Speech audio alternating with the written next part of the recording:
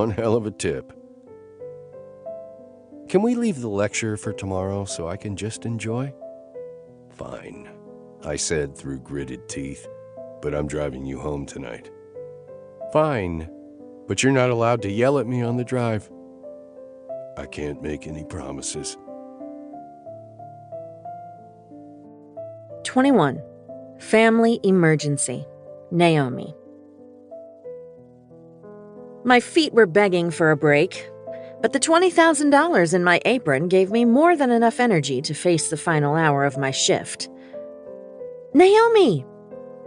I spotted Sloane at a table in the corner with middle-aged biker babes and library board members Blaze and Agatha.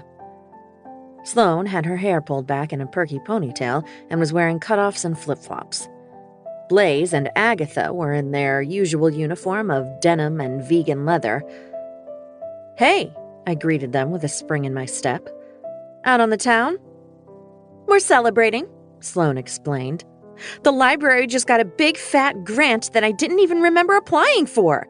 Not only does that mean we can start offering free community breakfast and upgrade the second floor computers, I can also officially offer you that part-time gig. Are you serious? I asked, elation rising inside me. As serious as a nun in detention, Blaze said, slapping the table. Sloane grinned. It's yours if you want it. I want it. The librarian held out her hand. Welcome to the Knockabout Public Library, Ms. Community Outreach Coordinator. You officially start next week. Come by this weekend and we'll talk about your new duties. I grabbed her hand and shook it. Then I hugged her. Then I hugged Blaze and Agatha. Can I buy you beautiful, amazing ladies around? I asked, releasing a dazed-looking Agatha.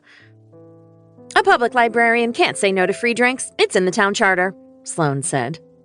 Neither can us literary supportive lesbians, Agatha added. My wife is right, Blaze agreed. I floated through the crowd on the dance floor and plugged in the order for my new bosses.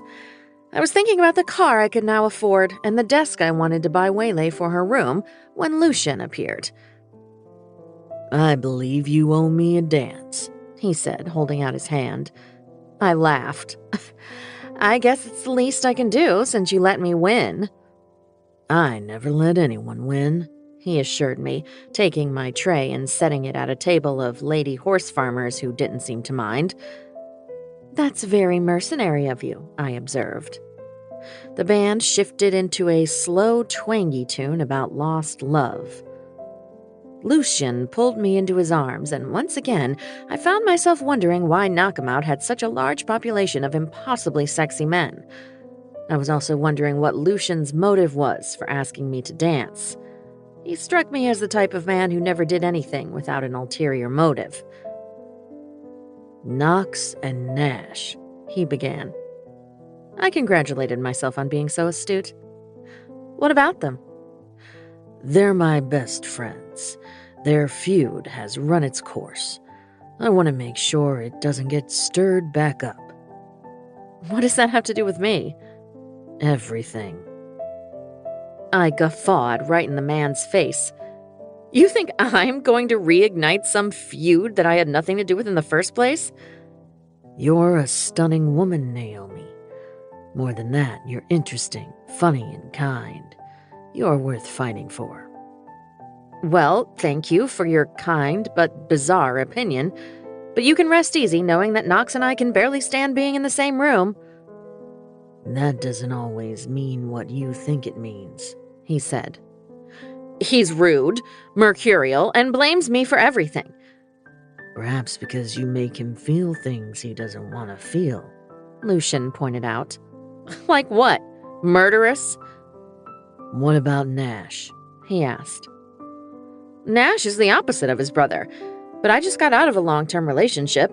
I'm in a new town trying to do what's best for my niece, who hasn't had the easiest life. There's no time left on the clock to explore things with any man, I said firmly. Good, because I know you'd hate to unintentionally add fuel to the fire. What started their stupid fire in the first place? I asked. Stubbornness, idiocy, ego, he said vaguely. I knew better than to expect a straight answer from a man who was like a brother to the Morgans. "Hey, Naomi, can we add an order of—" Sloane cut off mid-sentence. The petite blonde was staring open-mouthed up at Lucian like she'd just been sucker-punched. I felt Lucian's entire body go rigid. My heart sank with the realization that I'd somehow betrayed my new friend. "Hey," I said weakly, "do you know—" My awkward introduction was unnecessary. "Sloane," Lucian said. While I shivered at the ice in his tone, Sloane had the opposite reaction. Her expression went mutinous, and an emerald fire snapped in her eyes. "Is there an asshole convention in town I wasn't aware of?" "Still charming as always," Lucian snapped back. "Fuck off, Rollins." With that parting shot, Sloane spun around and marched toward the door. Lucian still hadn't moved a muscle, but his gaze was glued to her retreating back. His hands, still on my hips, gripped me hard. "You about ready to unhand my waitstaff, Luce?" Knox growled behind me. Startled, I yelped. There were too many pissed-off people in my vicinity. Lucian released me, gaze remaining on the door. "Are you okay?" I asked him. "He's fine," Knox said. "I'm fine." It was clearly a lie. The man looked as though he wanted to commit a cold-blooded murder. I wasn't sure who I should attempt to fix first. "Dinner, tomorrow," he said to Knox. "Yeah, dinner." With that, he headed for the door. "Is he okay?" I asked Knox. "How the hell should I know?" he asked irritably. The door opened just as Lucian got to it, and Wiley Ogden, creepy ex-police chief, stepped inside. The man flinched, then covered it, poorly, with a smirk when he saw Lucian in front of him. They stared at each other for a long moment before Wiley stepped sideways, giving him a wide berth. "What in the hell was that?" I asked. "Nothing," Knox lied. Silver whistled from the bar and waved him over. Knox headed in her direction, swearing under his breath. The guy was wound tighter than a mummy wrapped in Spanx. "Did Sloane just leave?" Blaze demanded, arriving at my side with Agatha on her heels. "Yeah, I was dancing with Lucian Rollins. She took one look at him and left. Did I do something wrong?" Blaze blew out a breath. "That's not good." Agatha shook her head. "Definitely not good. They hate each other." "Who could possibly hate Sloane? Isn't she the nicest person in Northern Virginia?" Agatha shrugged. "There's some kind of sticky history between those two. They grew up next door to each other. Didn't run in the same crowds or anything. No one knows what happened, but they can't stand the sight of each other." I'd been caught dancing with my new friend/boss's mortal enemy. Damn it. I needed to make this right. At least ignorance was a plausible defense. I was already reaching for my phone when it started ringing. It was Steph. "Shoot, I have to take this," I told the bikers. "Hey, is everything okay?" "Whitty, I've got bad news." My heart stopped and then stuttered to a start again. I knew that tone of voice. This wasn't "we're out of champagne and ice cream." This was family emergency. "What's wrong? Is Waylay okay?" I plugged my other ear with my finger to hear over the band. "Way's fine," he said. "But Nash was shot tonight. They don't know if he's going to pull through. He's in surgery." "Oh my God," I whispered. "Some sergeant named Grave notified Liza. He drove her to the hospital. He's sending someone to notify Knox." "Knox." I found him through the crowd behind the bar, half smiling at something a customer said. He looked up and locked eyes with me. My face must have telegraphed something because Knox vaulted over the bar and started pushing his way toward me through the crowd. "I'm sorry, babe," Steph said. "I've got Way here at Liza's with all the dogs. We're fine. You do whatever you need to do." Knox reached me and grabbed my arms. "What's wrong? Are you okay?" I have to go, I said into the phone and disconnected. The front door opened, and I saw 2 officers in uniform looking grim. My breath hitched. "Knox," I whispered. Right here, baby. What happened? His eyes were bluer in this light, searingly blue and serious as he held on to me. I shook my head. "It's not me. It's you." What's me? With a shaking finger, I pointed at the officers making their way to us. Knox, we need to talk, the taller one said. I backed up the truck for the 3rd time and pulled forward before finally being satisfied with my park job. The hospital rose in front of me like a glowing beacon. An ambulance unloaded a patient on a gurney at the emergency department entrance. Its light painted the parking lot in red and white. I puffed out a breath, hoping it would settle the anxiety that was burbling in my stomach like a bad chowder. I could have gone home. I should have. But when I'd finished my shift, I drove towards the man who had tossed me his keys and told me to drive myself home. He'd made me promise before he'd followed the deputies out the door into the night. Yet here I was at 2 a.m., disobeying direct orders and sticking my nose where it didn't belong. I should definitely go home. Yep, for sure, I decided, getting out of the truck and walking right on in through the front door. Given the hour, there was no one sitting at the information desk. I followed the signs to the elevators and the surgical intensive care unit on the 3rd floor. It was eerily quiet on the floor. All signs of life were limited to the nurses' station.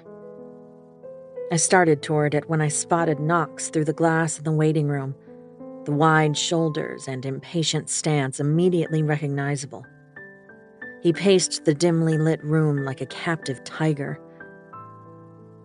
He must have sensed me in the doorway because he turned swiftly as if to face an enemy. His jaw clenched, and it was only then that I saw the turmoil, anger, frustration, fear. "I brought you coffee," I said, lamely holding up the travel mug I'd prepared for him in Honky Tonk's kitchen. "Thought I told you to go home," he growled. And I didn't listen. Let's just move past the part where either one of us pretends to be surprised. "I don't want you here." I flinched, not at his words, but at the pain behind them. I put the coffee down on an end table stacked with magazines that pretended they could distract visitors from the endless loop of fear. "Knox," I began, taking a step toward him. "Stop," he said. I didn't listen and slowly closed the distance between us. "I'm so sorry," I whispered.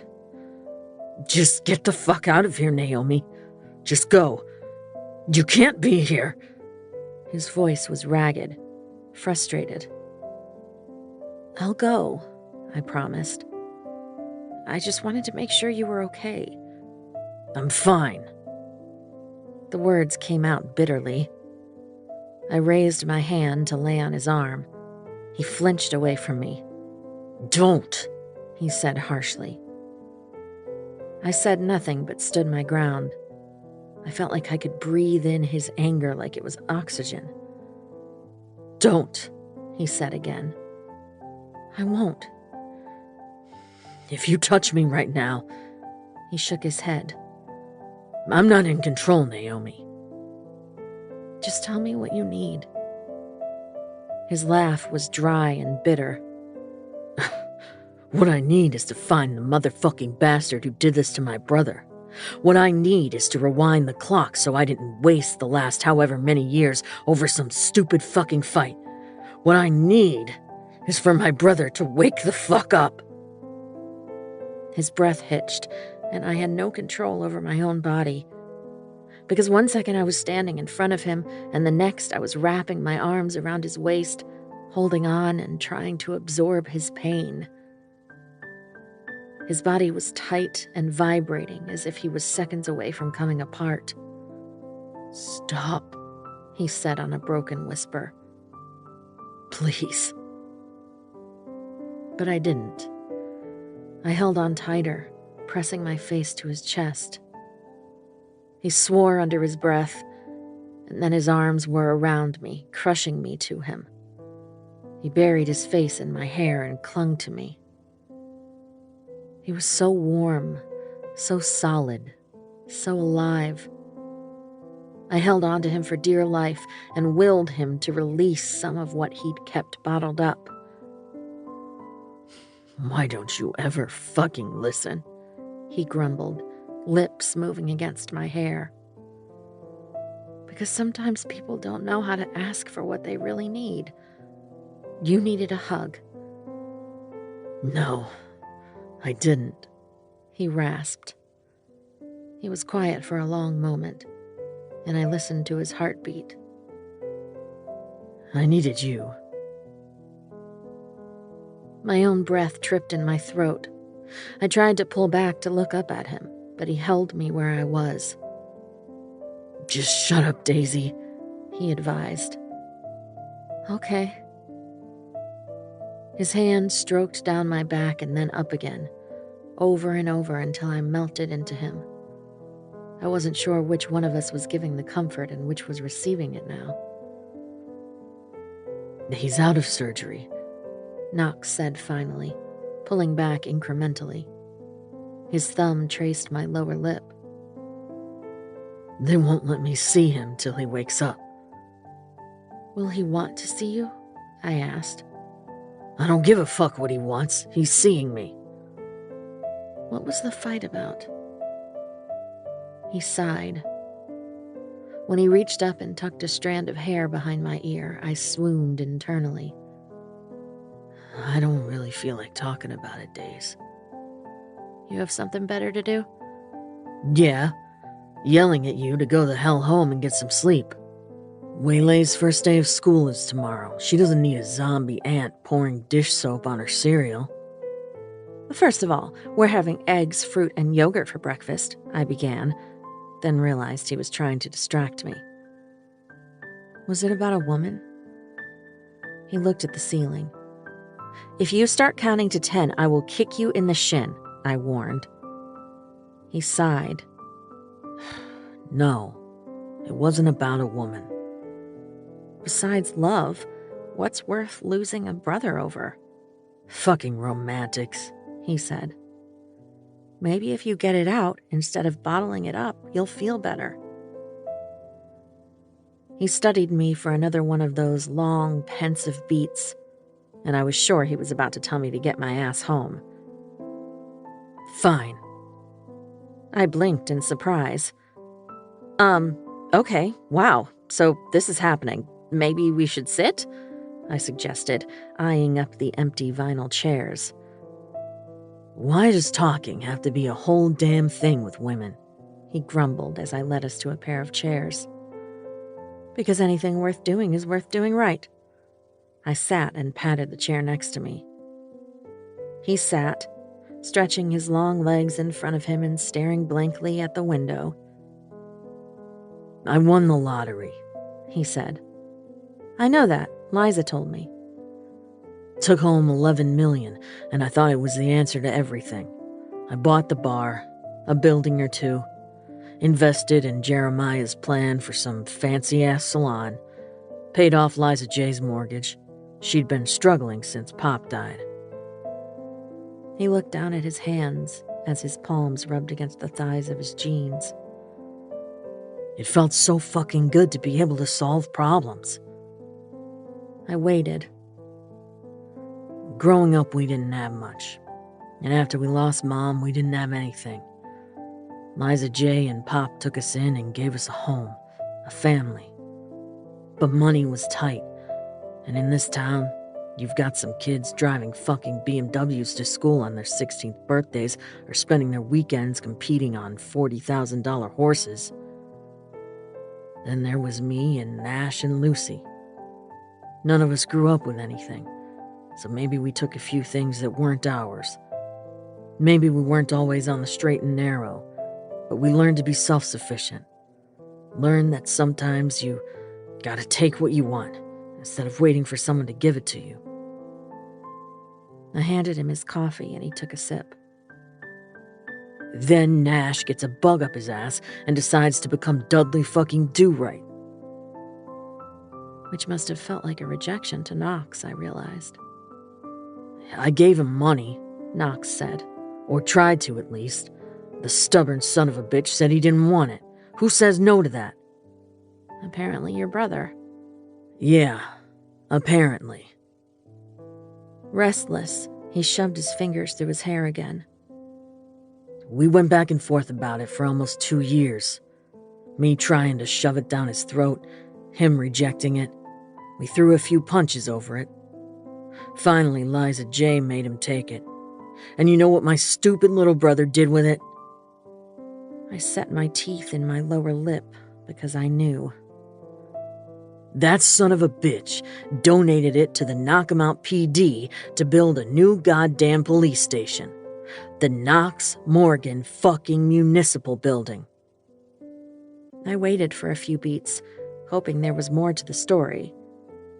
But when he didn't continue, I slumped in my seat.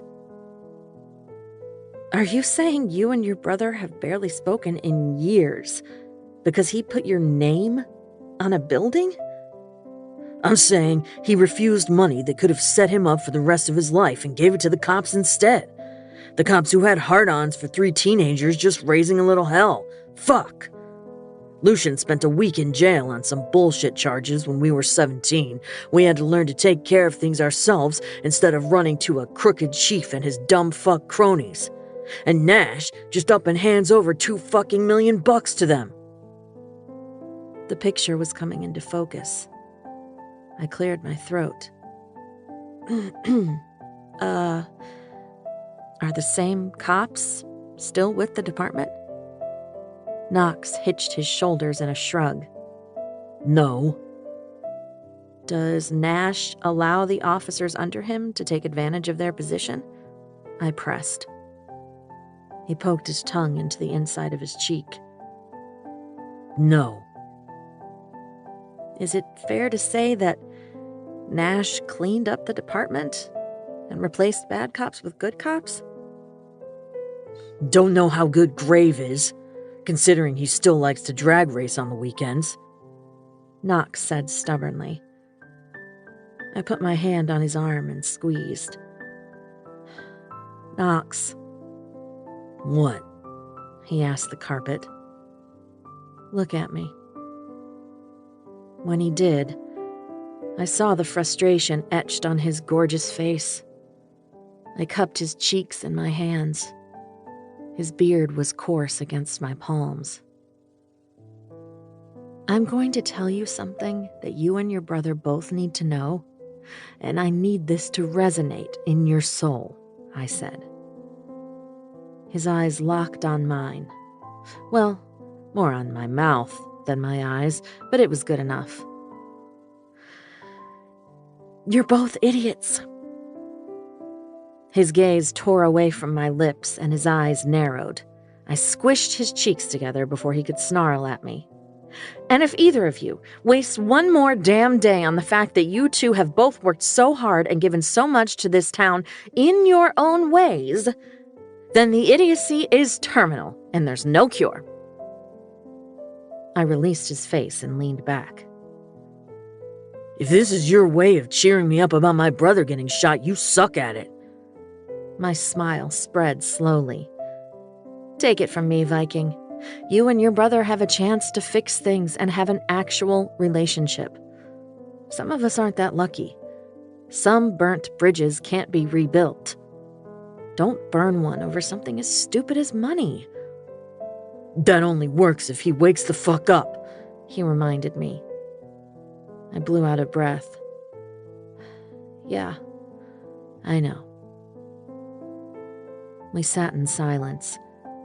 His knee and arm were warm and firm against mine. Mr. Morgan. A nurse in blue scrubs stepped into the room. Knox and I both came to our feet. I wondered if he realized he'd taken my hand. Your brother is awake and he's asking for you, she said. I blew out a sigh of relief. "How is he?" Knox asked. "Groggy, and he's looking at a long recovery, but the surgical team is happy." The tension in his back and shoulders loosened. I gave his hand a squeeze. "On that note, I think I'll head home to get Waylay's cereal and dish detergent ready." He tightened his grip on my hand. "Can we have a minute?" he asked the nurse. "Sure, I'll be right outside. I'll take you to him as soon as you're ready." He waited until she stepped outside before drawing me in close. "Thank you, Naomi," he whispered, just before his lips met mine. Hot, hard, unyielding. His hand slid up to cup my jaw and neck, holding me in place as he kissed every thought out of my head, leaving me nothing but a riot of sensation. He pulled back, eyes fierce. Then he pressed a kiss to my forehead and left the room. 22. 1 hatchet, 2 bullets. Knox. "You look like shit," Nash rasped. The lights were on low in the room. My brother was propped up in his hospital bed, chest bare to reveal bandages and gauze over his left shoulder. Machines beeped, screens glowed. He looked pale, vulnerable. My hands clenched into fists at my sides. "I could say the same about you," I said, rounding the bed slowly to sink into the chair by the dark window. "Looks worse than it is." His voice was barely a whisper. I rested my elbows on my knees and tried to look relaxed, but inside, a rage simmered in my gut. Someone had tried to end Nash's life. You didn't mess with a Morgan and walk away from it. Some asshole tried to kill you tonight. You mad someone almost beat you to it? They know who did it? I asked. The corner of his mouth lifted as if it were too much effort to smile. Why? You gonna get him back? You almost died, Nash. Graves said you came this close to bleeding out before the ambulance got there. The truth of it had bile rising in my throat. It's gonna take more than a couple of bullets and a wrestling match to end me, he assured me. I ran my palms over my knees, back and forth, trying to tamp down the anger, the need to break something. Naomi was here. Even as I said it, I didn't know why. Maybe just saying her name out loud made everything feel a little more bearable. Of course she was. She thinks I'm hot. I don't care how many bullet holes you've got in you. I'm moving on that, I told him. Nash's sigh was closer to a wheeze. About damn time. Quicker you screw it up, the quicker I can swoop in and be the good guy. Fuck off, dick. Hey, who's the one in the hospital bed, asshole? I'm a damn hero. Women can't resist a hero with bullet holes. The hero in question winced when he shifted in the bed, his hand reaching for the tray, then falling back to the mattress. I rose and poured the water bottle into the waiting cup. Yeah, well, maybe you should stay in here out of my way for a couple of days. Give me a shot at fucking it all up. I pushed the cup and straw to the edge of the tray and watched him reach for it with his good arm. Beads of sweat appeared on his forehead, and his hand shook as his fingers closed around the plastic. I'd never seen him like this. I'd seen him every other way. Hungover, wrung out from the flu bug of 1996, exhausted after pouring his heart out in the homecoming football game his senior year. But I'd never seen him look weak. Another nurse pulled back the curtain with an apologetic smile. Just checking the fluids, he said. Nash gave him a thumbs up, and we lapsed into silence while the nurse busied himself with IVs. My brother was hooked to a half-dozen machines in the ICU, and I'd gone years with barely speaking to him. "How's your pain?" the nurse asked. "Fine, practically non-existent." His answer was too quick, his mouth too tight. My brother had played the second half of that homecoming game with a broken wrist, because he might be the nice brother, the good brother, but he didn't like showing weakness any more than I did. "He's in it," I tattled to the nurse. "Don't listen to him," Nash insisted, but he couldn't hide the grimace when he shifted on the mattress. "A bullet just ripped its way through your torso, Chief. You don't have to be in pain to heal," he said. "Yeah, you do," he countered. "Pain is what tells you you're alive. You numb that, and how do you know you're still here?" "She thinks we're both idiots," I said when the nurse left. Nash gave a wheeze, followed by a racking cough that looked like it was going to tear him apart before collapsing back on the bed. I watched the green spikes on his heart rate monitor slowly settle. "Who?" he said finally. "Naomi." "Why would Naomi think I'm an idiot?" he asked wearily. "Told her why things are the way they are." "She wasn't impressed with your Robin Hood routine or my manly independence?" "Not even a little. She may have made a few points." "About what?" "About how she thought it was over a woman, not money." Nash's head was slowly lolling to the side, his eyelids getting heavier.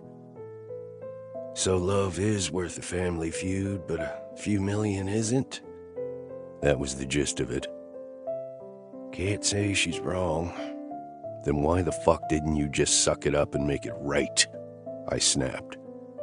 Nash's smile was a ghost. His eyes were closed. "You're the big brother, and you were the one trying to make me beholden to you by shoving cash down my throat. The only reason I'm not kicking your ass right now is you're attached to too many machines." He gave me a weak middle finger. "Jesus," I grumbled. "I didn't want you to be beholden or whatever the fuck to me. We're family, we're brothers. One of us wins, we both win. It also meant if one of us lost, we both did. And that was what the last few years had been. A loss. Fuck, I hated losing." "Didn't want the money," he said, his words slurring. "Wanted to build things on my own." "You could have put it away for retirement or some shit," I complained. The same old cocktail of feelings was trying to rise in me. Rejection, failure, righteous fury. "You deserved some good. After the shit we went through, then Liza J. losing Pop, you deserved more than a cop salary from some shitty town." "Our shitty town," he corrected. "Made it ours. You in your way, me in mine." Maybe he was right. But that didn't matter. What did matter was the fact that if he would have taken the cash, he wouldn't be here in this hospital room. My little brother would be making a difference some other way, without towing the line, without paying the price. Should have kept the money. If you had, you wouldn't be lying here like roadkill. Nash shook his head slowly against the pillow. "I was always gonna be the good guy."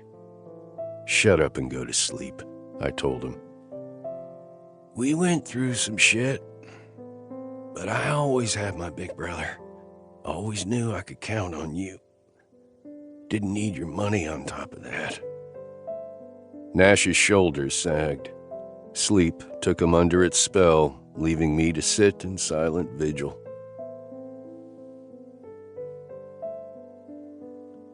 The automatic doors opened, spilling me and a cloud of air conditioning into the humidity of the breaking dawn.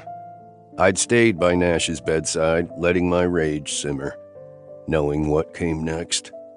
I wanted to punch a hole through the building's facade. I wanted to bring a tidal wave of retribution down on the person responsible. Idly, I picked up one of the smooth rocks from a flower bed and ran my fingers over it, wanting to send it flying, to break something on the outside instead of feeling all the cracks on the inside. I wouldn't do that if I were you. I closed my fingers around the rock and squeezed. What are you doing here, Lucy? Lucian leaned against the limestone column just beyond the hospital entrance, the end of his cigarette glowing brighter as he sucked in a drag. He only allowed himself one cigarette a day. I guess this counted. What do you think I'm doing? Holding up the building, hitting on sexy surgeons? He flicked ash to the ground, eyes locked on me. How is he? I thought of the pain, the exhaustion, the side of my brother I'd never seen before. Okay, or at least he's gonna be. Who did it? The cool, dispassionate tone didn't fool me. We were down to business now. Lucian may not have been blood, but he was a Morgan in every way that counted, and he wanted justice as badly as I did. Cops don't know. Graves said the car was stolen. Nash hasn't given them a description of the suspect yet. Does he remember what happened? I shrugged and squinted up at the sky that was turning pink and purple as the sun worked its way off the horizon. I don't know, man. He was pretty fucked up on anesthesia and whatever they put in his IV. I'll start digging, Lucian assured me. Let me know what you find. I'm not getting cut out of this. Of course not. He studied me for a beat. You look like shit. You should get some sleep. People keep telling me that. Lucian, on the other hand, looked like he'd just walked out of the boardroom in a slick suit sans tie. Maybe you should listen, he said. He almost died, Luce. After I was an asshole to him, he almost bled out in a fucking ditch. Lucian stubbed out his cigarette in the concrete ashtray. We'll make it right. I nodded. I knew we would. This wouldn't stand, and the man who'd put a bullet in my brother would pay. And you'll make the rest of it right, too, he said, words clipped. You both wasted enough fucking time. It's done now. Only Lucian Rollins could make a statement like that and will it into reality. I thought of Naomi's proclamation. Maybe we had been idiots wasting time we thought we'd had. It's done, I agreed. Good. I was tired of my childhood best friends acting like they were still children. Is that why you came back? His expression darkened. One of the reasons. One of those other reasons have anything to do with the pretty little librarian who hates your guts? He sighed, absently patting his pockets. Already had your one, I reminded him. Fuck, he muttered. It was as flustered as he allowed himself to get. I had the temper. Nash had the good nature, and Lucian had the self-control of a fucking monk. Whatever happened with you two, anyway? I asked, enjoying the distraction of his discomfort. Your brother is in an ICU bed, Lucian said. That's the only reason I'm not knocking your teeth out right now. As close as we'd all been, the one thing Lucian never shared was what made Sloane hate him. Up until last night, I'd thought the feeling was mutual. But I'd seen his face when he saw her, when she walked away. I didn't know much about feelings, but whatever was written all over his face didn't look like hate to me. You probably don't even remember how to throw a punch, I teased. All those conference room negotiations. You just sick your lawyers on people instead of delivering a nice right cross to the face. Bet it's less satisfying.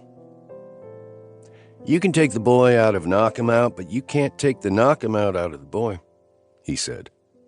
I hoped it was true. Appreciate you being here. He nodded. I'll stay with him until Liza comes back in. That'd be good, I said. We stood in silence, legs braced as the sun rose, adding gold to the pink and purple. A new day had officially begun. A lot of things were going to change, and I was keyed up to make it all happen. Get some sleep. Lucian dug into his pocket and tossed me his keys. Take my car. I caught them midair and hit the unlock button. A shiny Jaguar blinked its headlights at me from a primo parking spot. Always did have good taste. Some things never change, but some things had to. I'll see you later, man. He nodded, and then I surprised the hell out of us both by wrapping him in a hard, one-armed hook. Missed you, brother. 23. Knocks, knocks. Who's there? Naomi. I was torn from a fitful sleep on the couch by pounding at the front door. Disoriented, I stumbled around the coffee table and tried to remember where I was. The $20,000 in cash, still tucked away in my apron. Nash. Knox. Waylay's first day of school. No wonder I'd fallen prey to a nap attack.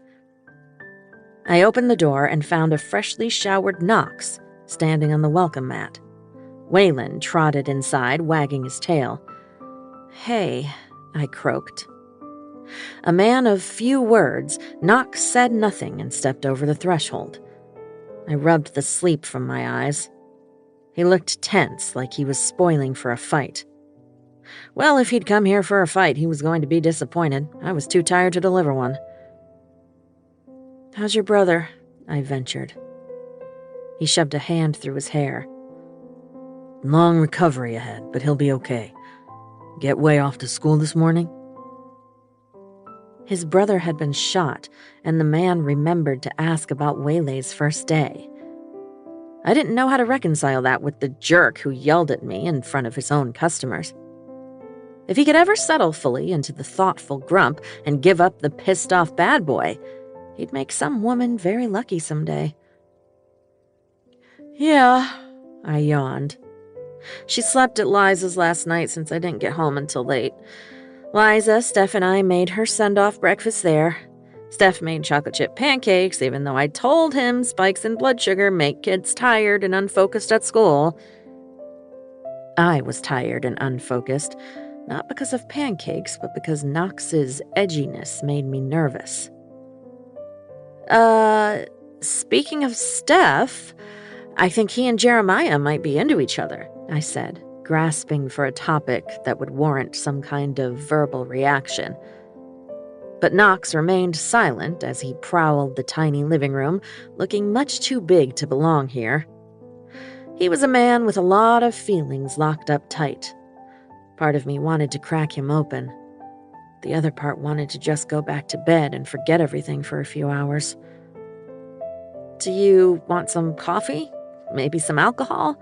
I offered, following him as he moved toward the kitchen, his hands clenching into fists only to release again, over and over again. I didn't have any beer, and the hardest alcohol in the house was a cheap rosé I'd been planning to crack open with Sloane. But I could sacrifice it for the guy whose brother had just been shot. He picked up the pretty yellow leaf on the counter. I'd found it in the lane that morning after walking Waylay to the bus. The temperature still said summer, but the change to fall was inevitable. Waylon hopped up on the couch in the living room. "Well, make yourself at home," I told the dog. When I turned to face Knox, he was closing the distance between us. "Naomi." His voice was rough as it caressed the syllables of my name, and then his hands were on me, yanking me into him. His mouth found mine, and I was lost to sensation, drowning in desire. Neither of us wanted to want this. Maybe that's what made it feel so damn good. One hand slid into my hair while the other pressed my lower back until I was flush against him. "Knox," I breathed. "This isn't what you want," I reminded him. "It's what I need," he said before diving back into the kiss. This wasn't the kiss from the waiting room. This was different, desperate. I lost myself in it. Every thought tumbled out of my head until I was nothing but feeling. His mouth was hard and demanding, just like the man. I softened under him, welcoming him. He responded by tugging at my hair to angle my head just the way he wanted as he slanted his mouth over mine. His tongue didn't twine or dance with mine, it battled mine into submission. He stole my breath, my logic, every reason why this was a terrible idea. He took them all and made them disappear. That's what I need, baby. I need to feel you go soft under me. Need you to let me have you. I couldn't tell if this was dirty talk or romantic prose. Whichever side of the line his words fell on, I loved it. His fingers found the strap of my dress. My heartbeat skittered into high gear as he slid the fabric an inch down my shoulder, leaving my skin burning. He needed this. Me. And I lived to be needed. I reached for his shirt and slid my hands under the hem, finding the rigid muscle under warm skin. For once in his life, Knox appeared to be feeling helpful and yanked the shirt over his head with one hand. God, all that skin and muscle and ink. I dragged my nails over his chest and he growled into my mouth. Yes, please. With one deft swipe, he shoved the strap of my dress off my shoulder, then did the same to the other one.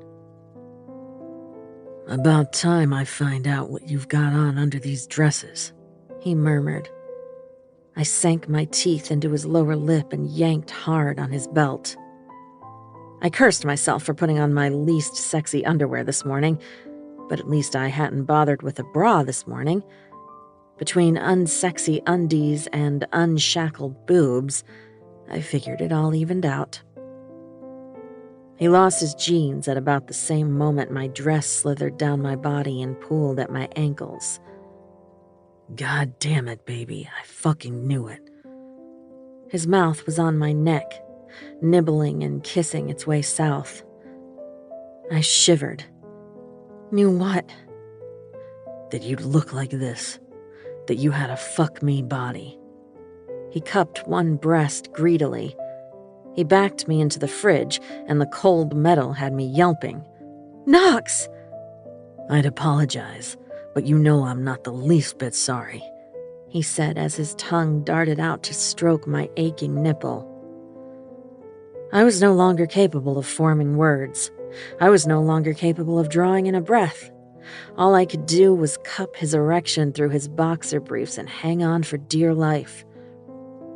When his lips closed over my nipple and he started to suck, the back of my head hit the fridge. Those deep, decadent pulls echoed all over my body, and I had a feeling he knew it. He didn't stop sucking as he shoved his free hand into my unsexy underwear. We both moaned when his fingers found me. Knew it, he muttered again as his mouth moved to my other breast. Knew you'd be wet for me. My moan turned into a cry when he parted my slit with 2 fingers. The man knew what he was doing. There was no fumbling, no wasted, awkward movements. Even driven by need, every touch was magic. Need to feel you from the inside, he said, brushing his beard over my sensitized nipple. When his fingers thrust into me, my knees buckled. He was too much, too skilled, expert level, professional ruiner of vaginas, and I didn't know if I could keep up. When he started moving those amazing fingers, I decided I didn't care. His penis flexed in my grip. I clumsily shoved his briefs down, freeing his thick shaft, and gripped it hard. Knox straightened on a groan and dropped his forehead to mine as we worked each other with eager hands. Need you in a bed. he growled as a drop of moisture leaked over my fingers. I gripped him harder, stroked faster. I sure hope you can get us to one, because I can't walk. Damn, baby, slow the fuck down, he ordered through gritted teeth. But I wasn't listening. I was too busy matching the pump of his fingers inside me. I gasped when he pulled out of my throbbing core. Mean, I hissed against his neck. But just when my body felt desolate over the loss, he tossed me over his shoulder. Knox! His only acknowledgement was a resounding slap on my behind. Which room? He demanded, taking the stairs 2 at a time. I was dizzy with lust and vertigo. This one, I managed. In seconds, I found myself on my back in bed with the naked Knox ranging himself over me. Oh my God, is this really happening? Whoops, I hadn't actually meant to say that out loud. Do not come to your senses yet, he ordered. No sense here, promise. He was too busy looking pained to be amused. I couldn't blame him after I got my first good look at his erection. It was arousing, intimidating. A thick, purple-headed leader in the world of erect penises. I got a little dizzy when Knox fisted it. I hoped to God he knew how to use it. Few things were more disappointing in this life than a well-endowed man who had no clue how to use his equipment. Apparently it wasn't time to find out, though, because Knox slid down my body, parting my legs and draping them over his shoulders. When he pressed his face between my legs, my stomach muscles contracted so hard I worried I'd pulled something. Oh, God. His beard was abrasive between my thighs, and I freaking loved it. His tongue. For being a man of few words, his tongue was pure magic. He paired long, greedy strokes with short, shallow thrusts. In a matter of seconds, I was ready to come. Wait, I whimpered, gripping his hair. He stopped immediately, earning serious points. What's wrong? You okay? Concern warred with need in those steely blue-gray eyes. This is a one-time thing. I needed to say it aloud. To remind myself that this was the one and only time I was going to let Knox Morgan make me come. One time, he agreed, still watching me closely. Final offer. Don't talk like a game show host when your face is between my legs. Don't ask me to have a conversation when you were just about to come on my goddamn tongue. Point taken, I said. My insides were actually pulsing with greedy desire. One-time thing. Make it count. Then you better hang the fuck on. It was a good thing I did as he told me, because a second or two after my hands wrapped around the brass headboard, he did something magical with his tongue at the same time that he crooked his fingers inside me, and my entire body imploded. I closed so tight around his fingers I worried he was going to need an X-ray. Not worried enough to stop and check, of course, because I was in the middle of the best orgasm of my life, and I had priorities. If I had broken his fingers, he didn't seem to mind, because he just kept right on licking me through my bone-shattering release. Still coming. I can feel you, he said on a groan. At least that's what I thought he said. My ears were ringing like I was in a church bell tower on Sunday morning.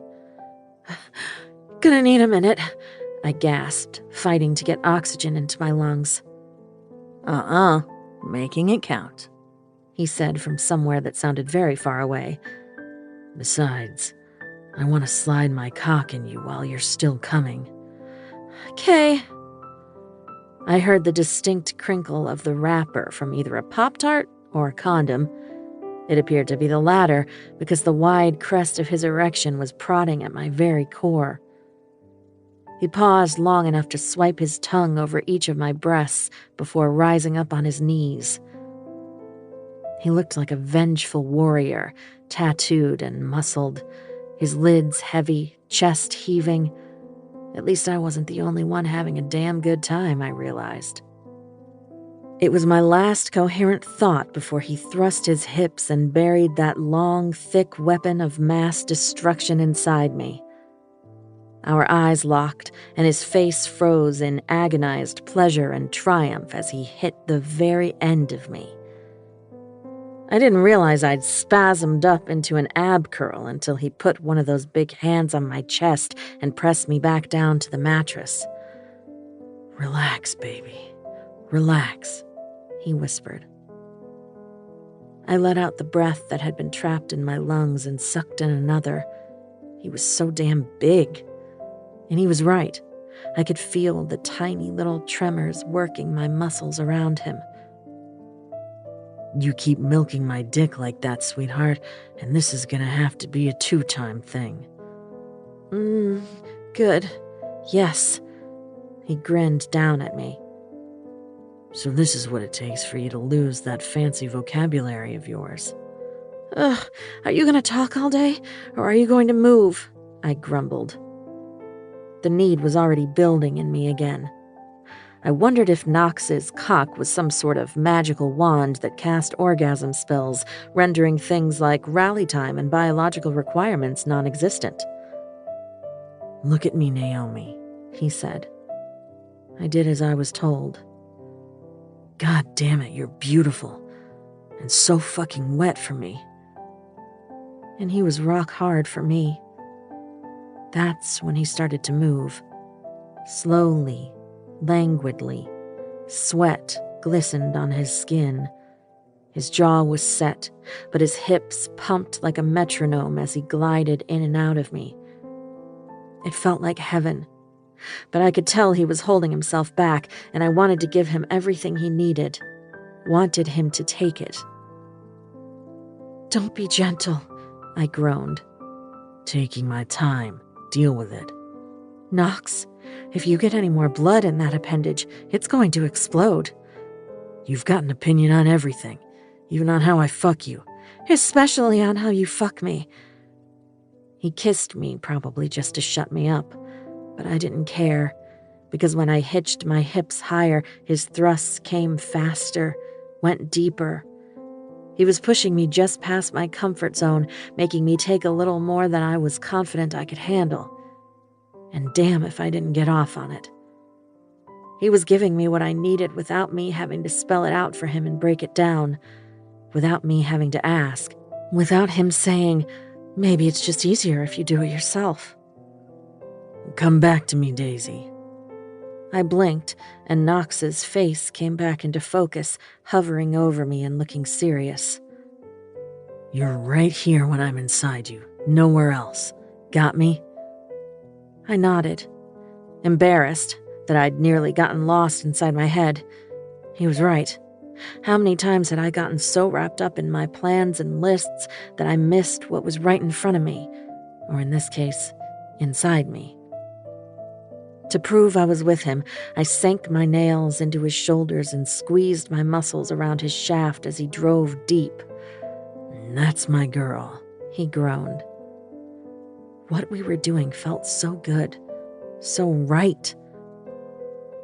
His chest hair tickled my puckered nipples as my heels dug into those perfect ass cheeks of his. Another orgasm was already starting to build. It felt otherworldly good. He felt it too. His thrusts were harder now, less controlled, and I wanted more. "Can't decide how I want you," he confessed through gritted teeth. "Thought about too many ways." "You have?" I breathed, trying to sound surprised, like I didn't have a regular fantasy of him banging me bent over the pool table at honky tonk. He nipped at my bottom lip. "Up against a wall in my office, my hand over your mouth so no one can hear me making you come. You riding me in my truck, these perfect tits in my face so I can suck you while I fuck you, on your hands and knees looking over your shoulder while I work you from behind." Okay, those were pretty good. My breasts felt heavy, swollen. Every nerve ending in my body was lighting up. and those ab muscles I thought I'd torn with my first orgasm were tensing again. "Fuck, baby, you just keep getting tighter." I could feel every vein, every ridge, every inch of his arousal as he drove into me. Again and again, he rammed himself home. Euphoria filled my head like a fog. His muscles were taut under my fingers. We were both shaking. I was going to come with him inside me and never be the same again. He forced a hand between us and cupped my breast, my greedy nipple pebbling against his palm. "Take it all, baby."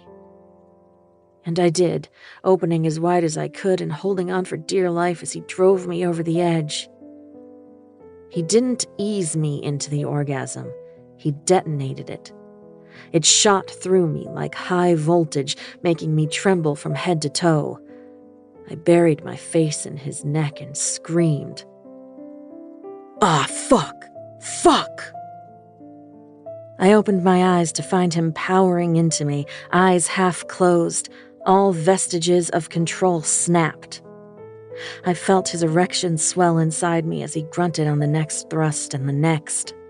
I was still coming when he jerked inside me, letting out a guttural shout of triumph. He buried himself deep and held there. Our bodies aligned, releases synchronizing. With every wrenching pulse of his erection, my muscles gripped him tighter. "Naomi," he growled into my neck as we rode it out together, hearts pounding as one. 24. Uninvited Guests. Naomi. A soft snore startled me from my incredibly steamy dream about Knox Morgan. When I heard the snore again, felt the warm, hard body against me, my eyelids flew open cartoon shade style. This wasn't a dream. I'd accidentally had sex with my grumpy boss, infuriating neighbor, and flagrant backyard peer. I waited for the stampede of regrets to charge through my brain like bison on a dusty prairie, but it seemed my body was too sated to allow for that. Knox had banged my brain and body into submission. Carefully, so as not to disturb my snoring bed partner, I rolled to face him. He was naked, the sheet tangled up in his legs, leaving most of his spectacular body on display. This was the first time I'd had the opportunity to study him up close without him knowing. That thick, dark, dirty blonde hair was mussed from my hands. There was a small scar between his eyebrows and another one, longer, more jagged, near his hairline. His lashes were long enough to make me jealous. His lips, usually closed in that firm, disapproving line, were parted slightly. He slept on his back, one tattooed arm under his head, the other around me. I hadn't pegged him for a cuddler. No one in their right mind would. But the hold he had on me said differently. His chest rose and fell with deep, even breaths. I studied his stomach muscles with fascination. Mine were sore from the unexpected ab workout orgasms delivered. His looked like they could withstand anything, tapering down to a taut V that disappeared beneath the sheet. He looked so peaceful that even the perpetual line of annoyance between his eyebrows had smoothed. I couldn't believe Knox Morgan was naked in my bed. Oh, God. Knox Morgan was naked. In my bed. And the sneaky son of a bitch had given me 2 of the most intense orgasms known to humankind. How in the hell was I supposed to look him in the eye now and not send my vagina into involuntary spasms?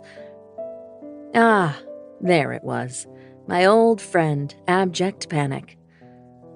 What was I doing in bed with a man I knew better than to sleep with, mere weeks after running away from my own wedding?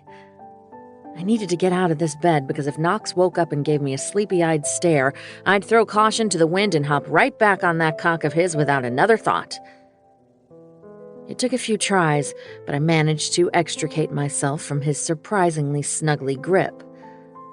Not wanting to wake him by rummaging through drawers, I grabbed the nightgown I'd set out for tonight and wiggled into it before tiptoeing out of the room. One-time thing, I chanted to myself as I made my way down the stairs. It happened. It was over. Time to move on. I tripped over a discarded boot on my way into the kitchen. Ow! Damn it! I hissed. Waylon lifted his head from the couch, let out a yawn, and stretched luxuriously. Hi, I said, feeling self-conscious that the dog might be judging me for sleeping with his human. But if the basset hound was feeling judgmental, it didn't last, because he rolled over and promptly went back to sleep. I moved Knox's boots away from the foot of the stairs. We'd left a trail of clothing on the first floor, something else I'd never done. I'd pick it all up and fold it just as soon as I had a hit of coffee. The late night, the worry over Nash and Waylay's first day, not to mention the mind-altering orgasms, had all rendered me nearly comatose. I quickly started a pot of coffee, then rested my forehead on the counter while I waited for it to brew. I thought about Waylay, trudging onto the big yellow school bus in her purple dress and pink sneakers, her new backpack full of supplies and snacks. She hadn't been excited for her first day of 6th grade. I could only imagine how awful last year, her first in Knockemout, had been. Hopefully, between Nina, Chloe, and a new teacher, Waylay would get the second chance she so deserved. And if that didn't do the trick, I would find another solution. Waylay was a smart, funny, sweet kid, and I wouldn't let the world ignore that. The coffee maker beeped its siren song of a finished pot. My fingers had just closed around the handle of the coffee carafe when there was a peppy knock at the front door. Waylon's head popped back up from the couch. Hastily, I poured a mug and took a scalding swallow before throwing open the door. I choked on the mouthful of caffeine when I found my parents standing on the porch. "There's our girl!" My mother, looking tan and happy, opened her arms. At 61, Amanda Witt still dressed to accentuate the curves that had caught my father's eye in college. She took pride in coloring her hair the same auburn it had been on their wedding day, though now she wore it in a daring pixie cut. She golfed, worked part-time as a school counselor, and breathed life into every room she entered. "Mom?" I croaked, automatically leaning in for a hug. "Lou, isn't this the cutest little cottage you've ever seen?" she said. My father grunted. He had his hands stuffed into the pockets of his shorts and was nudging the porch railing with the toe of his sneakers. "Seems solid," he said. Mom was impressed by pretty things. Dad preferred to appreciate sturdiness. "How you doing, kiddo?"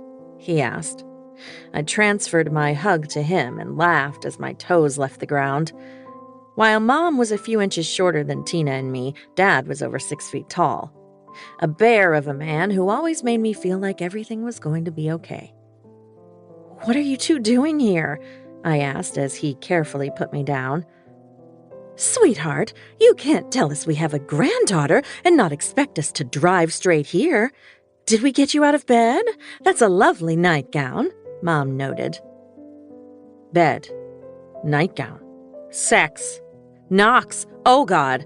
I told you we should have cut that cruise short, Lou, Mom said, slapping Dad on the shoulder.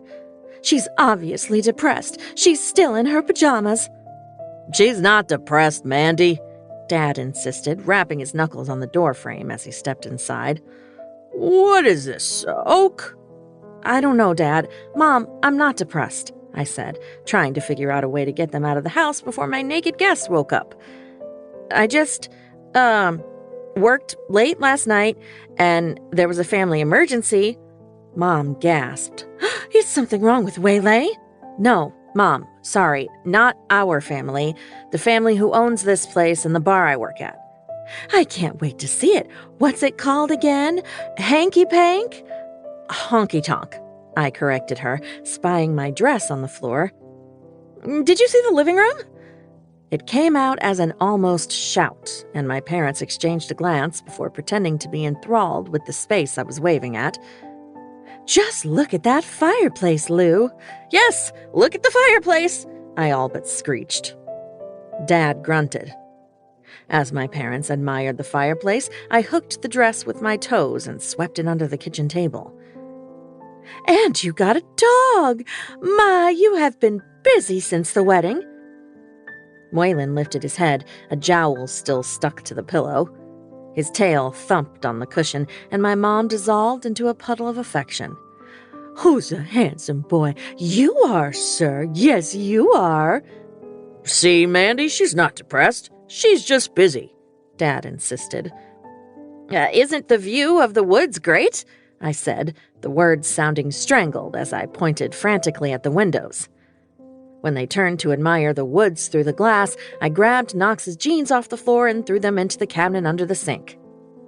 Beeper, come meet your niece or nephew doggy. My mother was using her straight-A report card on the refrigerator voice, which was definitely loud enough to wake the man upstairs in my bed.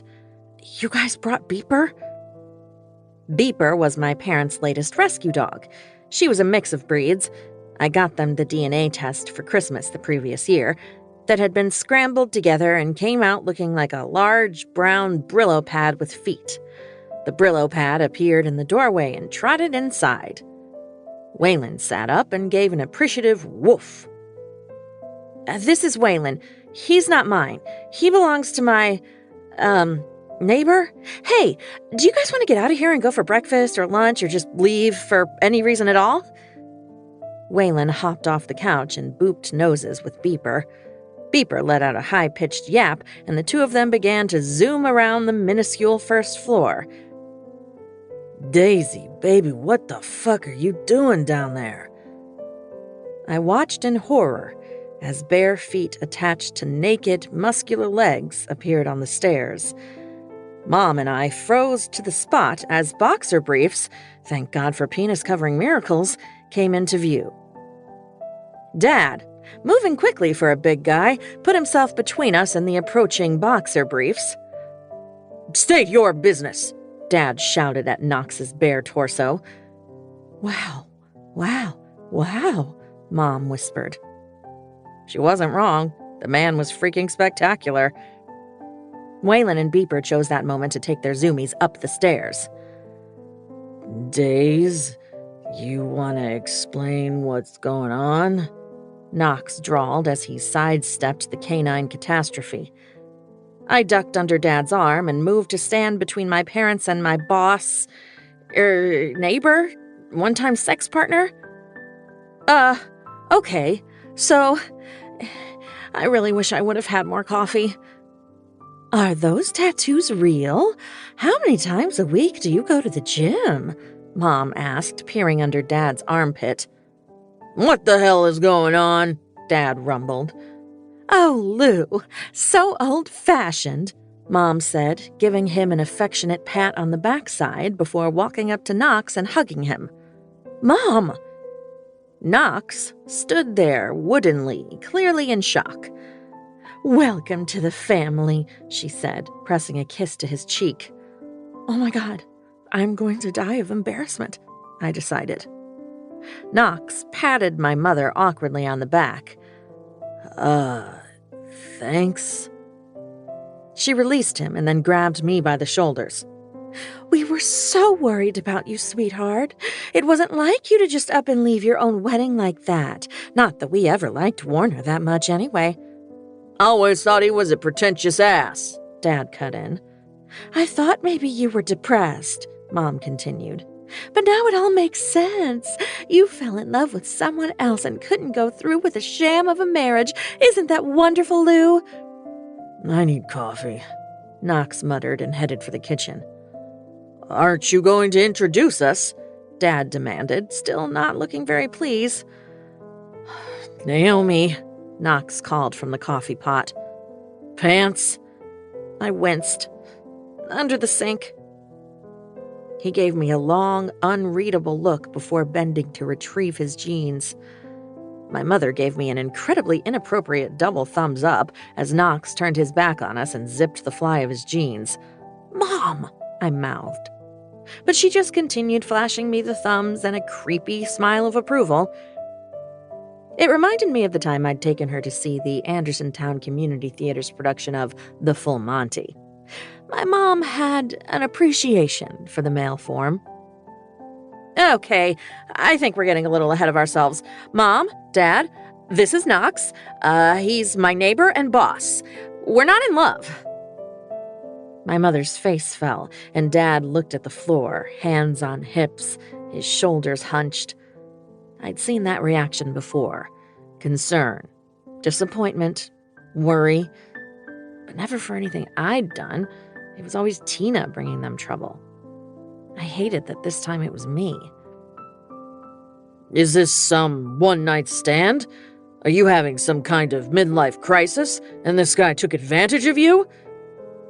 My father, who had won Best Hugger 3 years running at the Witt family reunion, looked as if he was about ready to start throwing punches. Dad, no one took advantage of anyone. I shut up as Knox appeared at my side and handed me a fresh cup of coffee.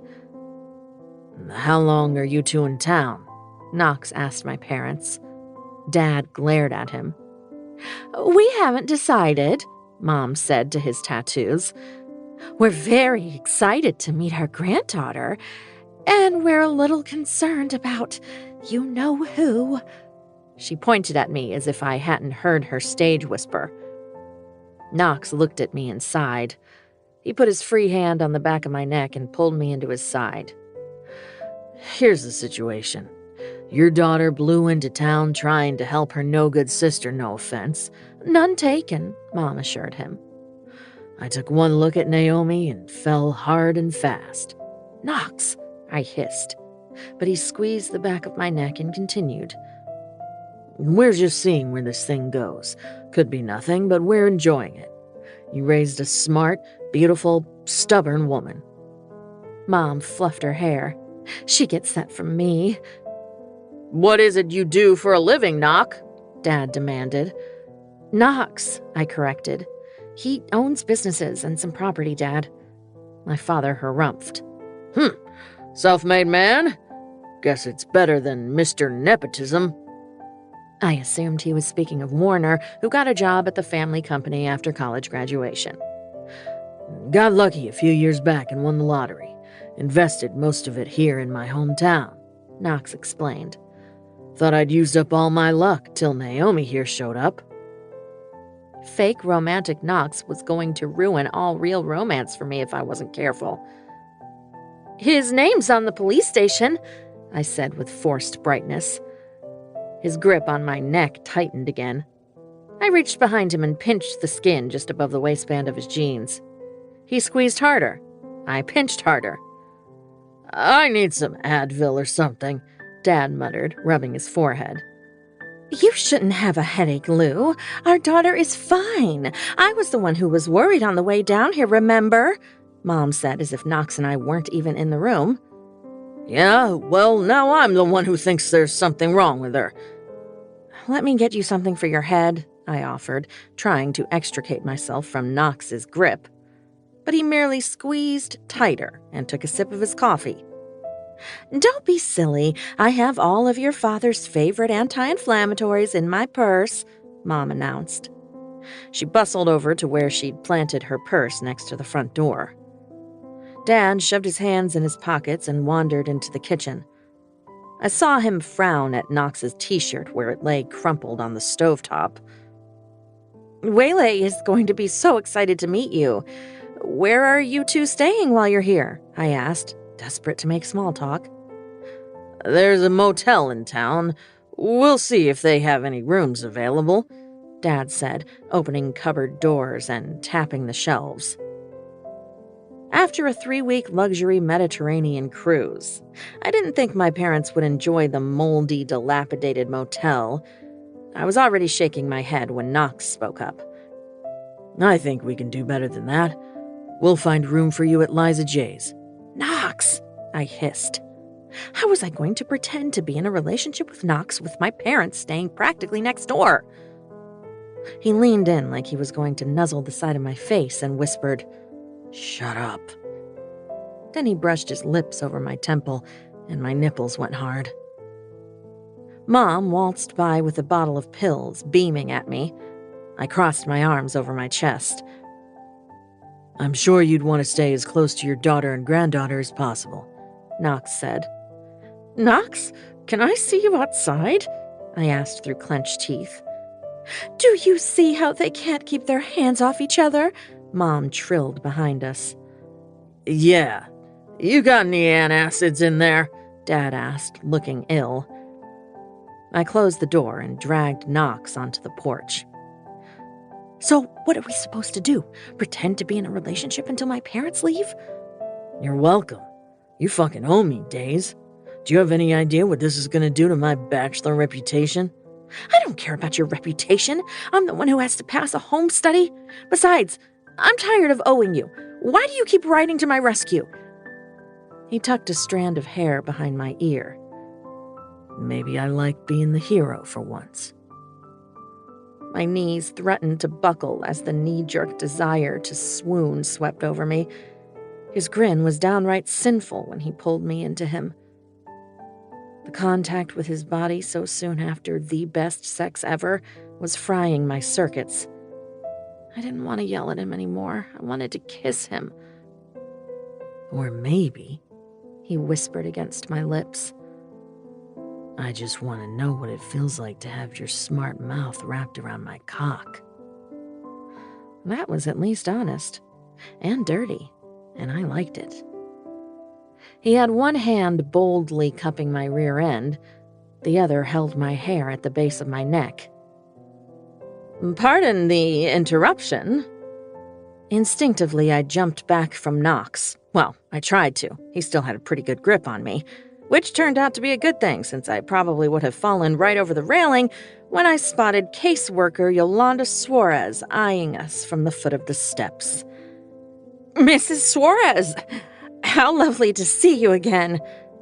I choked the words out. 25. Family fuss. Knox. Even with the unwelcome intrusions of Naomi's parents, followed by the disapproving caseworker who'd been missing a signature on a page, I was in a great fucking mood when I returned to the hospital. Sure, the whole pretending to be in a relationship thing was definitely going to be a pain in the ass, but it would get Naomi out of a jam and piss my brother off. I'd woke up that morning knowing that once wasn't going to be enough when it came to her. Now we could fool around for a few weeks, get each other out of our systems, and once her parents headed home, go back to our regular lives with itches scratched. All in all, it wasn't a bad gig. I stepped into Nash's room and found most of the Knock 'em Out PD crowded inside. "Let me know what you find from the office and the storage unit," Nash said from the bed. His color was a bit better. "Sure glad you didn't kick the bucket, son," Graves said. The rest of them nodded their agreement. Yeah, now get the hell out of here and try to keep Knock 'em Out from unraveling." I nodded to each cop as they left, thinking about what Naomi had said about Nash cleaning up the department to better serve the town. She was right. I guess we both wanted to do right by the town that had given us a place to call home. "So, how's Naomi?" Nash asked, sounding only a little irritated after the last officer walked out the door. "Good," I said. Morgan men didn't kiss and tell or fuck and tell, but I did allow the smallest of smirks. "You fuck it up yet?" "You're hilarious when you're pumped full of lead and drugs." He sighed, and I could tell he was already sick of being cooped up in the hospital. "What's with the staff meeting?" I asked. "Couple of break-ins last night, an office and storage unit, both owned by Rodney Gibbons. Office wasn't bad. Someone got the petty cash and riffled through the safe. Combination was on a sticky note next to the computer. Storage unit was trashed. No one saw anything at either place," he explained. "How long they keeping you?" I asked. Nash used his thumb to scratch between his eyebrows, a tell of frustration. too fucking long. Said the soonest I can get out is a couple of days. Then it's PT to see how much mobility I can get back. If Nash didn't get back to 100%, he'd be handcuffed to a desk for the rest of his career. Something even I knew he'd hate.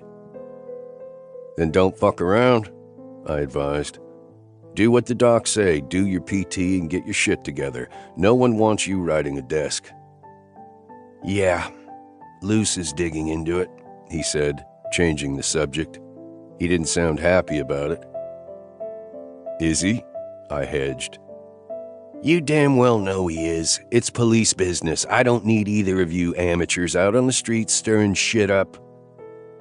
I was offended by the amateur remark. We'd been professional hellraisers in our day.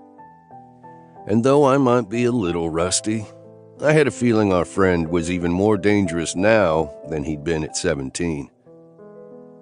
Your boys get anything on the guy? I asked. Nash shook his head. Stolen car, wiped clean on the outskirts of Lawlerville. Locals found it about an hour ago. How clean? He shrugged, then winced. Dunno yet. No prints on the wheel or door handles. Asshole's dumb enough to shoot a cop, he's dumb enough to leave prints somewhere, I predicted. Yeah, he agreed. He was moving his legs restlessly under the thin white blanket. Heard Liza has a few new guests.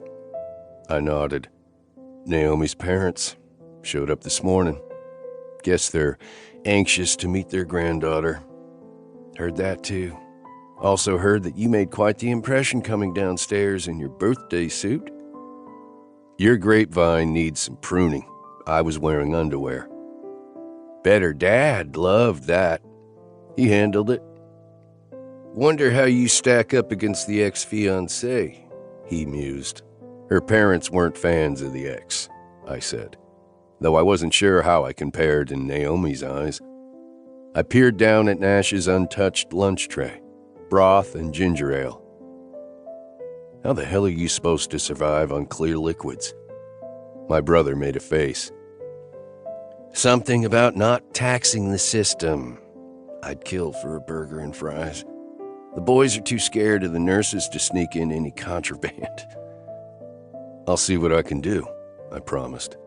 Gotta head out. Some shit to take care of before the big family dinner tonight, celebrating Way's first day and Naomi's parents coming to town. I hate you, Nash said, but there was no real heat to his words. Let this be a lesson to you, little brother. You gotta make your moves faster, or else someone else will make them for you. I started for the door. Tell Way to let me know if anyone at school messes with her, Nash called. Will do. Tell Naomi she's welcome to swing by any time. Not happening.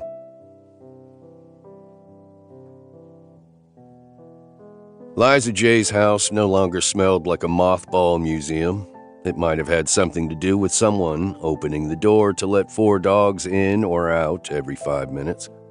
Then again, it probably had more to do with the fact that rooms that hadn't been touched in 15 years were getting Naomi's floor-to-ceiling treatment. Dusty drapes and the windows behind them opened wide. The lights were on in the den, a room that hadn't been used since the house had welcomed paying guests. I spied Steph behind the desk on the phone, staring at the laptop in front of him. There was music coming from the kitchen, and I could hear the sounds of people socializing in the backyard. Maybe not all change was bad. I knelt to give the pack of dogs their rubs. Naomi's parents' dog, Beeper, was standing on one of Waylon's ears. Fuck yeah! The exclamation came from the den. Steph closed his laptop triumphantly and stood behind the desk, arms overhead in a V. The dogs, excited by his excitement, charged the doors and barreled into the room. Okay, no, everyone out, Steph said. These are very expensive Gucci loafers you're destroying with your doggy toenails. Good news? I asked as he exited the den. The dogs took off toward the kitchen, moving as one clumsy organism of slobber and barks. Don't buddy up to me. I'm still mad at you, he said. When Naomi and I brought her parents over to meet my grandmother, Steph had tried to cover the fact that he'd been in town for days. No one would have bought his, "What a coincidence, I just got here this morning," bullshit for long. I just helped them get here by telling Mandy and Lou what a relief it was to have Steph under Liza's roof for such a long visit. "You'll get over it," I predicted. "Just wait until you disappoint Mandy," he said. "It feels like kicking a litter of kittens." I didn't really have anyone in my life to disappoint. I followed him into the dining room where my grandmother's buffet had been transformed into a high-end bar, complete with cut lemons and limes, an ice bucket, and several bottles of decent liquor. "What are you drinking?" he asked me. "Bourbon or beer?" "It's too hot for straight room-temperature liquor, and beer isn't celebratory enough. We're having G&Ts. "I could roll with that. What are we celebrating?" "Naomi's house," he said. "It went on the market 2 days ago, and she has 3 offers. Let's hope she thinks it's good news." "Why the hell wouldn't she?" Steph shot me a bland look, then started scooping ice into 2 highball glasses. "You know how some people have dream houses? Well, Naomi had the next step house. She loved it. It was the perfect place to start a family. The right neighborhood, the right size, the right number of bathrooms. Giving up that house is like giving up on all her dreams." "Plans change?"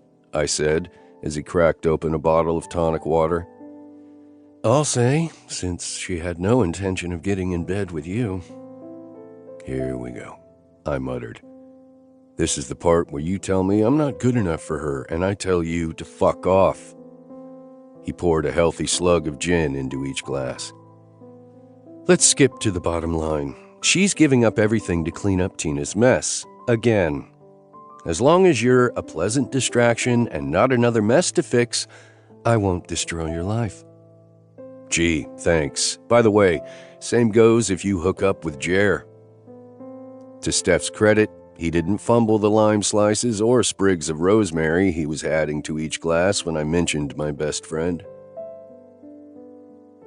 "So that's what it feels like to have an obnoxious meddler sticking his nose where it doesn't belong," he said evenly. "Yeah, not great, is it?" Message received. Maybe a short-term palate cleanser is exactly what she needs to get Warner Fuckface III out of her head and start planning a life for herself and Way. "I'll drink to that," I said, ignoring the way palate cleanser rubbed me the wrong way. "Cheers. Let's go tell our girl that in 15 days her money troubles are officially over if she's willing to kiss her dreams goodbye." We headed into the sunroom and out onto the deck. The humidity had broken just enough that it was almost comfortable outside. Oldies music poured from a speaker on the table. Lou was manning the grill. The sizzle and scent of red meat made my mouth water. Amanda and my grandmother were sitting in Adirondack chairs, shading their eyes from the lowering sun. The dogs, wet now, shook and sunned themselves in the grass. But what caught and held my attention was Naomi. She was knee-deep in the creek, sunglasses on. That short, dark swing of hair pulled back in a clip. She was wearing a coral bikini that showed off every curve I'd enjoyed that morning. Waylay, in a pink polka-dotted bathing suit, doubled over and scooped 2 hands of cold creek water at her aunt. Naomi's shriek and ensuing laughter as she attempted to exact revenge on the kid hit me someplace besides my cock. I felt a warmth in my chest that had nothing to do with the damn good gin and tonic in my hand. Amanda adjusted her straw hat and sighed. "This is heaven," she said to my grandmother. "You must have had a different Bible than the one I grew up on," Liza quipped. "I always dreamed of having a big family in a big house. All these generations and dogs all tangled up in each other's lives. I guess sometimes we're just not meant for certain things." She said it wistfully. Steph cleared his throat. "Ladies, can I freshen up those Long Island iced teas?" Liza held up her empty glass. I could do another round. I'm still working on mine, sweetie, Amanda told him. Have you decided to forgive me? Steph asked. Well, you did sneak down here without a word, she said, lowering her sunglasses to give him what I identified as a mom look. But you were just looking out for my girl. Anyone who does that is always all right in my book. Steph dropped a kiss on top of her head. Thanks, Mandy. Naomi and Waylay were now in a full-fledged splash battle. Arcs of water rose high, catching glints of the late afternoon sun. How much time left on those burgers, Lou? Liza called. 5 minutes, he said. Knox, Amanda said, drawing my attention. Yes, ma'am. Take a walk with me, she said. Uh-oh. Steph flashed a smug look at me and disappeared inside with Liza's glass. I followed Amanda to the end of the deck and down the stairs into the yard. It felt like only yesterday that it was Nash and me in the creek fooling around, scaring the fish. Pop manning the grill. She slid her arm through mine as we walked. You've only known Naomi for a short time, she began. I already didn't like where this was going. Sometimes you don't need a history to see the future, I said, sounding like a damn fortune cookie. She squeezed my arm. I meant, in her entire life, my daughter has never jumped into anything, especially bed with someone. I didn't know what to say to that, so I kept my mouth shut. She's a born caretaker, always fussing over everyone else in the room. It's no surprise to me that she'd step up to keep Waylay even when the rest of her life is spiraling out of control. She gives until she's got nothing left. This wasn't news to me. If Naomi wasn't slinging drinks to customers, she was doing everyone else's side work in the kitchen or cleaning out Liza's mausoleum of a house. You brought her a cup of coffee doctored up just the way she likes it, she continued. She also told me that you got her this place to stay and gave her a job. You drive her home? Steph mentioned you got her a cell phone when she didn't have one.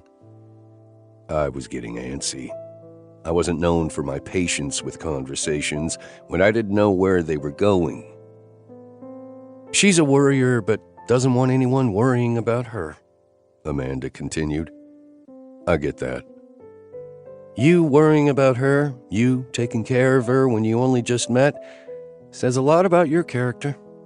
So does the fact Naomi let you into her bed without the usual 99-point inspection. I was equal parts uncomfortable and oddly pleased. All due respect, Amanda, I don't like talking about your daughter's sex life with you. That's because you're a man, sweetie, she said, patting my arm. I just want you to know that I see how you're taking care of my girl. In all their time together, I never once saw Warner bring her a cup of coffee. Never once saw him do anything that benefited her unless it benefited him too. So, thank you for that. Thank you for seeing my girl and wanting to be there for her. You're welcome. It seemed like the appropriate response. Out of curiosity, why do you call her Daisy? She asked. She had flowers in her hair when I met her. Amanda's smile broadened. She left Warner and drove straight to you without even knowing it. Isn't that something? I didn't know if it was something or nothing. Yeah, something. Well, I like you, Knox.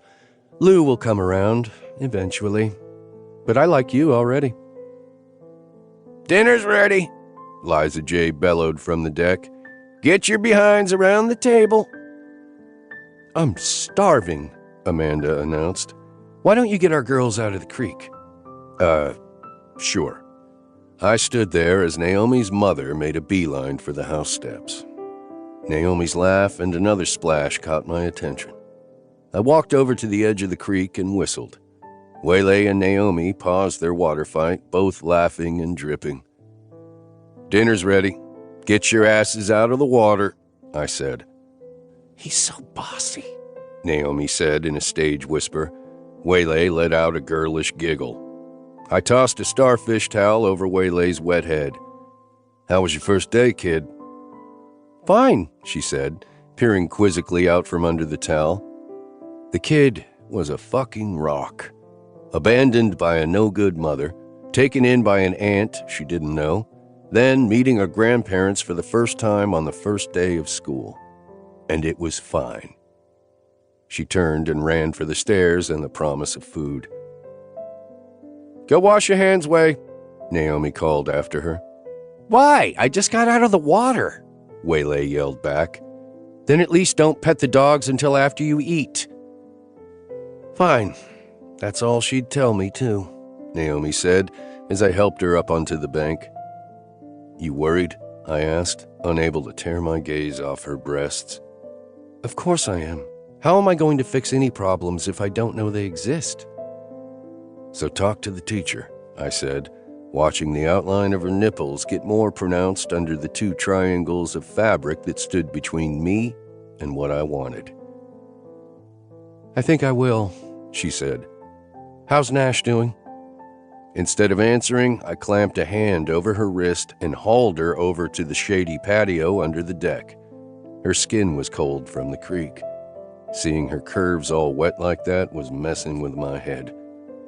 I picked up the fluffy beach towel next to her neatly folded clothing on one of the lounge chairs that hadn't seen the light of day in years and handed it to her. Thanks, she said, bending over in front of me to run the towel through her hair. A man only had so much self-control, and I'd just reached my limit. I pulled the towel out of her hands and walked her backwards until her back met the support column.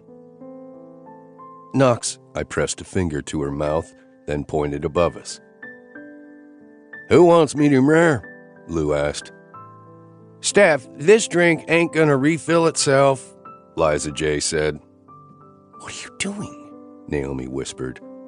Pinning her in place with my hips, she got the message pretty damn quick. When her mouth opened in an O, I yanked the triangles of her top apart. Full, luscious, wet. My mouth watered, and it had nothing to do with the food being passed above us. Jesus, Days. I see you like this, and I can't wait to get back in your bed.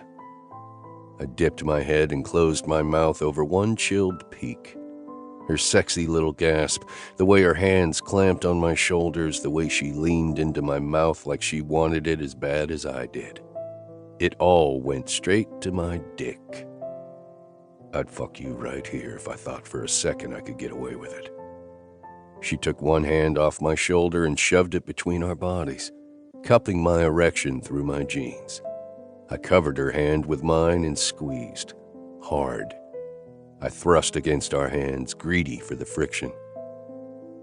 Kids, dinner, Amanda called from above us. Aunt Naomi, how many green beans do I have to eat? The glassiness in Naomi's eyes cleared. Oh my God, she mouthed at me. I gave both nipples a not-so-gentle tweak before readjusting her top.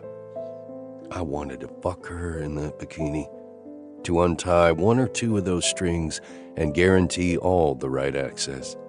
Then I wanted to take her every way possible until neither one of us could walk. Instead, I was going to have dinner with a hard-on and an audience. Sometimes life just wasn't fucking fair. She slugged me in the shoulder. What is wrong with you? She hissed. Our families are right up there. A whole lot of things, I said with a grin. You're the worst. We're coming, she yelled. We will be later, I promised under my breath.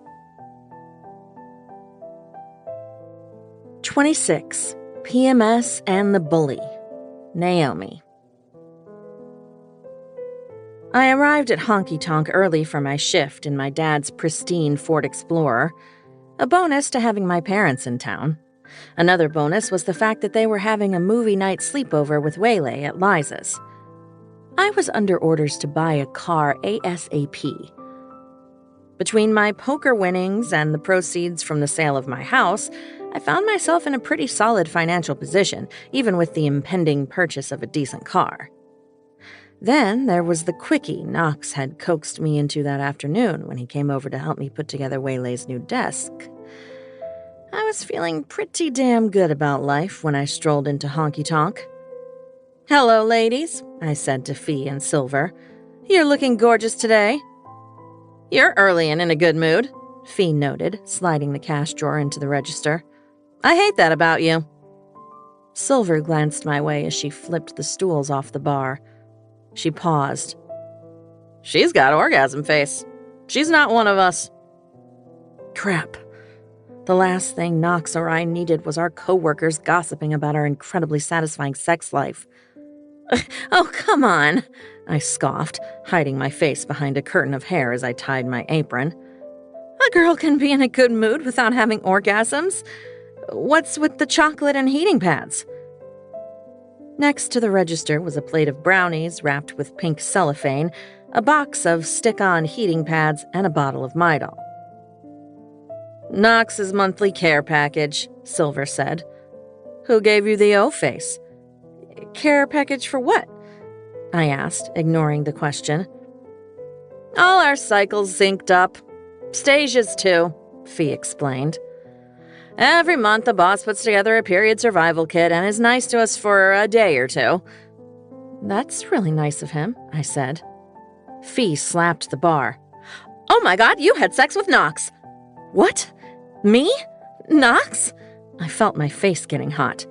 "Why would you think that? Can I have a brownie?" "She's definitely deflecting," Silver decided. "Yeah, Nomi, your poker face needs some serious work. This is so fucking exciting. You know, he's never shagged an employee before. Man, I knew there were sparks. Didn't I tell you there were sparks?" Fee slapped Silver in the shoulder. "Yeah, sparks," Silver agreed. "So are you guys a thing? Or was it a heat of the moment, my brother's just been shot kind of thing?" "On a scale of meh to my vagina is forever ruined, how good was he?" Fee asked. This was not going the way I'd planned. My gaze slid to the kitchen doors and back to the expectant faces before me. News traveled fast in this town, and I did not want to feed the gossip. "You guys, I really don't want to talk about this." They stood there staring at me. Then they looked at each other and nodded. "Okay, here's how it's gonna go," Fee said. "You're going to tell us everything, and in exchange, we won't tell anyone anything." "Or else what?" I hedged. Silver's smile was wicked.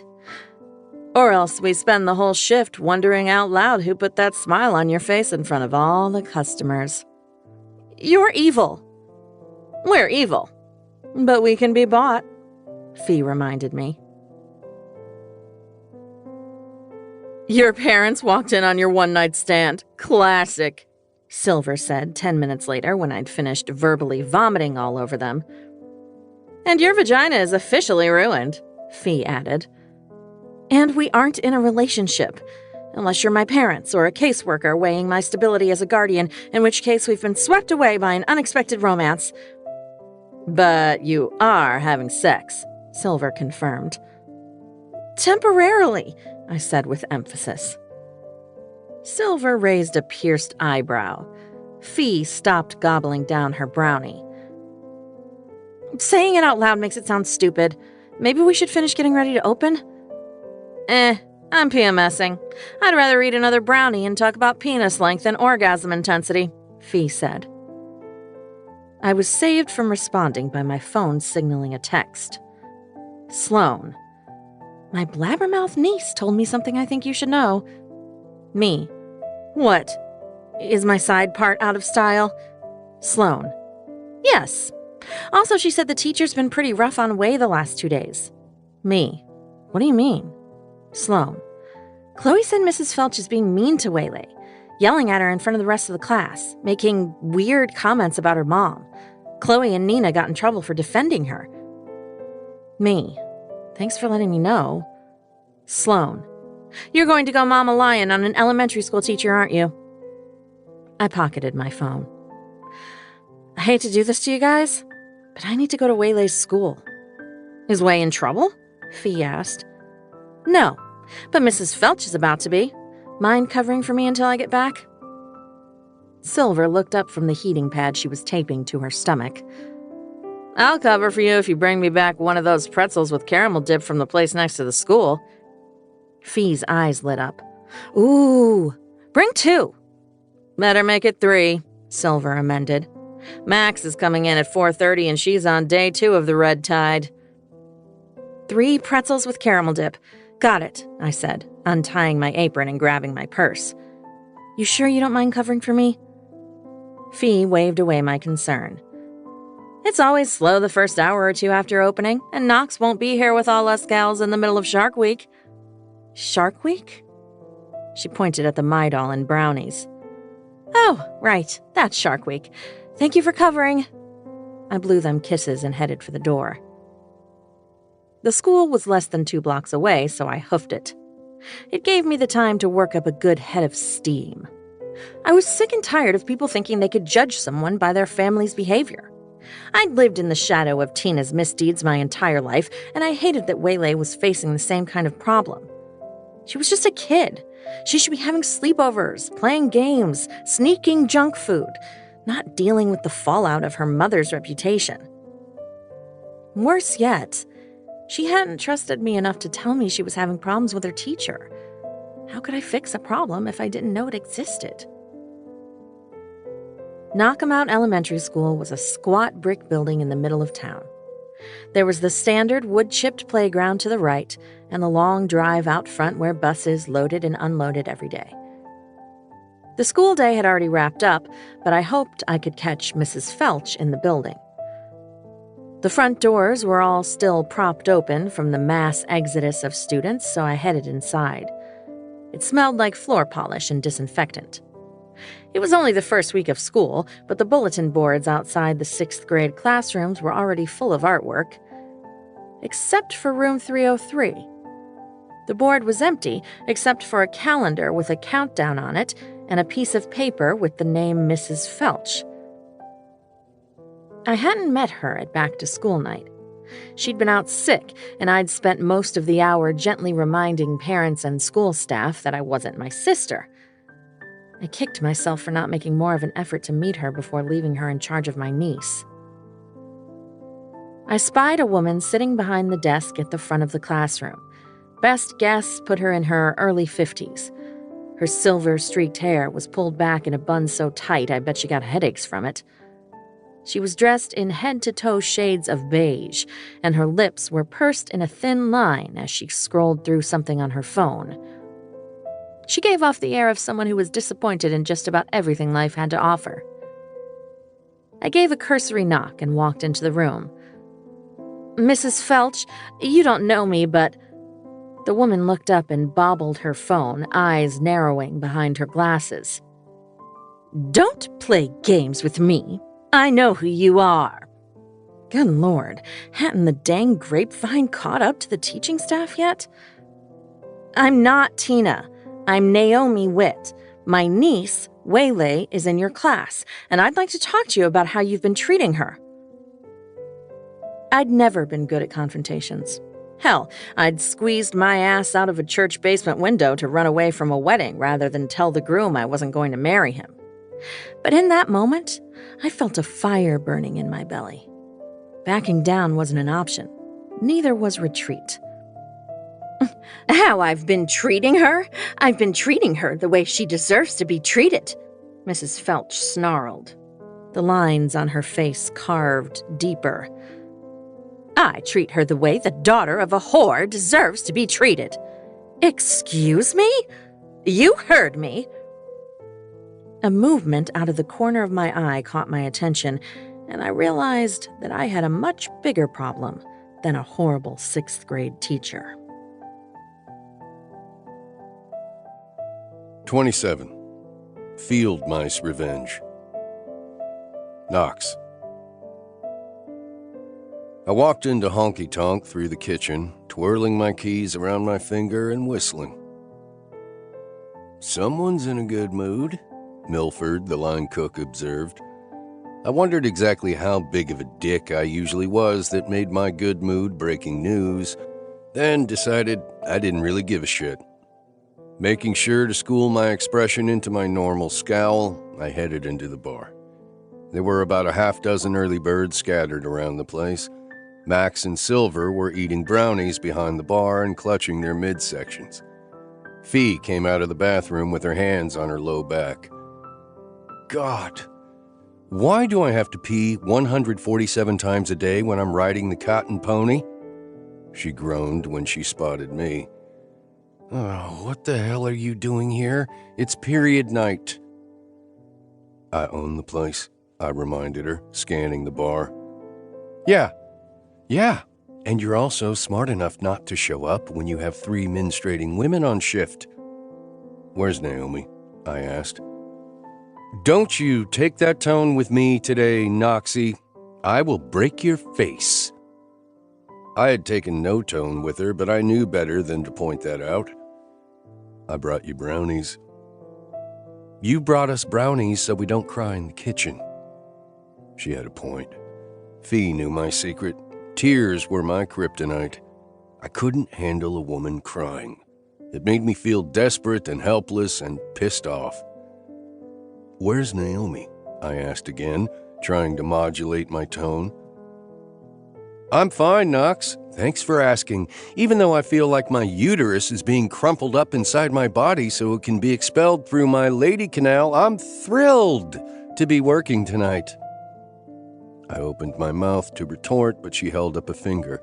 I wouldn't do that, she advised. I shut my mouth and tagged Silver at the bar. Where's Naomi? Her expression stayed carefully blank, but her eyes skated to Fee, who was making an exaggerated slashing motion across her throat. Seriously? I asked. My business manager rolled her eyes.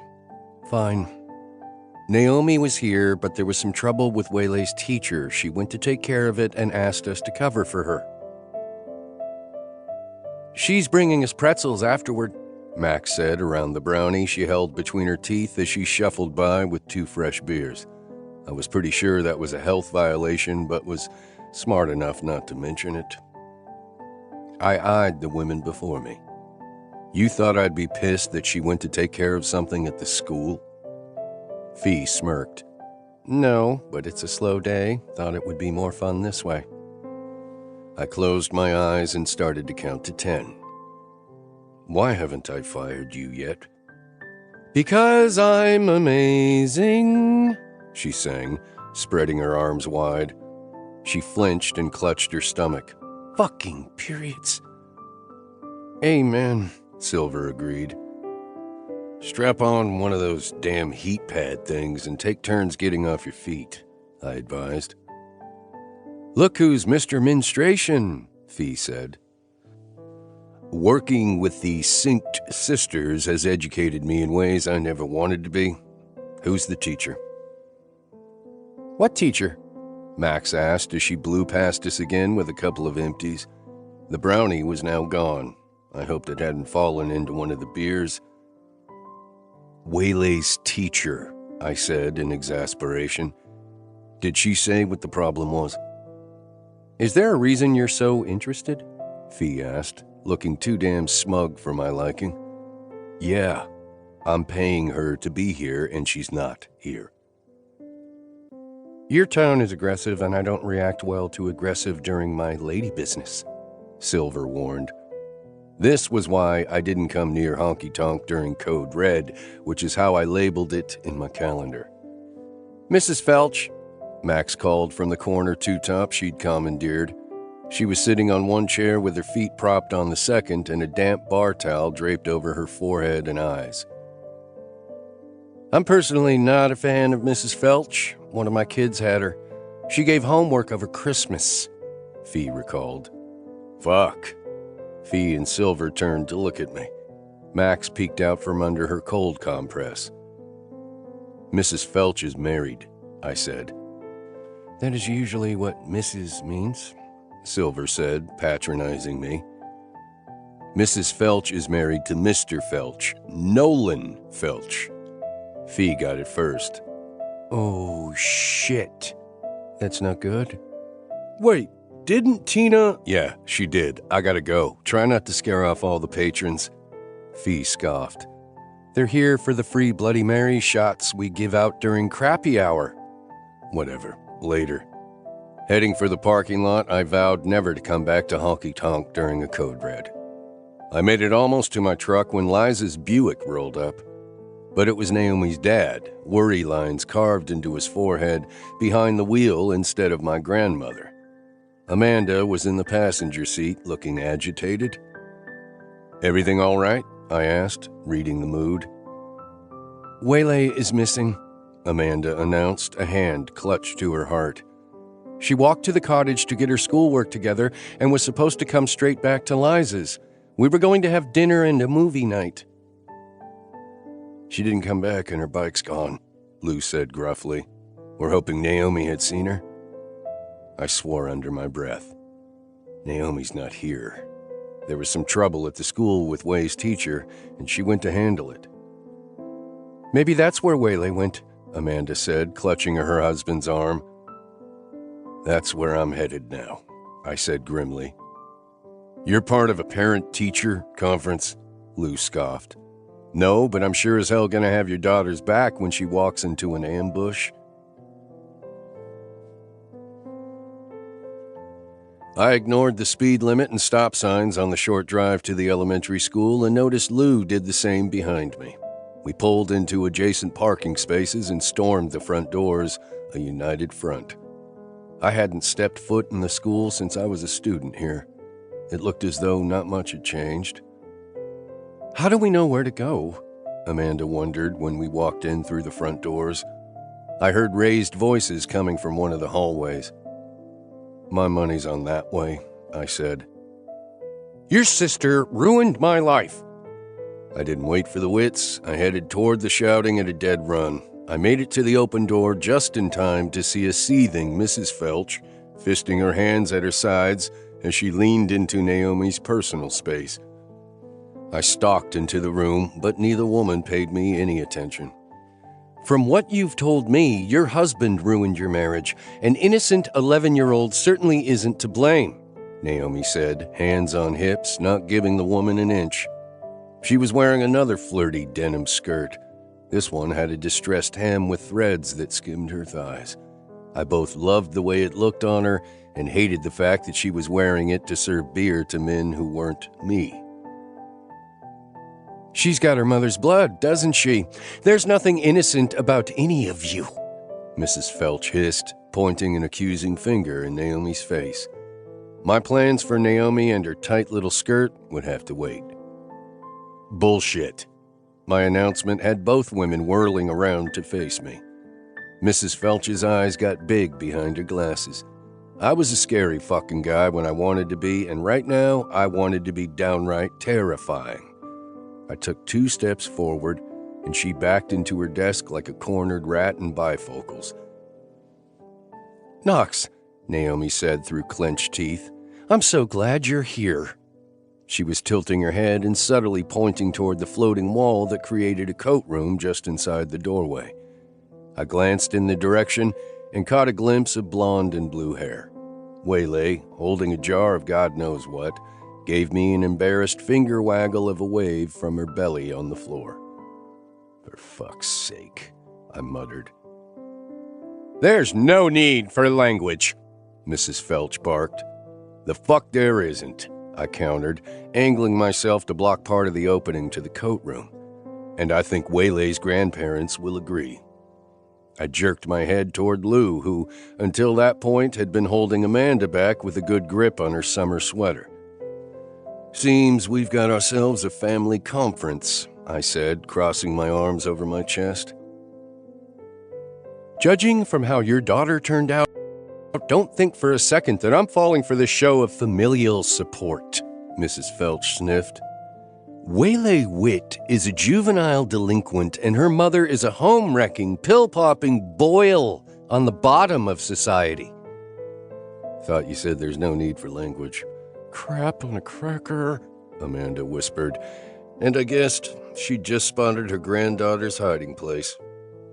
Huh? Lou was a little slower on the uptake until his wife pointed out the situation. hell, he muttered under his breath. He stepped up to stand shoulder to shoulder with me.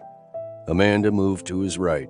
Together, we created a wall between Waylay and her shitty teacher. Naomi looked relieved, then turned back to face the Kraken. "Mrs. Felch," she snapped, bringing the woman's attention back to her. I snapped my fingers at Waylay and pointed to the door. She started to belly crawl her way toward the door. Naomi waved her arms and paced toward the opposite side of the classroom like she was throwing a fit. "I have empathy for your situation, I really do. You certainly didn't deserve what your husband and my sister did to you. However, you are responsible for not just teaching these students, but for making them feel safe in your classroom. And I have it on good authority that you are failing in spectacular fashion when it comes to that duty." Waylay's sneakers disappeared into the hallway. "Tina took my husband into her bed and—" "Enough!" I bit out the word and the woman's lip trembled. "Yeah, what he said," Amanda agreed, backing toward the door. "Oh dear, I just remembered. I left my purse in the hallway." She hustled out the door, holding her purse. Naomi returned to stand in front of me. "I'll give you the weekend to decide whether you're going to modify your behavior so that all your students, including my niece, feel safe in your classroom. If you refuse, then I'll not only have Waylay removed from your class, I'll go to the school board and I will raise hell." I reached an arm around her chest and pulled her back to my front. Naomi the Spitfire could be just a little terrifying when she wasn't screaming her frustrations into a pillow. "She'll do it too," Lou cut in proudly. "She won't stop until you're out of the classroom, and the rest of us will be there to back her up every step of the way." "It wasn't supposed to be like this," Mrs. Felch whispered. She sank wearily into the desk chair. "We were supposed to retire together. We were going to drive the RV cross-country. Now I can't even look at him. The only reason he stayed is because she dropped him as quick as she picked him up." I guessed it couldn't be easy for Lou to hear this about one of his daughters, but the man hid it well. I felt Naomi's anger drain out of her. "You didn't deserve what happened to you," Naomi said again, her voice softer now. "But neither does Waylay. And I'm not going to let anyone make her feel like she's responsible for the decisions adults make. You and Waylay both deserve better than the hands you were dealt." Mrs. Felch flinched, then sagged back in her chair. I gave Naomi an approving squeeze. "We'll leave you to your weekend," she said. "Feel free to email me your decision. Otherwise, I'll see you Monday morning."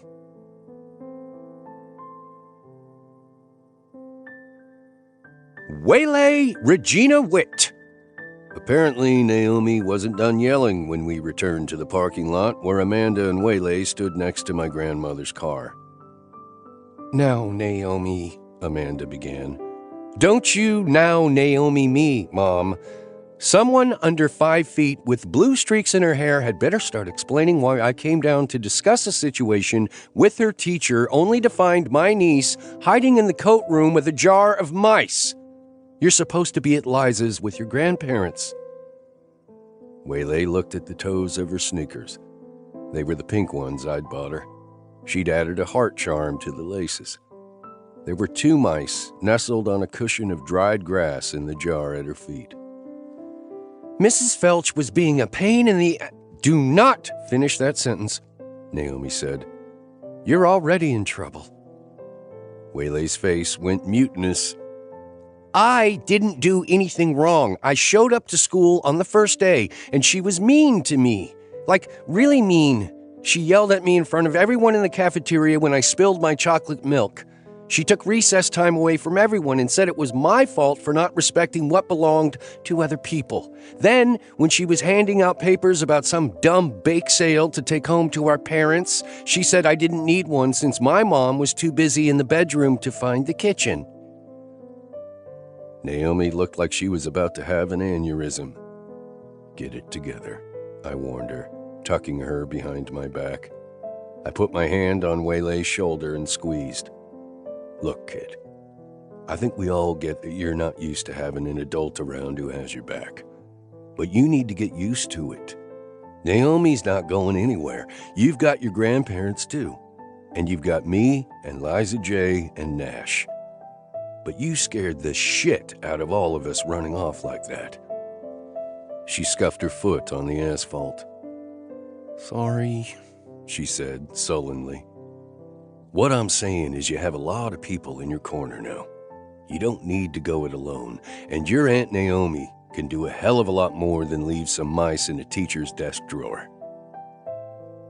I was also going to give her computer a virus, one of those annoying ones that adds extra letters and numbers when you're typing, she said, her cheeks pink with indignation. I hid my grin by biting the inside of my cheek. Okay, that's pretty good, I admitted. But it's not a long-term solution. Your teacher is a problem that you can't solve on your own. You need to tell your aunt this shit so she can deal with it like she just did in there. Mrs. Felch looked scared, Waylay said, chancing a glance behind me at Naomi. Your aunt can be real scary when she stops taking her screaming into pillows. Am I in trouble?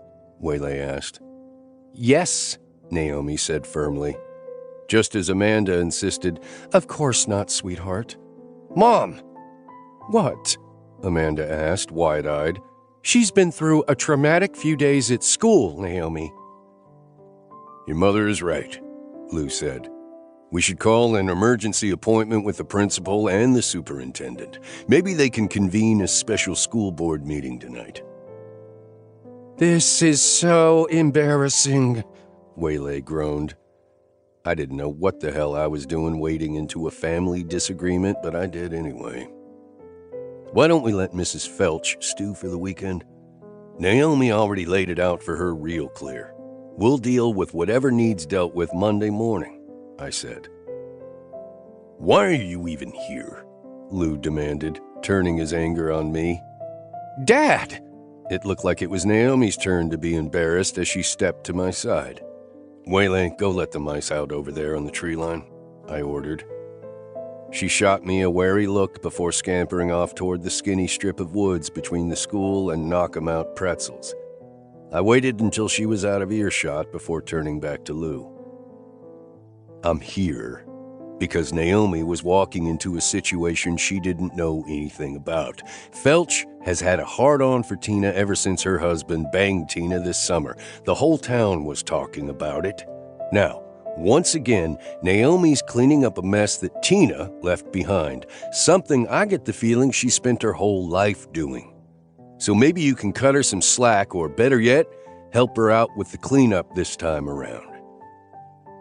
Lou looked like he wanted to take a shot at me, but I saw my words had landed with Amanda. She put her hand on her husband's arm. Knox is right, Lou. Us second-guessing Naomi isn't helping anyone. Naomi took a breath and blew it out slowly. I ran my hand up her back, then down again. I need to get back to work, she said. I've already missed an hour of my shift. Will you two please take Waylay home and try to keep her from running off again?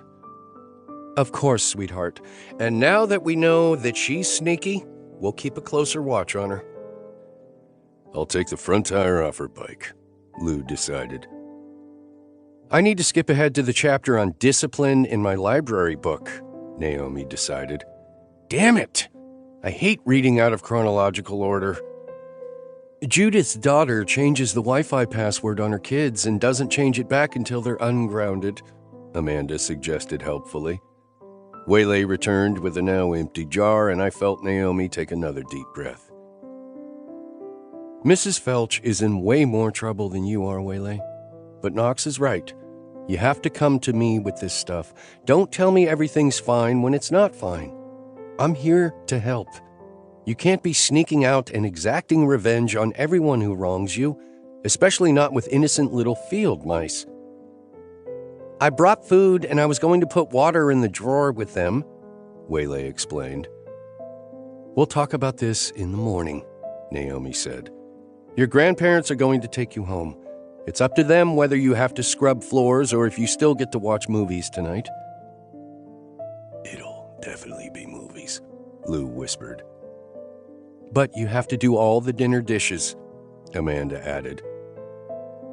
I'm sorry for worrying you, Waylay said quietly. She lifted her eyes to look at Naomi. And I'm sorry for not telling you. Apology accepted, Naomi said.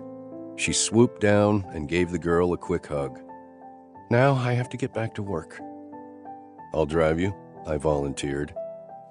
Thank you. I'll see everyone in the morning, she said wearily.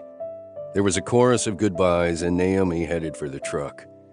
I waited until she opened the passenger door, then interrupted Amanda, who was making plans to stop for ice cream on their way home. Can you two do me a favor and swing by Honky Tonk to pick up your Explorer? I'll drive Naomi home tonight.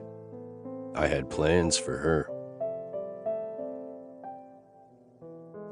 28. Third base. Knox. She ran away from home, Naomi said, staring out the window and clutching the bag of warm pretzels in her lap. She didn't run away, she snuck out, I argued. Either way, how does that make me look as a guardian? I let an 11-year-old walk into town with a jar of mice and a computer virus. Days, you need to stop getting yourself so worked up over this custody thing. Do you really think any judge in their right mind is going to decide Way is better off with her mom? She turned flashing eyes on me. How about when your life choices are under a microscope by the legal system, you can decide not to get worked up? I shook my head and turned onto a trail barely wide enough for my truck. This isn't work, she observed. Not going back to work yet, I told her as we bumped along the rutted track. I need to get back. I have a shift that I should have already been working, she insisted. Baby, you need to stop obsessing about the things you should be doing and make some time for the shit you want to do. I want to get back to work. I don't have time for you to murder me in the woods today. The trees parted, and a field of tall grass opened up before us. Knox, what are you doing? I just watched you stand up to that bully who was trying to take her shit out on a kid, I began. Some people don't know what to do with their pain, Naomi said, looking out the window again. So they take it out on whoever is nearby. Yeah, well, I liked watching you in that excuse for a skirt standing up to a bully. So you kidnapped me? She asked. Where are we?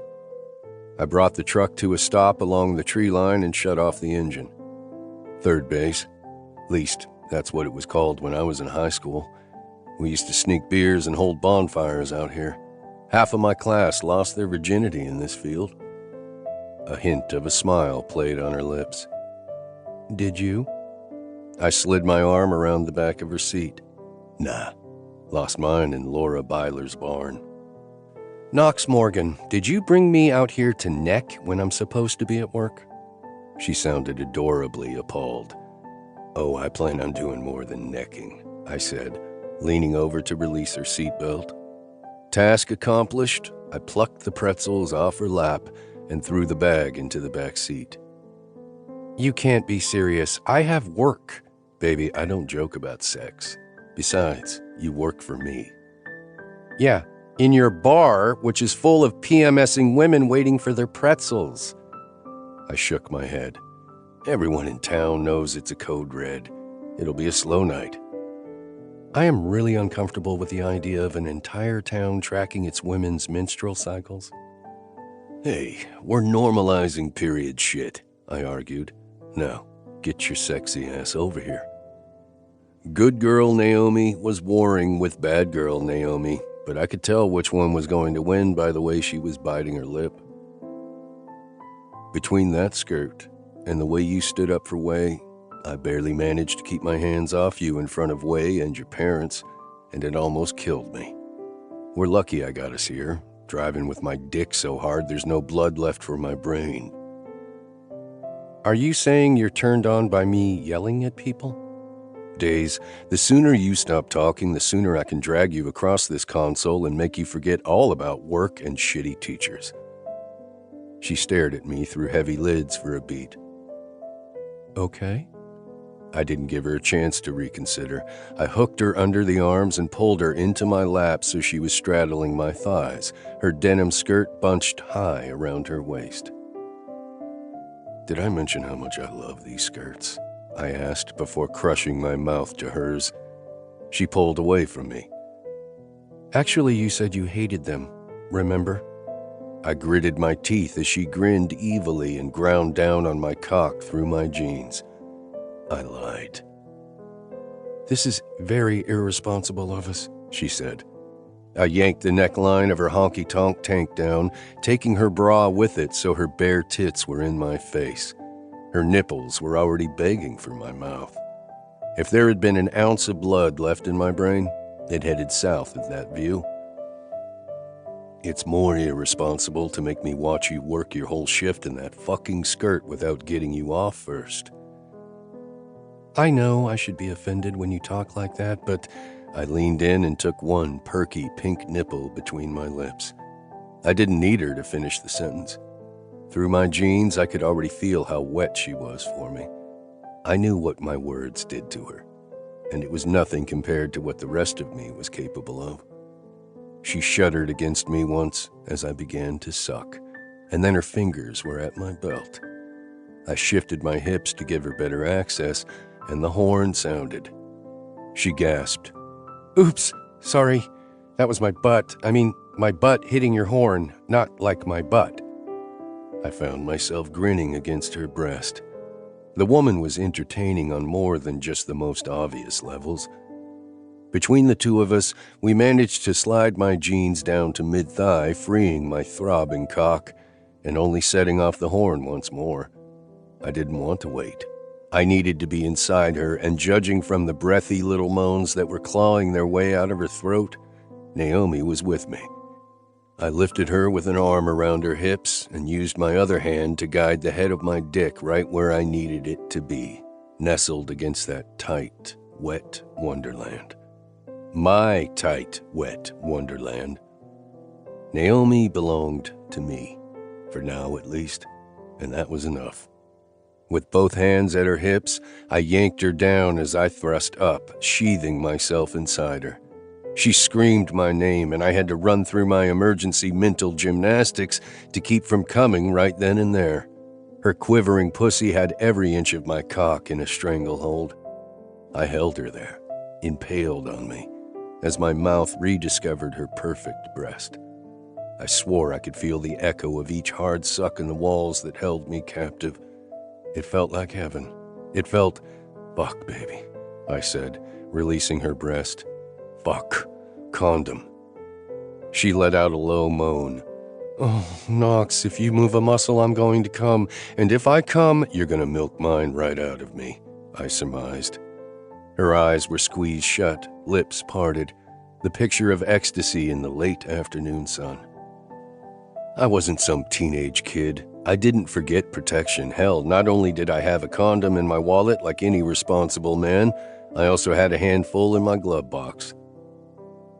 You ever? She shook her head before I could get the rest of the question out. Never. Me either. I ghosted my fingers over and around her breasts. She opened her eyes then and bit her lip. This feels too good. I don't want you doing anything you don't want to do, I warned. But I wanted this. I wanted to finish bare. I wanted to let loose inside her and feel our releases mix. I wanted to be the first man to go there, to plant my flag in her memory as the first of something memorable. I'm on birth control, she said tentatively. I let my tongue dart out to tease her other nipple. I'm clean, I murmured. I can show you. Naomi was a data kind of girl. If she wanted to peek at my medical record, I had no problem. Especially if it meant I got to move in her, feel her ride me until she came with nothing between us. Okay, she said again. It was better than winning the fucking lottery, that feeling that lit up my chest. the knowledge that she trusted me to take care of her. "You sure?" I pressed. Her eyes were open and locked on mine. "Knox, it feels too good. I don't want to play it safe. Not this time. I feel like being reckless and whatever. Just move, please." I'd make it the best she ever had. I slid my hands behind and under her, cupping the curves of her ass. Testing us both, I held her up, pulling out just an inch. We both groaned, and her forehead met mine. Moving inside her with nothing between us felt better than good. It felt right. When she quivered around me, I had enough fucking rhapsodizing. It was time to take. "You better hang on, baby," I warned. My heart was already pounding like I'd raced up a half-dozen flights of stairs. I waited until she gripped the back of my seat. "This is what's going to happen, Naomi. I'm going to start moving, and you're going to come as fast and as hard as you can. Then I'm going to take my time driving you up again, and when you go off that second time, I'll be right there with you." "Good plan. Very organized. Measurable goals," she said, and then she was kissing the air right out of my lungs. I withdrew another inch or two and captured her moan with my mouth. "Hold on," I reminded her, and then I was yanking her back down as I rammed my hips up. It took everything I had not to let go and drive into her again and again.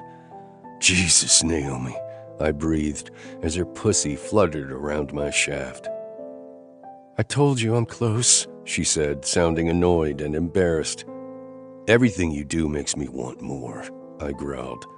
Before she could react to my stupid-ass confession, I buried my face in her other breast and started to move, slowly, purposefully, even though it cost me.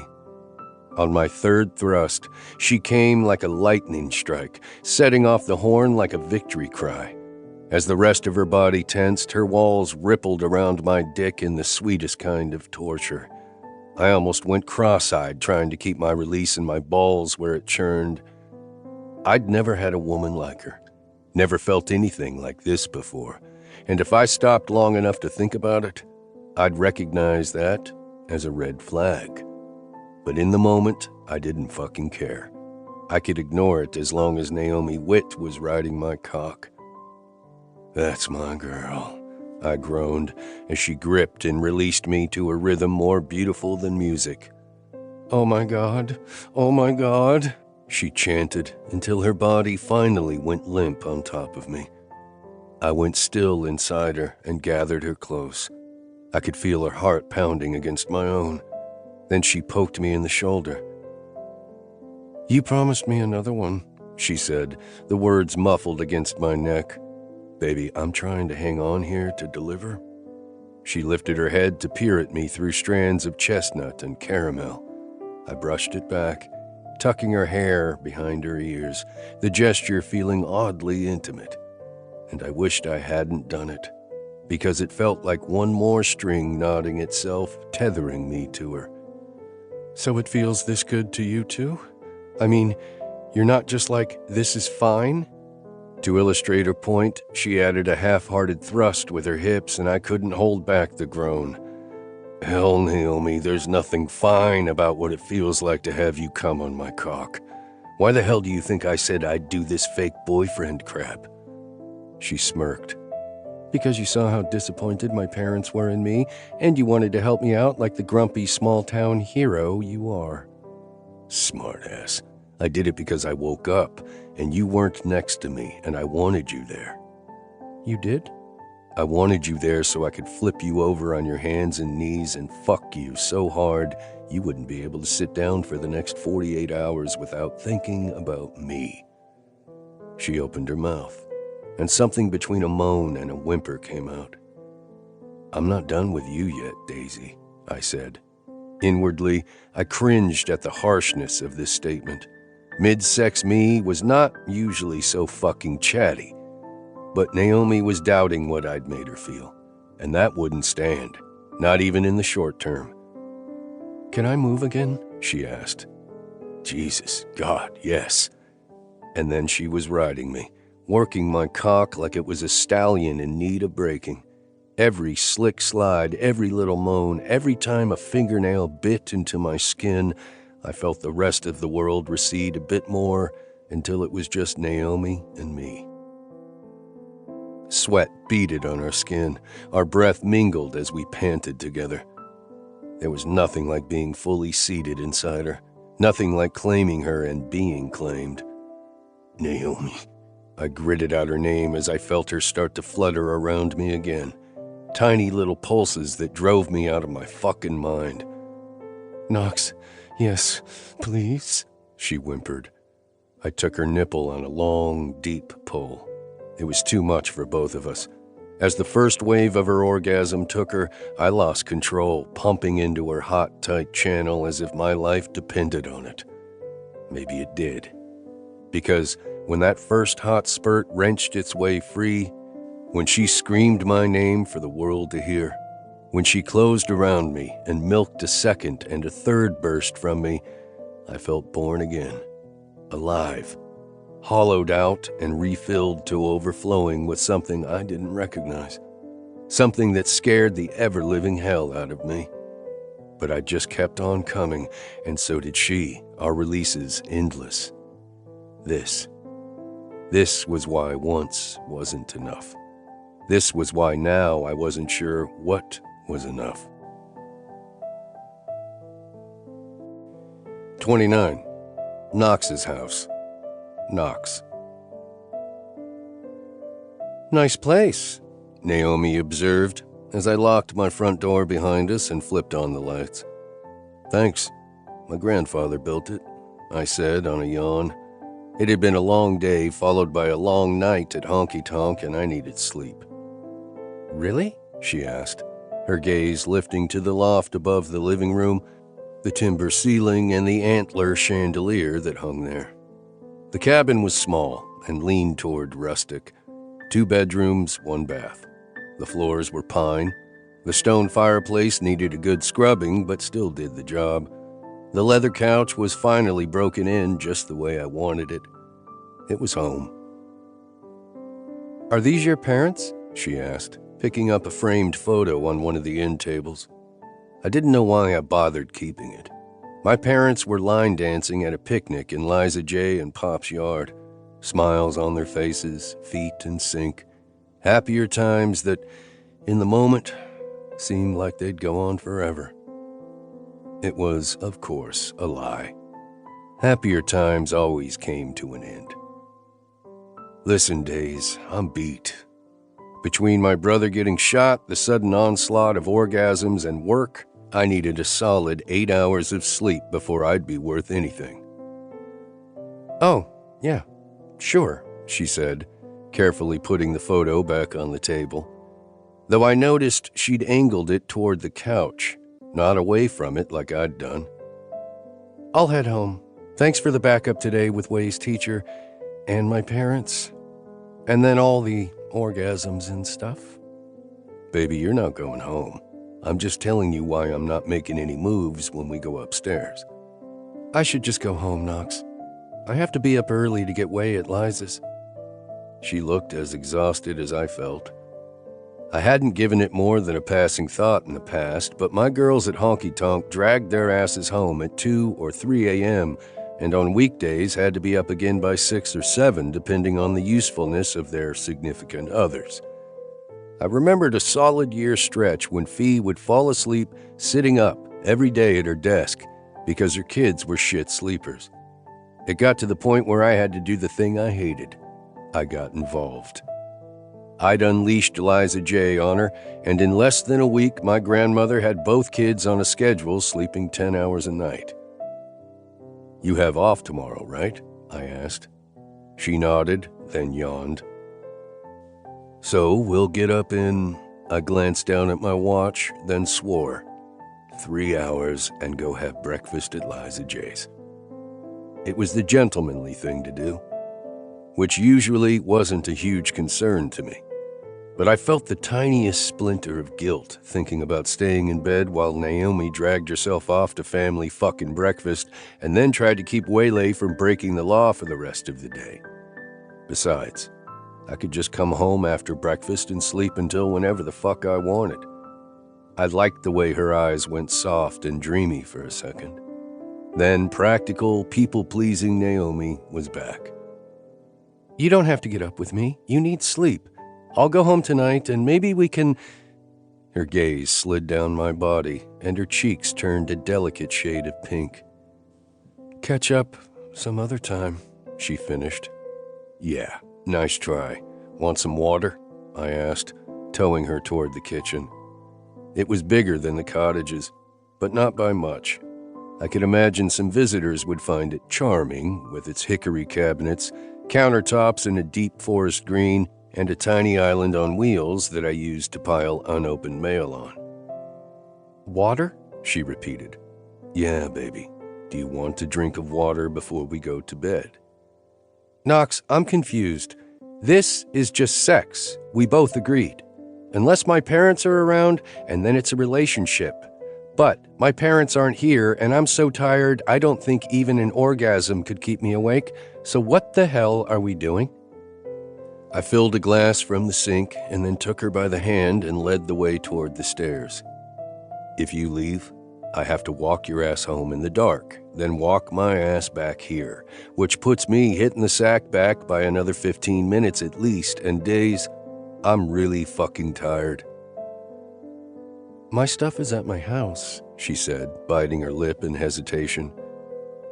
What stuff do you need in the next 3 hours, Daisy? A toothbrush?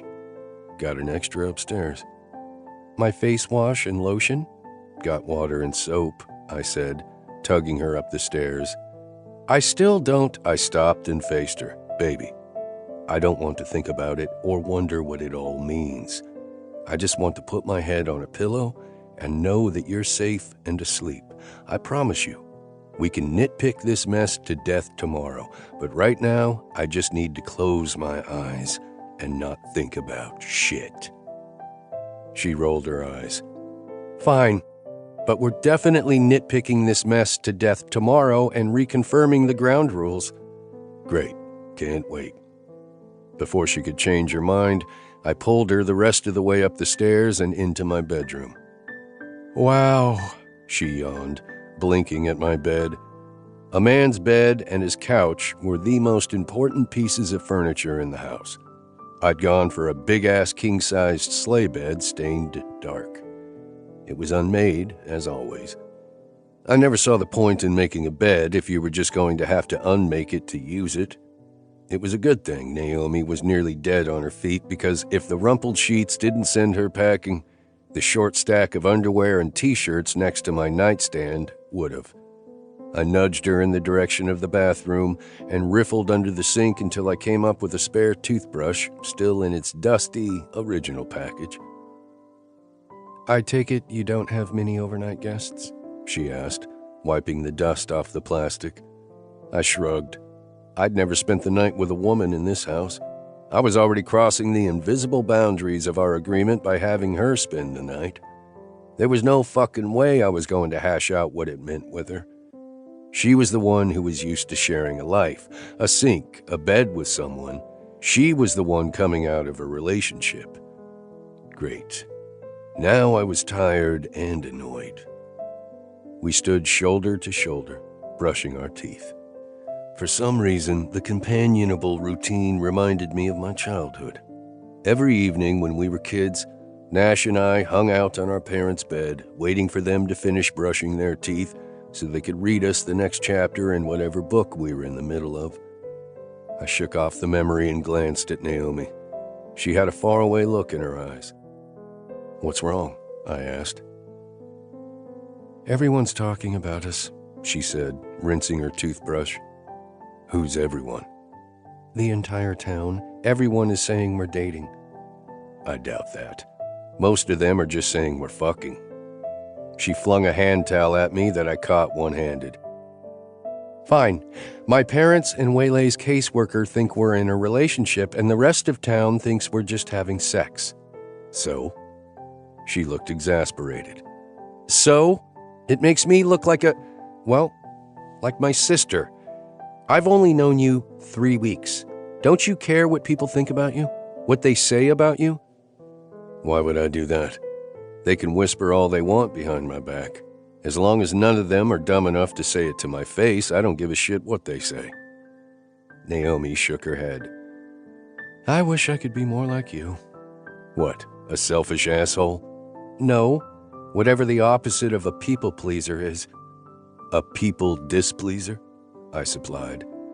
You have no idea how exhausting it is worrying about everyone else all the time, feeling responsible for them, wanting them to be happy and like you. She was right. I had no idea what it was like. Then stop caring. Of course you would say that, she said, sounding disgruntled. She took the hand towel, wiped down her toothbrush, and then the counter. You make it sound so easy. It is that easy, I argued. Don't like something? Stop doing it. The life philosophy of Knox Morgan, ladies and gentlemen, she said with an eye roll. Bed, I ordered. It's too late for philosophy. She glanced down at her outfit. Her feet were bare, but she was still wearing that denim skirt and shirt from her shift. I don't have any pajamas. I take it that means you don't sleep naked. Just like making the bed, wearing pajamas was a waste, in my opinion. She stared at me. Of course you don't sleep naked. There could be a fire in the middle of the night, she insisted, crossing her arms. I don't have any turnout gear for you to sleep in. Har har.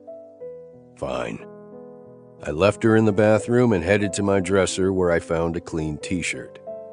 Here, I said, returning to her.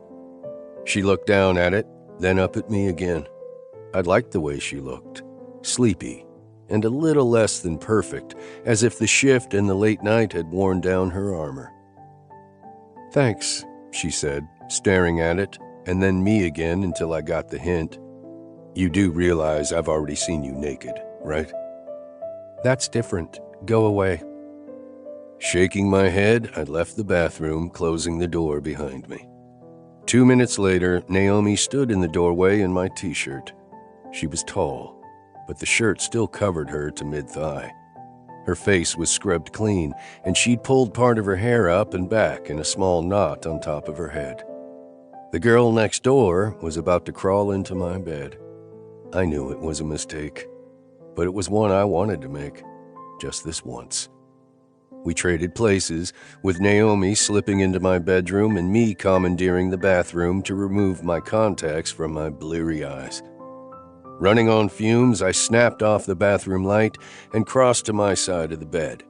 She was on her back, arms tucked under her head, staring up at the ceiling. I killed the bedside light and stripped in the dark, throwing my clothes in the direction of the dirty laundry pile. I dragged back the blankets and finally fell into bed with a sigh. I waited a beat, staring up at the darkness. This didn't have to mean anything. This didn't have to be another string, another knot. You good? I asked. My pillow smells weird, she said, sounding disgruntled. You're sleeping on Waylon's side. I pulled the pillow out from under her head, then threw mine at her. Hey! Better. I heard her sniff the pillow. Better, she agreed. Night, Naomi. Good night, Knox.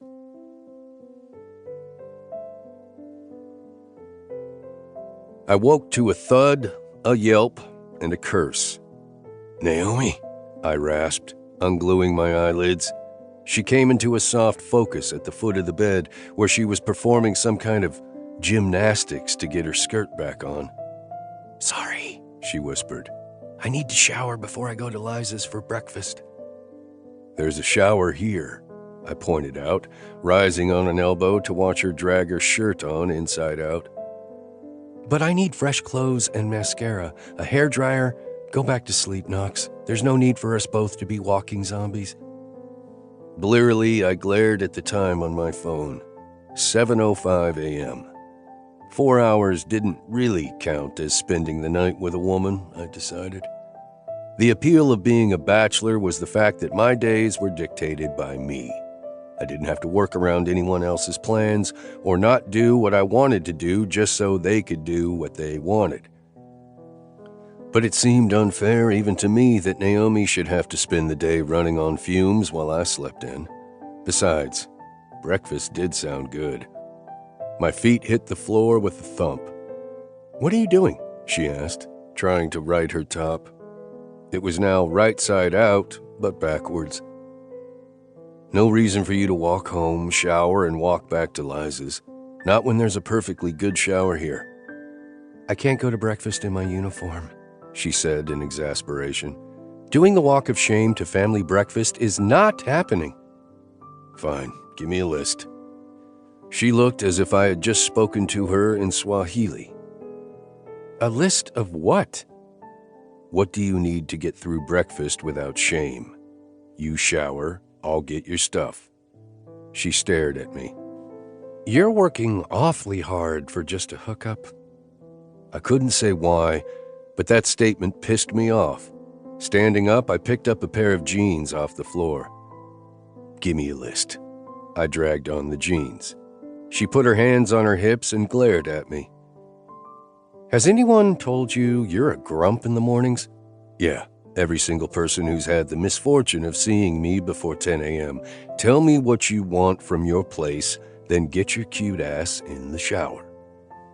4 minutes later, I was headed out the door with an obscenely long list for a Saturday morning breakfast that my grandmother would preside over in her camo pajamas. I jogged through my backyard to hers and came up on the cottage's back porch. The hide-a-key had been in the same place since I could remember, in a fake rock in one of the flower boxes on the railing. I snagged the key, fitted into the lock, and found the door was already unlocked. Great. Now I was going to have to lecture her on security. The cottage smelled like fresh air, baked goods, and lemons. The kitchen was sparkling clean except for the opened mail on the counter.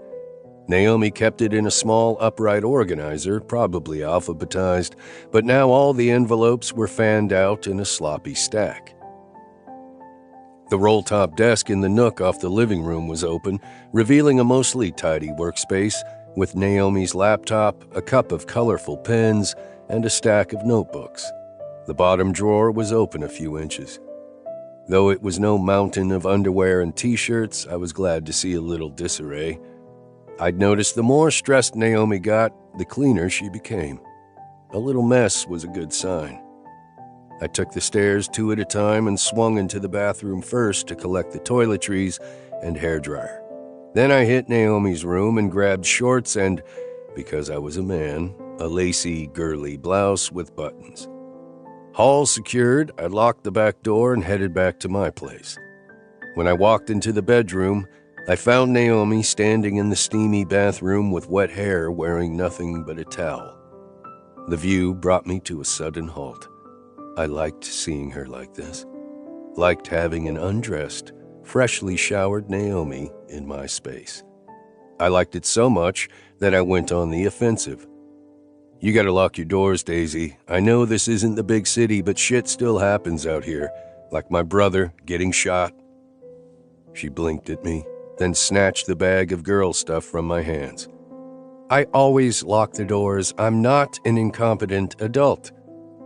"Back door was unlocked," I reported. She dug through the bag and laid the toiletries out in a neat line around my sink. I'd brought extra since I didn't give a shit about the difference between eyeliner and eyebrow pencil. "I lock the doors every time I leave and every night," she argued, picking up the brush and running it through her damp hair. I leaned casually against the door frame and enjoyed the show as she methodically worked her way through her cosmetics. "What is all that shit anyway?" "Haven't you ever watched a woman get ready?" she asked, aiming a look of suspicion at me as she penciled an outline around her lips. "It's just breakfast," I pointed out. "But I don't want to look like I just rolled out of bed with you." The stare she gave me was pointed. I glanced in the mirror and noted that my hair was standing up in all directions. My beard was flat on one side, and I had a pillow crease under my left eye. "Why not?" I asked. Because it's not polite. I crossed my arms and grinned. Baby, you lost me. She turned her attention back to a palette of colors and started swiping some of them on her eyelids. We're going to breakfast, she said, as if that explained anything. With family, I added. And I don't want to show up looking like I spent the last 24 hours having sex with you. Waylay needs a role model. Besides, my parents have enough to worry about without adding a second promiscuous daughter to their plates. Naomi, having sex doesn't make you promiscuous, I said, torn between amusement and annoyance. I know that, but every time I make a decision anywhere in the neighborhood of what Tina would do, I feel like it's my job to make it clear that I'm not her. She put down the eyeshadow and picked up one of those eyelash curler things. I was starting to get a clearer picture of the woman I couldn't stop thinking about naked. You're a piece of work, you know that? She managed to give me a scowl despite the fact that she was using that contraption on one of her eyes. Not everyone can strut through town not giving a shit about what other people think. Let's get one thing straight, Daisy. I don't strut. She crossed her eyes at me in the mirror. Fine, you sashay. Why do you feel like you have to keep proving to your parents that you're not Tina? Anyone with eyes and ears who spends 30 seconds with you can tell that. Parents have expectations for their kids. That's just the way it is. Some people want their kids to grow up to be doctors. Some people want their kids to grow up to be professional athletes. Some people just want to raise happy, healthy adults who contribute to their communities. Okay, I said, waiting for her to finish. My parents were in the latter group, but Tina didn't deliver. She never delivered. While I was bringing home A's and B's in school, she was bringing home D's. In high school, when I joined the field hockey team and started a tutoring program, Tina played hooky and got busted with pot in the baseball dugout after school. Her choice, I pointed out. But imagine what it was like seeing the parents you love so much get hurt over and over again. I had to be the good one. I didn't have a choice. I couldn't afford any kind of teen rebellion or bounce between majors finding myself in college, not when they'd already struck out with one daughter. Is that why you decided to marry that Warner guy? I asked. Her face shuddered in the mirror. Probably part of it, she said carefully. He was a good choice, on paper. You can't spend your entire life trying to make everyone else happy, Naomi, I warned her. Why not? She looked genuinely baffled. Eventually you're going to give a little too much and you won't have enough left over for yourself. You sound like Steph, she said. Now who's being mean? I teased. Your parents don't want you to be perfect. They want you to be happy. Yet once again, you're jumping in and cleaning up your sister's mess. You stepped into the role of parent with no notice, no preparation. There was no other option. Just because one of the choices is shitty doesn't mean it's not an option. Did you even want kids? I asked. She met my gaze in the mirror. Yeah, I did. A lot, actually. I thought it would be through more traditional means, and that I'd at least get to enjoy the baby-making end of things. But I've always wanted a family. Now I'm making a mess of everything and can't even fill out an application correctly. And what if I don't want this guardianship to be temporary? What if I want Waylay to stay with me permanently?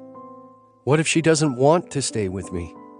Or what if a judge decides I'm not good enough for her? She wielded a lip gloss at me. This is what it's like living in my brain. It's fucking exhausting. It is. And the one time I do something that's purely selfish and just for me, it blows up in my face. What did you do for you? I asked. I had a one-night stand with a grumpy, tattooed barber. 30. Breakfast of Shame. Naomi. You don't have to come along, you know, I pointed out. You didn't get much sleep in the last 48 hours. Neither did you. Knox said, making a show of locking up the cabin before we left. I knew he was making a point. I didn't like people who made points, at least not before I'd had my coffee. We made the short walk to Liza's in silence.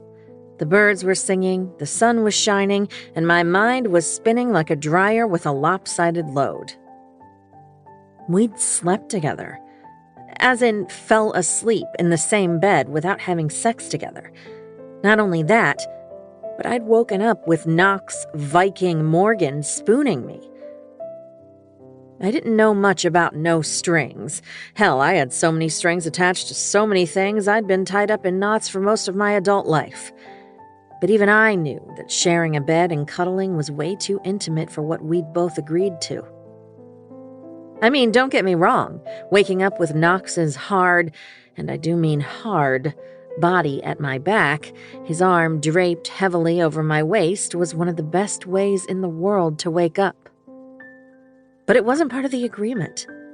There was a reason for rules. Rules would keep me from falling for the grumpy, cuddly Viking. I chewed on my lower lip. Men got tired and didn't want to walk women home or let women walk home alone only to be eaten by wildlife. The man had gone through a traumatic 24 hours. He probably wasn't making the most rational decisions, I decided. Maybe Knox was just a restless sleeper. Maybe he spooned his dog in bed every night. Of course, that didn't explain why he'd volunteered to run next door and grab a bunch of my stuff while I showered, why he'd put actual thought into an outfit for me. I glanced down at the high-waisted green and white shorts, the cute lacy top. He'd even grabbed underwear for me. Sure, it was a thong and didn't match my bra, but still. About done thinking everything to death? I shook myself from my reverie to find Knox shooting me one of those almost smiles. I was just running through my to-do list, I fibbed haughtily. Sure you were. Can we go in now? I realized we were standing in front of Liza's house. The smell of Steph's world-famous maple bacon wafted through the screen door. There was a single woof, followed by a chorus of barks as 4 dogs barreled through the door and off the porch. Waylon was last, ears flapping behind him, tongue lolling obscenely from his mouth. "Hey, bud," Knox said, dropping to his knees to greet his dog and the other 3 as they jumped and yapped their enthusiasm. I bent down and exchanged more dignified greetings with the pack before straightening. "Okay, so what's the plan?" I asked him. Knox gave Waylon's ears a last ruffle. "What plan?" "Breakfast? With my family?" I prodded. "Well, Days, I don't know about you, but my plan is to guzzle half a pot of coffee, chow down on some bacon, and then go back to bed for another 4 or 5 hours. I mean, are we still, pretending? Something passed over his face that I couldn't read. Yeah, we're still pretending, he said finally. I didn't know if I was relieved or not. Inside, we found Liza and my dad standing sentry behind Steph as he peered into the oven at 2 baking sheets of bacon that smelled like heaven. Mom was setting the table in the sunroom. Waylay was making her way around the table, still in her new pink tie-dye pajamas, carefully pouring glasses of orange juice. I felt a swift rush of affection for her, and then remembered I had to come up with a suitable punishment for her today. I really needed to get to the discipline chapter in my library book. "Mornin', lovebirds. Didn't expect to see you here, Knox," Liza said, spotting us as she shuffled over to the coffee maker in a blue fuzzy robe over lightweight camouflage pajamas. Knox draped an arm around my shoulders. "Mornin'," he returned. "I couldn't pass up the bacon." "No one can," Steph said, pulling the trays out of the oven and setting them on the 2 cooling racks I'd discovered hidden behind the hutch in Liza's dining room. Waylay padded in on bare feet and sniffed with suspicion. "Why does it smell weird?" "First of all, gorgeous, you smell weird," Steph said, giving her a wink. Secondly, that's the caramelized maple syrup. Waylay perked up. I like syrup. Her eyes slid to me. Morning, Aunt Naomi. I ran my hand through her messy blonde hair. Morning, kiddo. Did you have fun with your grandparents last night, or did they make you scrub the floors? Me and Grandma and Uncle Steph watched The Princess Bride. Grandpa fell asleep before the shrieking eels, she said. Am I still grounded? Mom opened her mouth, looked at me, then shut it again. You are, I decided. For the weekend. Can we still go to the library? I was new at this discipline thing, but I figured the library was safe enough. Sure, I yawned. Someone needs her coffee, Mom sang. Late night. She looked pointedly at Knox and then winked at me. You know where else you two should go today? Dad said. Now that the bacon was safely out of the oven, he was peering over Liza's shoulder as she flipped an omelet. Where? I asked warily. He turned to look at me. Car shopping. You need a car. Dad said it with authority, as if the idea of getting a car had somehow never occurred to me. I know, Dad. It's on the list. It was on a literal list. A spreadsheet, actually, comparing makes and models ranked by reliability, gas mileage, and cost. You and Waylay need something reliable, he continued. You can't get around on bikes forever. It'll be winter before you know it. I know, Dad. If you need money, your mother and I can help out. Your father's right, dear, Mom said, handing Knox a cup of coffee and the second to me. She was wearing plaid pajama shorts and a matching button-down top. I don't need any money. I have money, I insisted. We'll go this afternoon, Dad decided. I shook my head. That's not necessary. I hadn't finished my spreadsheet yet, and I was not walking on a car lot without knowing exactly what I wanted and what it was worth. We've already got plans to look at cars today, Knox announced. Krabby Viking says what? Car shopping plans were news to me, and unlike having a boyfriend, the purchase of a car wasn't nearly as easy to fake for my parents. He drew me into his side. It was a possessive move that both confused me and turned me on. Figured I'd take Naomi and Waylay to look for a ride, he said. Dad harumphed. I get to come too? Waylay asked, climbing up on her knees on the bar stool. Well, since it's our car, you have to help me decide, I told her. Let's get a motorcycle. No, my mother and I answered together. Well, I'm getting one as soon as I'm old enough. I closed my eyes, trying to ward off all the catastrophes that rolled through my mind like a high school driver's ed film strip. I've changed my mind. You're grounded until you're 35. I don't think you can legally do that, Waylay said. Sorry, Whitty, I'm with the kid on this one, Steph said, leaning on his elbows next to her at the island. He broke a piece of bacon in half and handed one piece to my niece.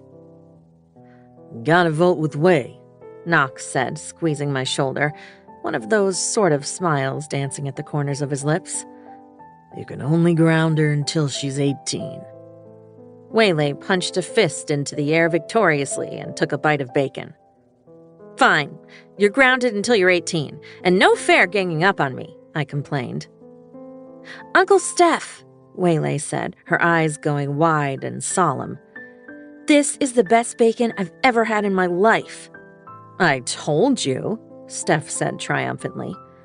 He slapped a hand onto the counter. The dogs, mistaking the noise for a knock, raced to the front door in a fit of barking. Got some news, Liza announced. Nash is coming home. That's awfully soon, isn't it? I asked. The man had 2 bullet holes in him. It seemed like that deserved more than a few days in the hospital. He's going stir-crazy cooped up in there. He'll do better at home, Liza predicted. Knox nodded in agreement. Well, that means his place will need a good cleaning. Can't have germs getting in bullet wounds now, can we? Mom said, as if she knew people who got shot every day. Probably needs some food, too, Dad chimed in. Bet everything in his fridge is rotten. I'll start a list. Liza and Knox exchanged confounded looks. I grinned. It's the wit way, I explained. It's best to just go with it. I slept with Knox twice in the last 48 hours, and then I slept with him last night. And I don't know how much of it's a mistake.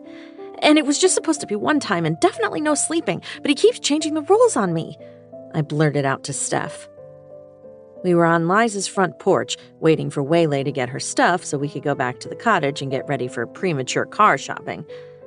It was the first time I'd gotten him alone since the sex and subsequent arrival of my parents. We'd been trading texts for the last 2 days. You did it again? I knew it. I freaking knew it, he said, dancing from foot to foot.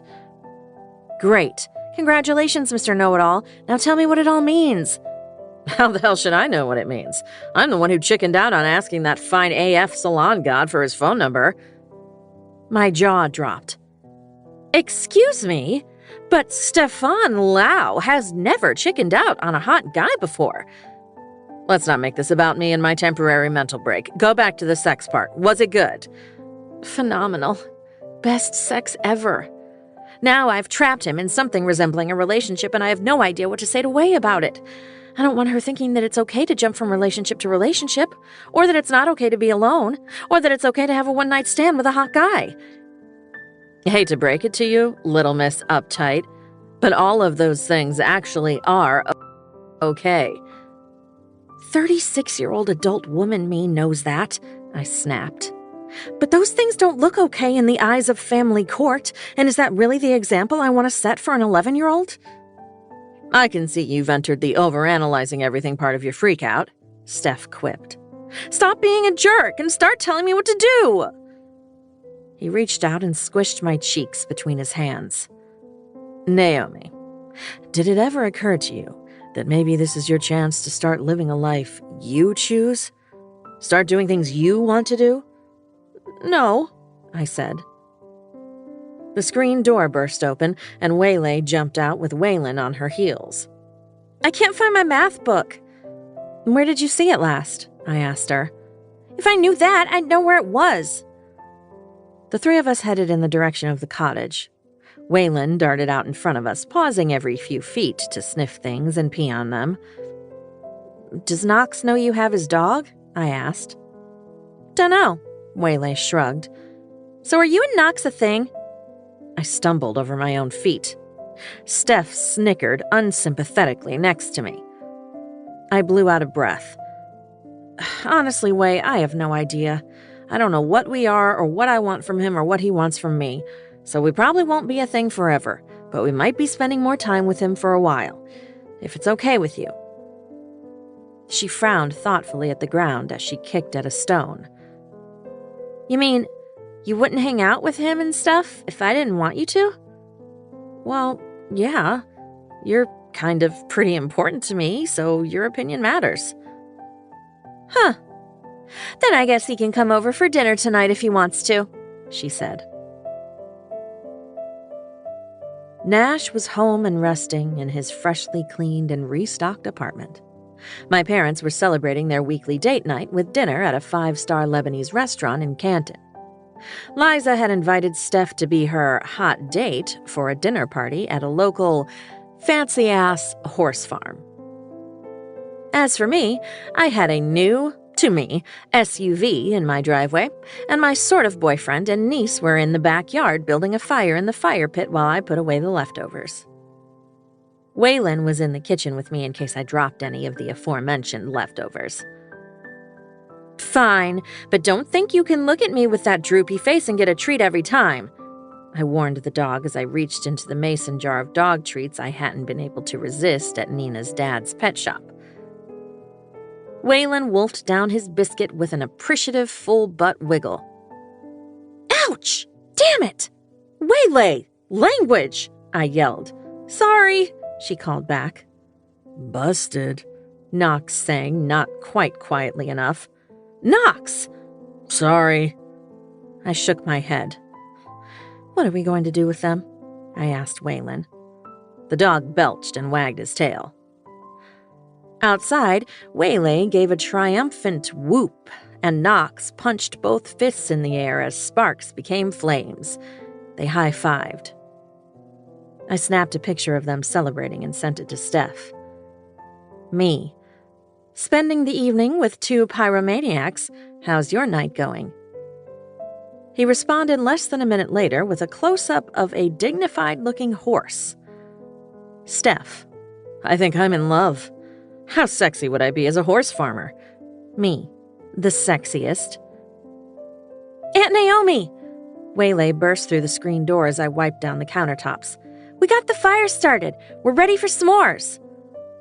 She had dirt on her face and grass stains on her t-shirt, but she looked like a happy 11-year-old. Then I guess we'd better get them started. With a flourish, I pulled the dish towel off the s'mores platter I'd assembled. Whoa! Let's go, ladies, Knox called from outside. You heard the man, I said, nudging her toward the door. He makes you smile. What? Knox, he makes you smile, a lot. And he looks at you like he likes you a lot. I felt my cheeks flush. Oh, yeah? She nodded. Yeah, it's cool. We ate too many s'mores and sat around the campfire until dark. I expected Knox to make an excuse to head home, but he followed us inside and helped me clean up while Waylay and Waylon went upstairs to brush her teeth. I think my dog is in love with your niece, Knox observed. He pulled an open bottle of wine and a beer out of the fridge. There's definitely a crush happening, I agreed. He pulled out a wine glass, filled it, and handed it to me. Okay, maybe there were 2 crushes happening. Thanks for dinner, he said, opening his beer and leaning back against the counter. Thanks for haranguing the sales guy into submission, I said. It's a good vehicle, he said, hooking his fingers in the waist of my shorts and drawing me closer. We'd spent the majority of the day together, but without touching. It had been a special kind of torture to be so close to a man who made me feel so much I forgot to think, yet not be able to reach out and touch him. He smelled like smoke and chocolate, my new favorite scent. I couldn't help it. I wanted to taste him. So I did. Bringing my mouth to his, I sampled his flavor, leisurely, deliberately. His free hand came around me, splaying over my low back, holding me to him. I breathed him in, letting his heat take the chill off my skin. Suddenly, there was thunder on the stairs as both Waylay and the dog charged down. Damn it, Knox muttered. I jumped back and picked up my wine. Can we watch TV before bed? Waylay asked. Sure, I'll just say goodnight to Knox. I was giving him his out. The man had to be exhausted, and I was sure he had better things to do than watch YouTube episodes of teen girls doing makeup with us. I'm up for some TV, he said, sauntering into the living room with his beer. Waylay launched herself at the couch, curling into her favorite corner. The dog hopped up next to her. Knox took the opposite end and patted the cushion next to him. So I sat down with my niece, my sort of boyfriend, and his dog, and we watched a 15-year-old with 2 million subscribers tell us how to choose the right eyeliner for our eye color. Knox's arm was warm and comforting behind me on the back of the couch. 5 minutes into the episode, I heard a soft snore. Knox had his feet propped up on the coffee table and his head pitched back against the cushion. His eyes were closed and his mouth was open. I looked at Waylay and she grinned at me. Knox snored again, and we both giggled quietly. 31. Shifty in the Stacks. Naomi. The first week of September steamed into town with summer humidity and the first hint of changing leaves. After a few days of smothering attention, Nash insisted he was well enough for desk duty and returned to work a few hours a day. The dreadful Mrs. Felch had abruptly announced her retirement and moved to South Carolina to live with her sister.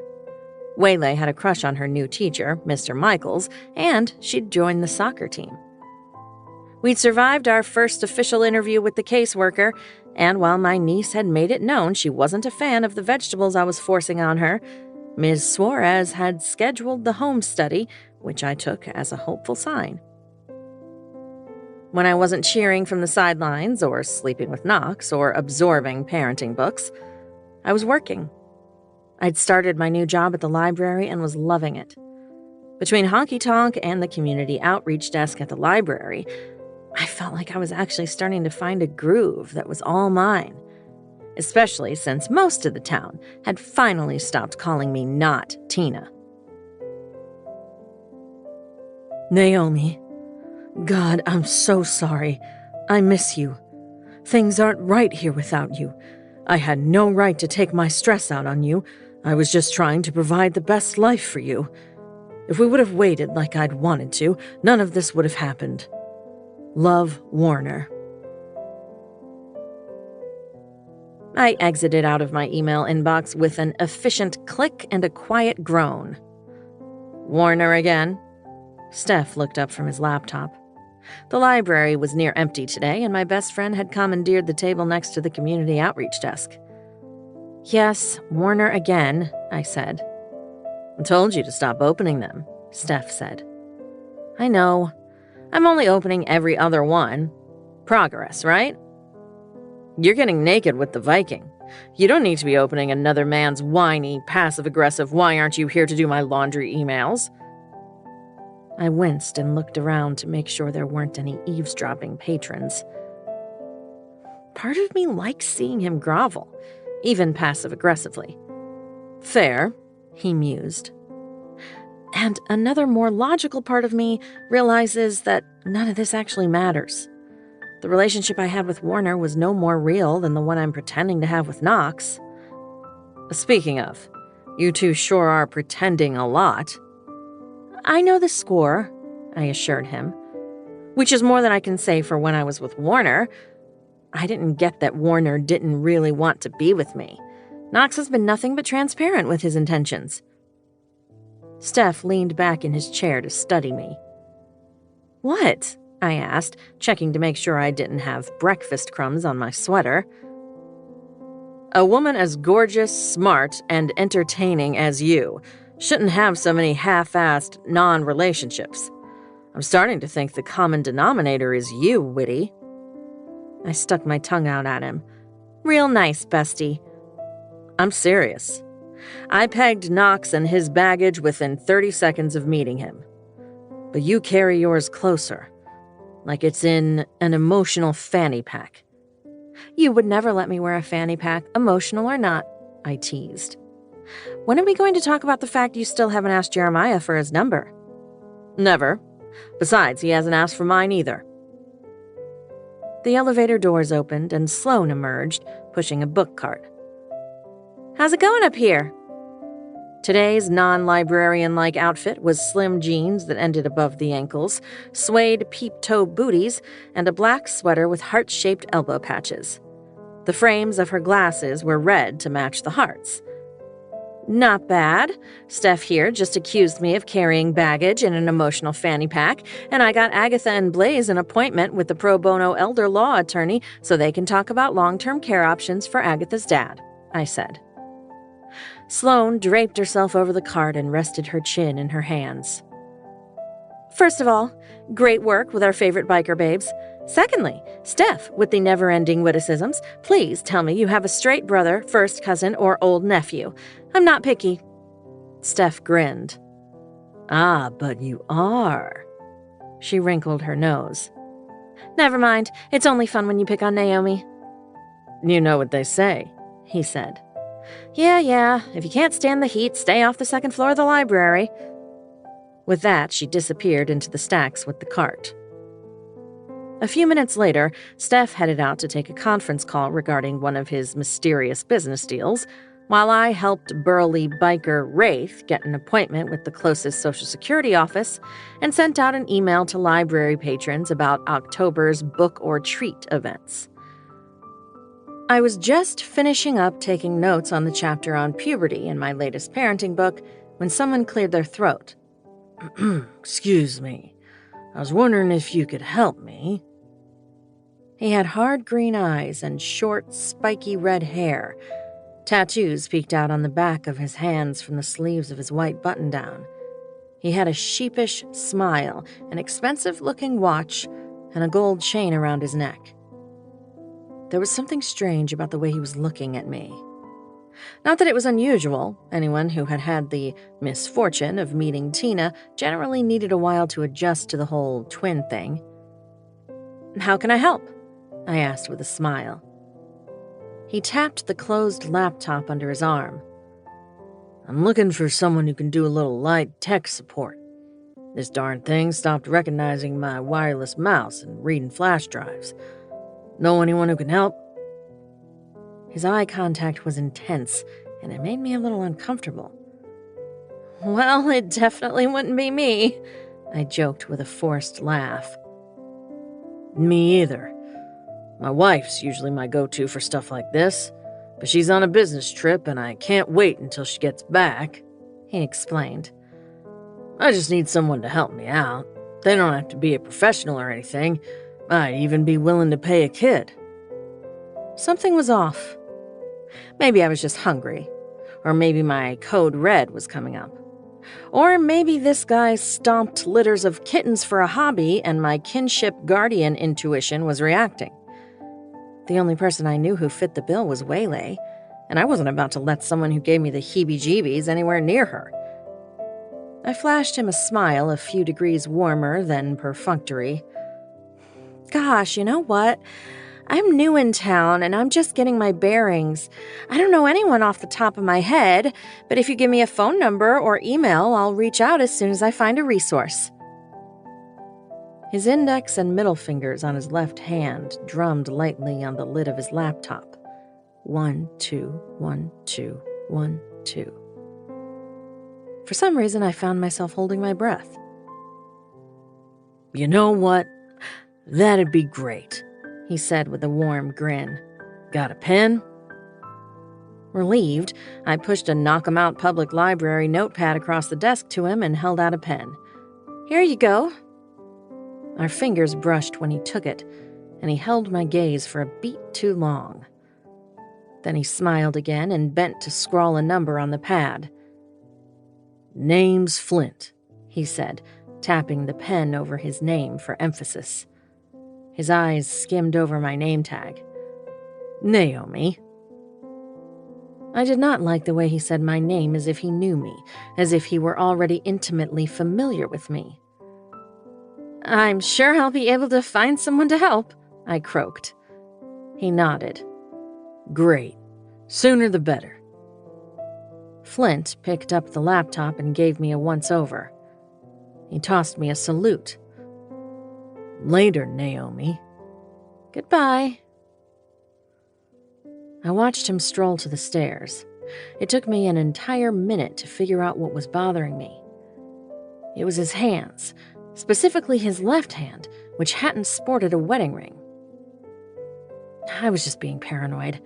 Maybe it was a sign that I was getting better at this guardian thing. I brushed the encounter aside and headed into my tiny office to load local IT support to the running list of questions I had for Sloan. The woman might have been pixie-sized, but she certainly had big ideas about how to expand the library's services to the community. It was both exciting and interesting to be part of something that was so focused on helping people. A shadow in my doorway caught my eye. I jumped and slapped a hand to my chest. "Crap on a cracker, Knox! You scared the hell out of me!" He leaned against the door jamb and quirked an eyebrow. "Baby, I don't want to tell you how to do your job or anything, but aren't you supposed to not yell in a library?" 32. Lunch and a warning. Knox. I had things to do. businesses to run, employees to yell at. But I wasn't thinking about all that. I was thinking about her. And here I was in the library, ignoring everything else because I woke up thinking about her and wanted to see her. I'd spent a lot of time thinking about Naomi Witt since she blew into town. I was surprised that it only got worse the more time I spent with her. She looked entirely too pretty today, standing there behind her desk, lost in some mental to-do list, wearing a curve-hugging sweater in a ridiculously female pink. "What are you doing here?" she asked, her surprise turning to happiness. She closed the distance between us, stopping just shy of touching me. I liked how she was always leaning toward me, into me, like her body wanted to be as close to mine as possible at all times. It didn't feel clingy like I'd always thought it would. It felt not terrible. "Thought I'd take you to lunch." "Really?" She looked thrilled at the invitation, and I decided I didn't mind that either. Having a woman like Naomi look at me like I was the hero of her day felt damn good. "No, Daisy, I just showed up here to mess with you." "Yes, really." "Well, I am hungry." Those plush lips, painted a deep pink, curved in an invitation I wasn't going to ignore. I was hungry for something other than food. "Good, let's go. How long's your break?" "I get an hour." Thank fucking God. A minute later, we were walking out of the library and into the September sun. I steered her toward my pickup with a hand on her lower back. "So what fine dining establishment will we be patronizing today?" she asked when I slid behind the wheel.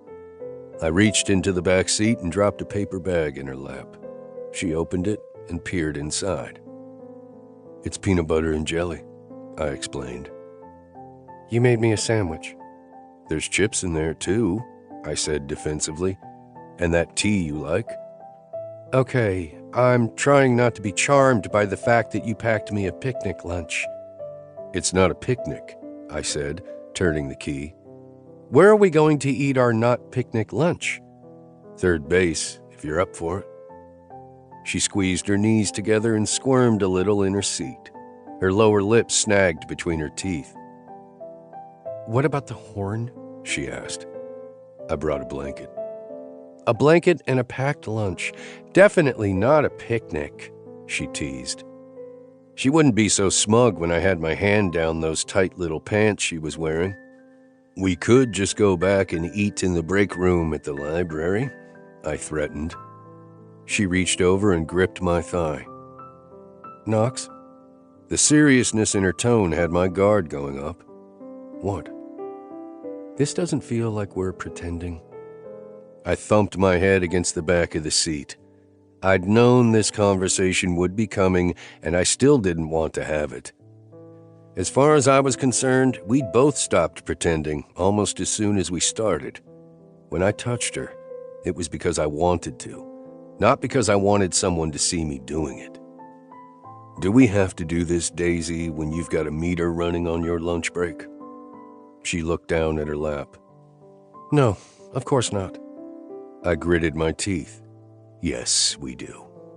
If it's something you want to talk about, then talk about it. Stop worrying about pissing me off because we both know it's bound to happen." Her gaze lifted to mine. "I was just wondering what we're doing." "I don't know what we're doing. What I'm doing is enjoying spending time with you without worrying about what comes next or what happens in a month or a year. What are you doing?" "Besides enjoying spending time with you?" "Yeah." Those pretty hazel eyes returned to her lap. "I'm worrying about what comes next," she confessed. I nudged her chin up so she'd look at me. Why does there have to be something that comes next? Why can't we both just enjoy this the way it is without worrying ourselves to death over something that hasn't happened yet? "That's just usually the way I operate," she said. "How about we try this my way for the next while? My way gets you a non-picnic lunch and at least one orgasm before 1 p.m. Her cheeks went pink, and while her smile wasn't as big as the one I'd gotten earlier for surprising her, it was good enough. "Let's go," she said. I went instantly hard. All the thoughts I'd had of spreading her out on a blanket, naked and whimpering my name, rushed back. I wanted to taste her outside in the sun, the warm breeze, wanted to feel her move under me while the rest of the world stood still. I threw the truck in reverse and hit the gas. We made it a block before Naomi's phone rang from the depths of her purse. She dug it out and frowned at the screen. "It's Nash." I snatched the phone from her and answered the call. "Knox!" she complained. "What?" I snapped into the phone. "Need to talk to Naomi," Nash said. He sounded grim. "She's busy. Talk to me." "I tried, asshole. I called you first and you didn't pick up. Got some news about Tina." There went my fucking picnic. As I admired the view of Naomi's shapely ass in front of me, I wondered how my brother was dealing with the long flight of stairs with his injuries. Nash's place was on the second floor above Whiskey Clipper, and when I'd brought him home the previous weekend, he only made it to the top after I threatened to pick him up and carry him. He opened the door just as I raised my fist to knock. He looked pale, tired, and the asshole had his shirt off, revealing his wound dressing. He was holding fresh gauze and a roll of tape. "You poor thing," Naomi crooned, grabbing the supplies out of his hands. "Let me help you." Nash shot me a smirk when Florence Nightingale pushed her way inside. If he kept up the wounded hero routine with Naomi, I was going to raise his damn rent and push him down the stairs. "This better be good," I warned him, following her inside. The apartment had high ceilings, exposed brick, and tall arched windows overlooking Main Street. There were 2 bedrooms, a bathroom I'd personally gutted, and an open-concept living space with a small but kick-ass kitchen. His dining room table was covered in paperwork and what looked like case files. He clearly had trouble following doctor's orders. Morgan men didn't care to be told what to do. "Sit," Naomi said, pulling out a stool from the kitchen island.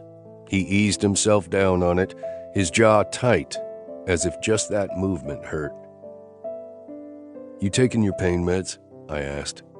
I'd strong-armed him into filling the prescription, but the bottle was still sitting next to the sink where I'd left it. My brother met my gaze. "Nope." I knew why. Because one generation had the potential to poison the next. It was something we both lived with. "It's not pretty, Naomi," Nash warned as she headed to the sink to wash her hands. "Wounds never are. That's what first aid is for." She dried her hands and gave me a sunny smile as she returned to his side. "You're not going to faint, are you?" I asked her. She stuck her tongue out at me. "I'll have you know I have extensive first aid training." Nash met my gaze as Naomi gently peeled the tape from his shoulder. "A few years ago, I came across the scene of a car accident. It was late at night, raining. A deer had run out in front of the driver and he swerved to miss it. He hit a tree head on. There was blood everywhere. He was in so much pain, and all I could do was dial 911 and hold his hand. I'd never felt more helpless in my entire life," she explained. She'd hate that, I realized. The woman who lived her entire life to make others safe and happy would have hated feeling helpless when someone was in pain. "So you took a class," Nash guessed as she eased the gauze away from the wound. I saw the clench in his jaw, caught the tightness in his tone. She hissed out a breath, and I looked up. Nash's shoulder was bare. It wasn't a nice, neat hole. It was a chasm of angry tissue, black stitches, and the rust of dried blood. "I took 3 classes," Naomi said. A memory surfaced. Nash on his back on the playground, fresh blood flowing from his nose as Chris Turkowski sat on his chest and pummeled fists into my brother's face. Chris had fared worse than Nash that day. I'd gotten suspended for 2 days. A consequence both my dad and I felt was worth it. "Family takes care of family," he'd said. At the time, he'd meant it. I couldn't stop staring at my brother's wounds as blood pounded inside my head. "Knox?" Naomi's voice was closer now. I felt hands on my shoulders and realized Naomi was standing in front of me. "You want to sit down for a minute, Viking? I don't think I can handle 2 patients at once." Realizing she thought I was going to faint, I opened my mouth to clear up the misconception and explained that it was manly rage, not wobbly knees. But I changed my mind and went with it when I realized her concern for me had trumped Nash's bullet holes. I let her push me down into one of the leather armchairs in the living room. "You okay?" she asked, leaning down to look me in the eye. "Better now," I said. Over her shoulder, my brother flipped me the bird. She brushed a kiss to my forehead. "Stay here. I'll get you a glass of water in a minute, okay?" Nash coughed something that sounded suspiciously like faker, but the cough ended in a groan of pain. Served him right. I returned the one-fingered salute when Naomi rushed back to his side. "Never saw you go weak in the knees at the sight of blood before," Nash observed. "You want to get to your point, or is this how you wrangle social calls since no one wants to be around your ass?" Naomi shot me a behave yourself look as she opened a fresh strip of gauze. I saw my brother's jaw go tight when she pressed it to his wound. I looked away until Nash cleared his throat. "Got some news on Tina," he said. Naomi froze, holding a strip of tape. "Is she okay?" Her twin sister had stolen from her, abandoned her child, and Naomi's first question was whether or not Tina was okay. The woman needed to learn that some ties needed cutting. "We don't know her whereabouts, but it seems like there's something in town that she didn't want to leave behind. We found her prints at the storage unit break-in." I tensed, remembering the conversation in his hospital room. "What storage unit break-in?" Naomi asked as she moved on to the wound lower on his torso. "The trailer park landlord reported 2 separate break-ins. One at his office and one at his storage unit where he keeps anything of value that tenants leave behind. The storage unit was a smash and grab. The lock was jimmied. Shit was broken. A bunch of stuff was missing.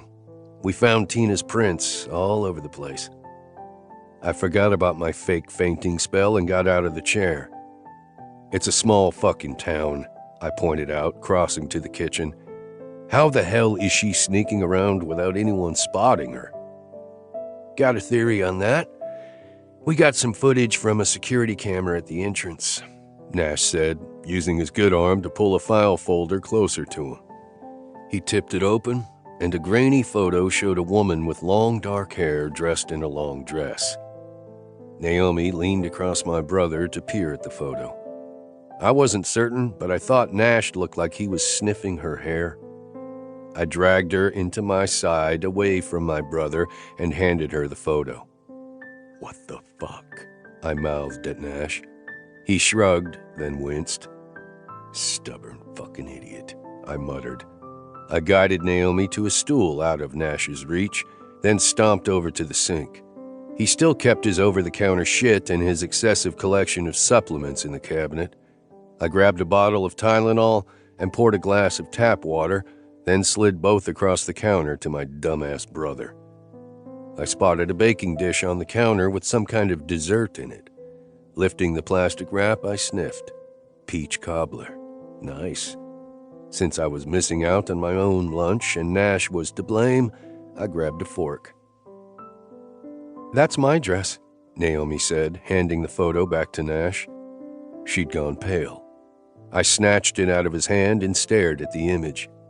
Fuck, it was her dress.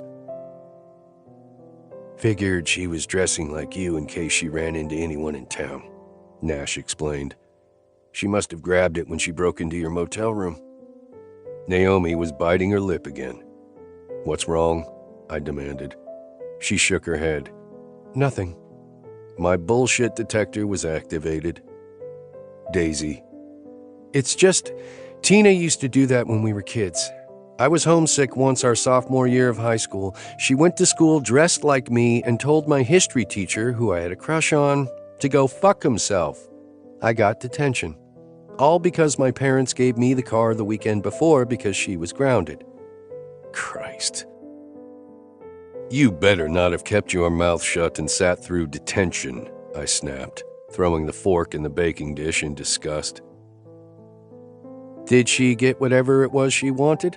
Naomi asked Nash. We don't know. I heard that Tina got herself hooked up with some new guy a few weeks back. Lucian did a little digging. Said the new guy was some badass out of D.C., and Tina bragged to a couple of friends that they had a big score coming up. Is that my mom's peach cobbler? She asked, nodding at the dish I held. She stopped by this morning to drop it off. She also stole my laundry and watered my plants. Naomi gave him a wobbly smile. Welcome to the family. Prepare to be smothered. Something was wrong, and she was trying to hide it. I put down the cobbler and picked up the picture again. Fuck. What? Nash asked. I saw you in this dress, outside the shop, I said, remembering her standing in the window of Whiskey Clipper with Liza and Waylay. She'd look like a summer vision in the dress. Her cheeks weren't pale now, they were flushed. Which means Tina didn't take this from the motel. She broke into the cottage. Naomi busied herself by organizing the first aid supplies. Nash swore and rubbed his good hand over his face. I need to call Grave. He got up and snatched his phone off the dining table. Yeah, Grave, he said. We've got a new problem. I waited until he headed into his bedroom before turning my attention back to Naomi. She broke into your place, and you weren't going to say a word. She looked up as I rounded the island. She held up her hands, but I kept coming until her palms were pressed against my chest. You do not keep shit like that from me, Naomi. You owe her nothing. You can't live your whole life protecting people who don't fucking deserve it, not when it puts your safety at risk. She winced, and I realized I was yelling. What are you thinking? You have way. If Tina and some low-life criminal fuck buddy are breaking into your fucking house, you don't cover that shit up. You don't protect the bad guy. You protect the kid. She shoved me, but I didn't budge. You saw my motel room. You heard what Nash said. The storage unit was trashed. That's what my sister does. She destroys. Naomi snapped. If Tina broke into the cottage, she would have wrecked the place. She never could stand the idea of me having anything nicer than what she did. So yeah, maybe I noticed a few things out of place once or twice, and I chalked it up to Waylay, or you, or Liza, but Tina didn't break in. What are you saying? She wet her lips. What if someone let her in? Someone meaning Waylay? Naomi shot a nervous glance in Nash's direction. What if Tina got word to her that she needed access and Waylay left a door unlocked? You were the one who yelled at me for leaving the back door unlocked, or what if Tina told her what she needed and Waylay got it for her? You think that kid would give Tina the time of day after she's had a few weeks with you? With your parents? Hell, even fucking Steph and Liza. You made one big happy family for her. Why would she risk fucking that up? Tina is her mother, Naomi insisted. Family doesn't stop being family just because one of you does shitty things. That's exactly what happens to families, and you need to quit this loyalty to your fucking sister. She doesn't deserve it. It's not loyalty to Tina, you idiot, Naomi shouted back. She shoved against my chest again, but I was immovable. Educate me, I insisted. If Waylay had anything to do with letting Tina in, how is that going to look in the guardianship hearing? How am I fit to take custody when I can't even keep criminals out of my house? They'll take her away from me. All have let her down. All have let my parents down. Waylay will end up with strangers. Her voice hitched. I grabbed her and pulled her into me. Baby, stop. I tried, she said, fingers curling into my t-shirt. Tried what? I tried not to hate Tina. My whole life I tried so hard not to hate her. I cupped the back of her head and buried her face in my neck. Don't fucking cry, Days. Not over her. You've given her enough. She sucked in a breath and blew it out.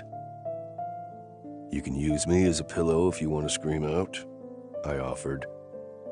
Don't be sweet and funny right now. Baby, those are two things no one has ever accused me of being. She pulled back and took another steadying breath. This is not what I was expecting when you said you were taking me to lunch.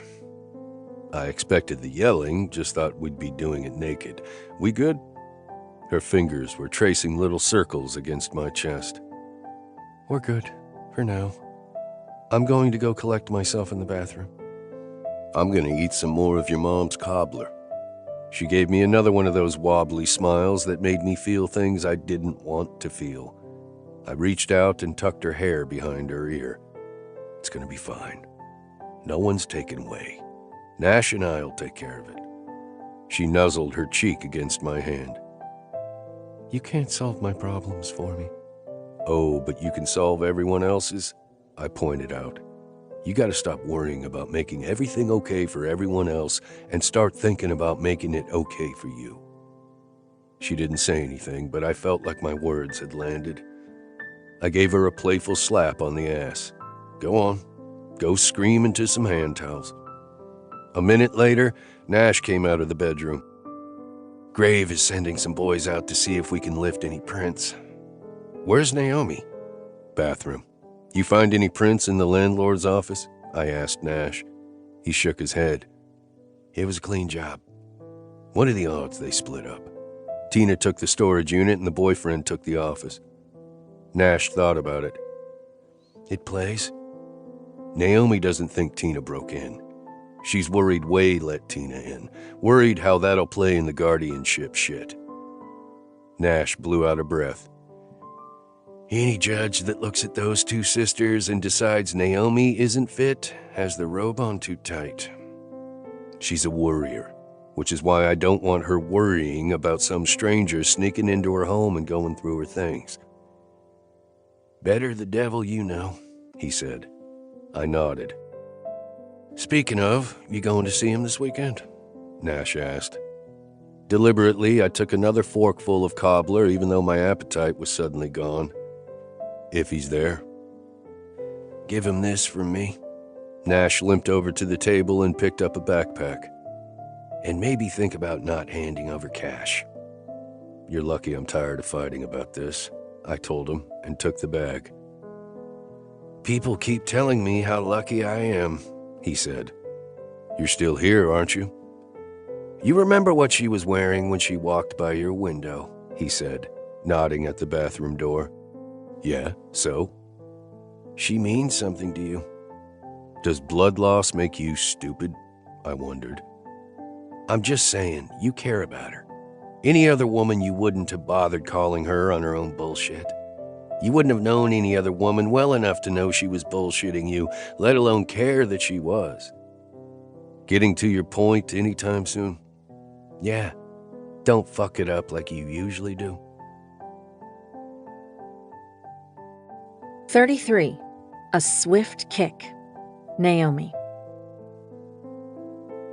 Why do kids' sports start at such ungodly hours? And why is the grass so wet? Look at these shoes. They'll never recover. Steph complained as we set up our folding chairs on the sideline of the soccer field. It's 9 a.m, not 4 a.m, I said dryly. Maybe if you and Liza hadn't made and then drank an entire pitcher of margaritas last night, you wouldn't be cringing like a vampire at the light of day. He collapsed into his chair, looking impossibly stylish in Ray-Bans and a thick knit sweater. It was my last night in town before my trip to Paris. I couldn't say no to margaritas. Besides, it's easy to be Susie Sunshine when you're getting laid regularly. Zip it, Betty Big Mouth, I said, shooting a look at the rest of Waylay's cheering section. My parents were sitting with Liza, who didn't seem any worse for the wear for her half of the margaritas. Mom was doing her mom thing and introducing herself to everyone in a 20-foot radius, asking them the names of their players, and proudly pointing out Waylay in her number 6 jersey. Wraith, badass biker and silver fox, strode down the sideline. He was wearing a Metallica t-shirt, black jeans, and a scowl perfectly framed by his gray Fu Manchu mustache. "Looking lovely as always, Liza," he said with a wolfish smile. "Peddle that charm someplace else, biker boy," she shot back. But I noticed 2 dots of color on her cheeks. "Bring it in, knock'em-outs," Wraith bellowed. 15 girls in all shapes, sizes, and colors jogged and skipped their way over to the unlikely head coach.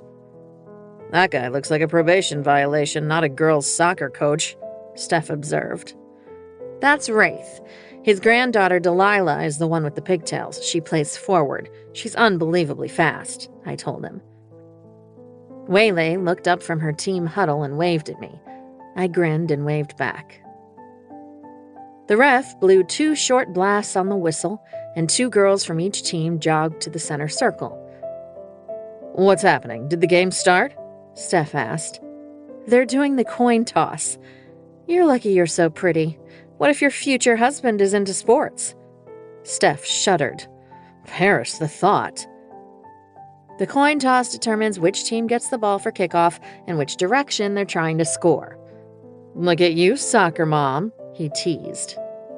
Self-consciously, I straightened my knock-'em-out hoodie. Thanks to a school fundraiser, I now owned a capsule wardrobe of school cheer gear. The mascot was an oversized boxing glove named Punchy that I found both charming and inappropriate. "I may have done a little reading up on the sport," I said. I'd done a lot of research. I'd reread Rock Bottom Girl and watched Ted Lasso, Bend It Like Beckham, and She's the Man for good measure. The whistle on the field signaled the start of the game, and I cheered along with the rest of the crowd as the action got underway. 2 minutes into play, I was holding my breath and Steph's hand in a death grip as Waylay got the ball and started dribbling for the goal. "Go, Waylay, go!" Dad shouted as he came out of his chair. When we were 10 years old, Tina had played softball for 1 season. Dad had been her biggest fan. It was nice to see he hadn't lost his enthusiasm. Waylay faked a move to the right before heading in the opposite direction around the defender and firing off a pass to Chloe, Sloane's niece. "That was good, right?" Steph asked. "It looked good. Sneaky and full of deception." "The coach says she's a natural," I said proudly before yelling, "Go, Chloe!" Chloe lost the ball out of bounds and play was paused so 3 players could tie their shoelaces. "A natural. That's impressive." "She's quick, she's sneaky, she's a team player. There's just 1 or 2 little kinks that need working out." "What kind of kinks?" Steph asked. "What did I miss?" Sloane appeared next to me in jeans and a Nirvana tank top under a soft gray cardigan. She had her pink and blonde hair piled high in a knot on top of her head and stylish sunglasses. Her lips were painted ruby red. She waved to Chloe and plopped down in her own camp chair. "Just the first 2 minutes, no score, and Wraith hasn't screamed, 'Come on, ladies,' yet," I reported. On cue, the burly biker cupped his hands to his mouth and shouted, "Come on, ladies!" "And all was right with the world," Sloane said with a satisfied smile. "Any yellow cards for Way yet?" I shook my head. "Not yet." Though if the past 2 games were accurate predictors, it was only a matter of time. "Is that like an award?" Steph asked. "Not exactly," she said, winking at me before turning back to my best friend. "You're looking annoyingly gorgeous today." He preened, fluffing the collar of his sweater. "Why, thank you, sexy librarian. Love those boots." She kicked up her feet to admire the knee-high waterproof footwear. "Thanks. I discovered early on in Chloe's soccer career that I wasn't a fan of wet shoes and squishy socks." "Now she tells me," he complained. "By the way, loving this whole curly vibe," Sloane said, waving her hand in front of my face. I tossed my hair dramatically. "Thanks. Waylay showed me a tutorial." "We're the new generation of hot soccer moms," Steph decided. "I'll drink to that," Sloane agreed, hoisting her tumbler that said this is definitely not wine. So where's your hot soccer daddy? Steph asked me. Thank God someone asked, Sloane said, shifting in her chair. Here are all the questions I've stored up. How good is the sex? Is he as grumpy immediately after orgasm as he is the rest of the time, or are there cracks in the stony facade that reveal the soft teddy bear heart beating underneath? Has he torn any clothing off your body? Steph asked. If so, I know a guy who makes entire wardrobes with Velcro closures. Of course you do, I said dryly. Sloane leaned forward. Is he a flowers and a cook you dinner kind of guy? Or is he more of a growl at any man who dares to look at your boobs dude? Definitely a growler, Steph decided. You guys, my parents and his grandmother are right there, I hissed. Besides, we're at a children's soccer game. She's going to tell us how inappropriate we're being, but what she doesn't realize is how every conversation happening around this field is about sex, he complained. They are not, I insisted. Oh, believe me, they are. Chloe's been playing since she was 6. Those dads over there might look like they're talking about power tools and lawnmowers, but they're actually talking about vasectomies, Sloane said, pointing at a group of dads huddled together next to the bleachers. I forget. Did you tell us why Knox isn't here? Steph said, feigning innocence. I sighed. He's not here because I didn't invite him. What I didn't tell them was I didn't invite him because I didn't think he'd come. Knox Morgan didn't seem like the type of man who would willingly show up at a kid's sporting event and make small talk for an hour.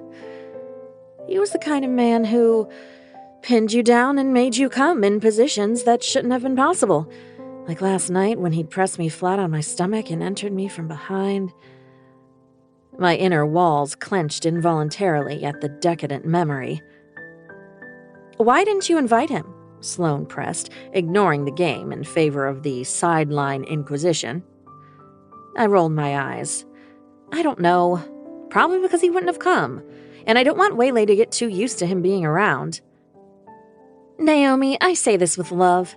This is the first time since high school Knox has dated anyone in town. That's huge. It means he sees something special about you that he hasn't seen in anyone else. I felt like a fraud. I wasn't special. I hadn't landed a never-falling-in-love bachelor. I'd gotten swept up in an admittedly scorching hot one-night stand, and he'd gotten caught in the consequences of banging a good girl. Is that Nash? Steph asked, mercifully changing the subject. I looked up and spotted him ambling slowly in my direction. Sloane hummed. Those Morgan brothers sure were built to catch the eye. She wasn't wrong. Nash Morgan looked every bit the wounded hero. I noticed quite a few of the moms and even one or two of the dads thinking the same thing. He was wearing worn jeans and a long-sleeved Henley. He had a baseball cap pulled down low, and I noticed he'd ditched the sling for his arm. He walked slowly, carefully. He looked casual, but I guessed the pace was dictated more by pain and exhaustion than by a desire to look cool. Mornin', he said when he arrived. Hey, I said, want a seat? He shook his head, eyes on the field as the knockamouts played defense. Waylay glanced up and spotted him and waved. He waved with his good arm, but I saw the grimace under the smile. The man should be sitting at home resting and healing, not strolling around town without his sling. I realized my annoyance with his brother was spilling over onto Nash. Sit, I insisted, rising. I all but manhandled him into my chair.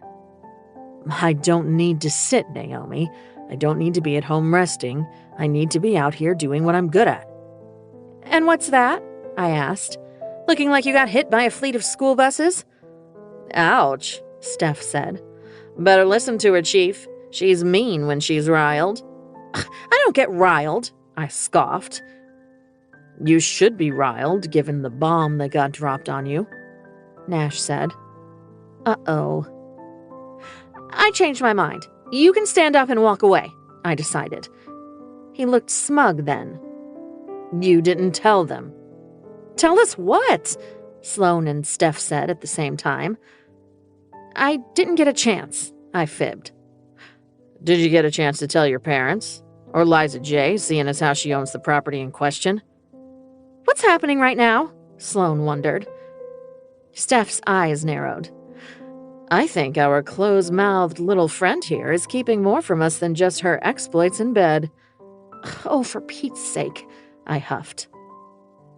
Naomi didn't mention to you that Tina was connected to a break-in in town? Nash asked, knowing full well I hadn't. She most definitely didn't mention that. How about that, in order to commit the robbery, Tina broke into Naomi's cottage and stole one of her dresses? Sloane tilted her sunglasses down her nose to look at me. Not cool, babe.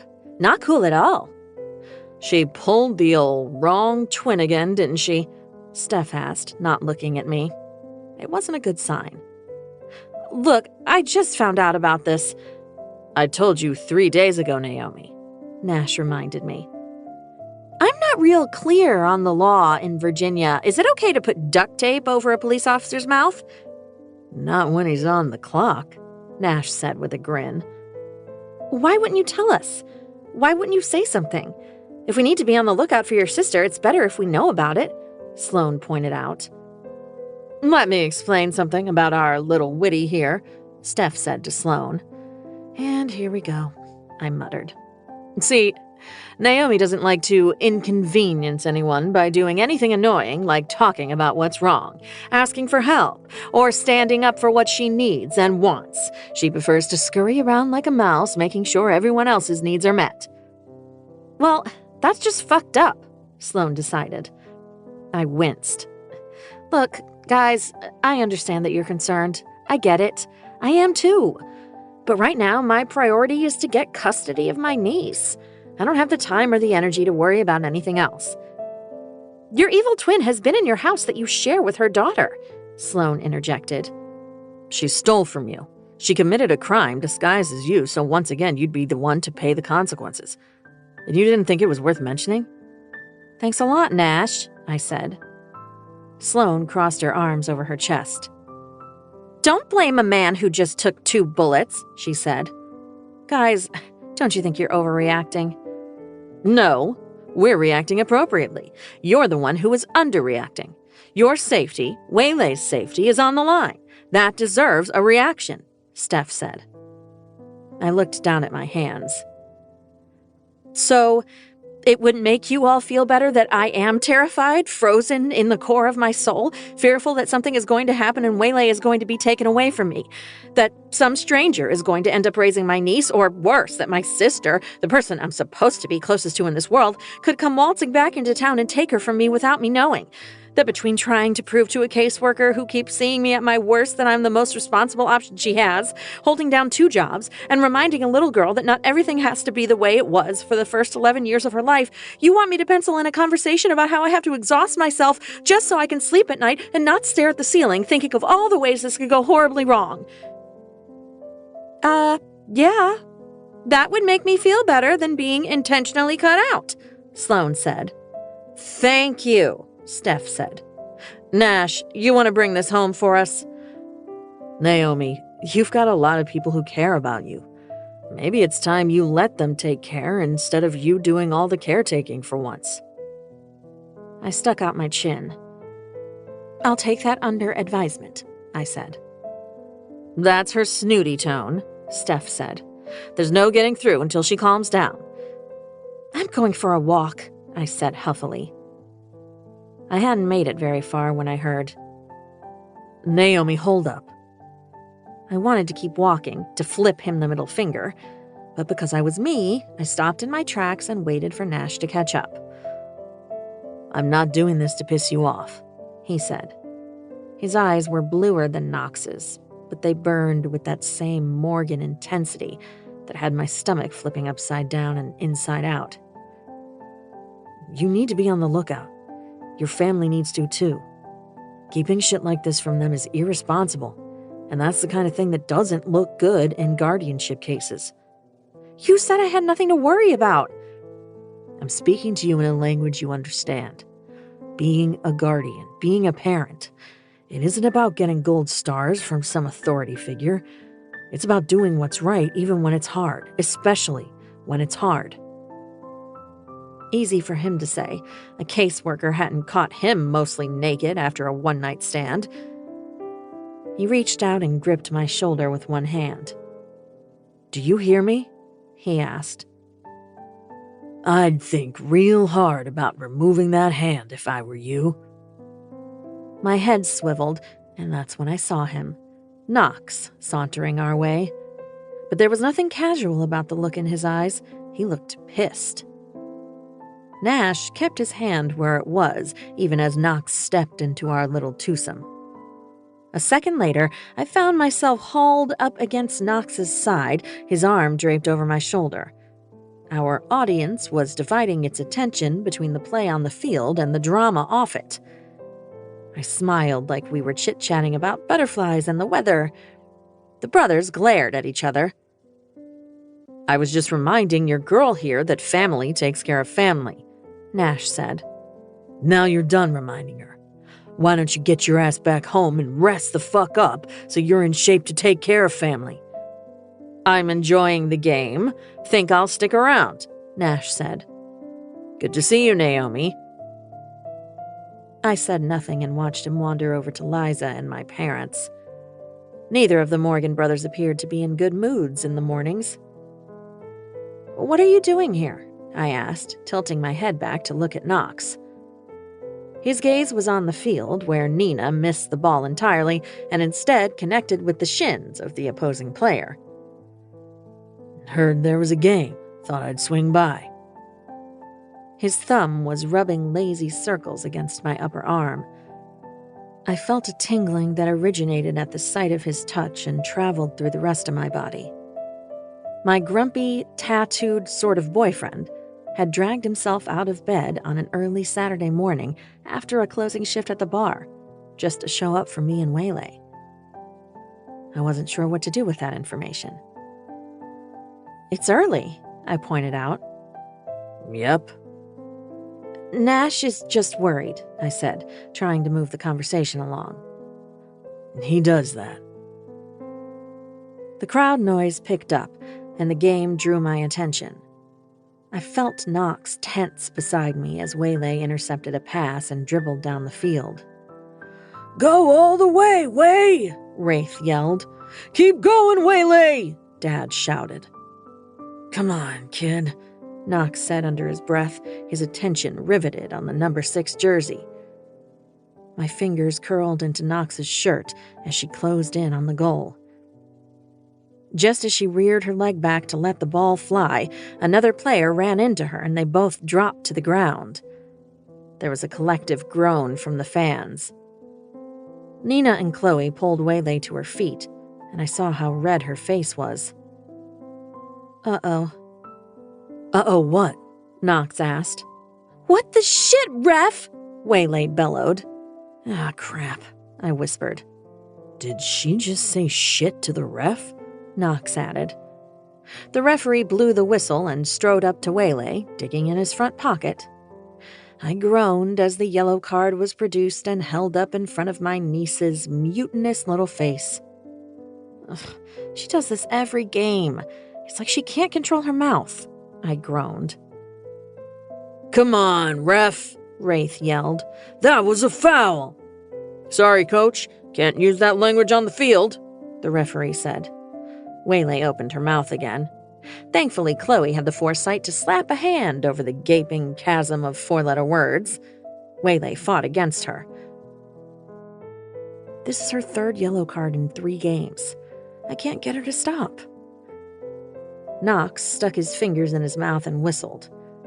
Everyone looked in our direction, including Waylay. "Way," he said, crooking his finger. "Get over here." Chloe released her, and Waylay, gaze on her feet, cheeks red, marched over to the line. Knox released me and hooked Waylay by the back of the neck. "I get it, kid. I do. But you can't say that shit on the field or in school." "Why not? You say it. My mom says it." We're adults, and we don't have a bunch of other adults breathing down our necks telling us what not to do. So what am I supposed to do? I got tripped. I could have scored. You say it as loud as you want to in your head. You let it come out of your eyes, your pores, every exhale, but you do not say it on the field again. You're fucking better than that way. You've got a temper, but there's a hell of a lot more power in controlling it than letting it fly. Use it, or it'll use you. You get me? She nodded solemnly. I think so. When can I swear? When you and me are watching football. Waylay's gaze slid to my face, gauging my reaction. Don't you worry about your aunt. She's proud as hell of you, but you're only holding yourself back when you blow up like that. So let's give her something else to be proud about, yeah? She sighed, then nodded again. Yeah, okay. But I get to swear when we watch football? Damn right you do, Knox said, ruffling her hair. And when I'm not in school anymore? You can swear as much as you fucking want after you're out of college. Maybe grad school, too, if you want a PhD or some shit. The corner of her mouth lifted. That's better, he said. Now, get your ass out there and put the ball in the back of the net so we can get ice cream after. But it's morning, she said, again looking at me as if I were some anti-swearing, anti-ice cream monster. No better time for ice cream than after a big win, he assured her. She grinned up at him. Okay. Thanks, Knox. Sorry, Aunt Naomi. You're forgiven, I assured her. I'm already proud of you. Now go be awesome. So it wasn't my best advice to impart, but I was feeling rather swoon-like as Knox stood shoulder to shoulder with Wraith. My father, then Nash, joined him. Together they created a wall of testosterone, ready to protect and guide their girls. Just when you think he can't get any hotter, my mom said, sidling up next to me. Are you talking about Knox or Dad? I asked. Both. All of them, really. Coach Wraith certainly has a charm about him, and Nash is just as sexy as his brother. Mom! It's just an observation. We wit women have excellent taste in men. Well, most of us. I covered my mouth with my hand and tried to stifle the laugh. Time was ticking down, and the score was still tied 1-1. Let's go, ladies! Wraith shouted. I saw Waylay glance our way, caught the tiny smile on her face, and I felt the tingles again. She had a cheering section waiting to celebrate with her, and it meant something to her. You're doing an amazing job with her, Mom said. Really? Look at that smile. Look at how she keeps glancing over here, reassuring herself that we're all still here. Say what you will about Tina, but giving you her daughter was the best choice she's ever made. My eyes clouded with tears. Thanks, Mom, I whispered. She looped her arm through mine, then tensed. She has the ball again. Wraith's granddaughter had gotten tangled up with two defenders and sent the ball sailing to Waylay's feet. Go! We shouted as one, the crowd coming to its feet. Mom and I clung to each other as Waylay dribbled around the last defender between her and the goal.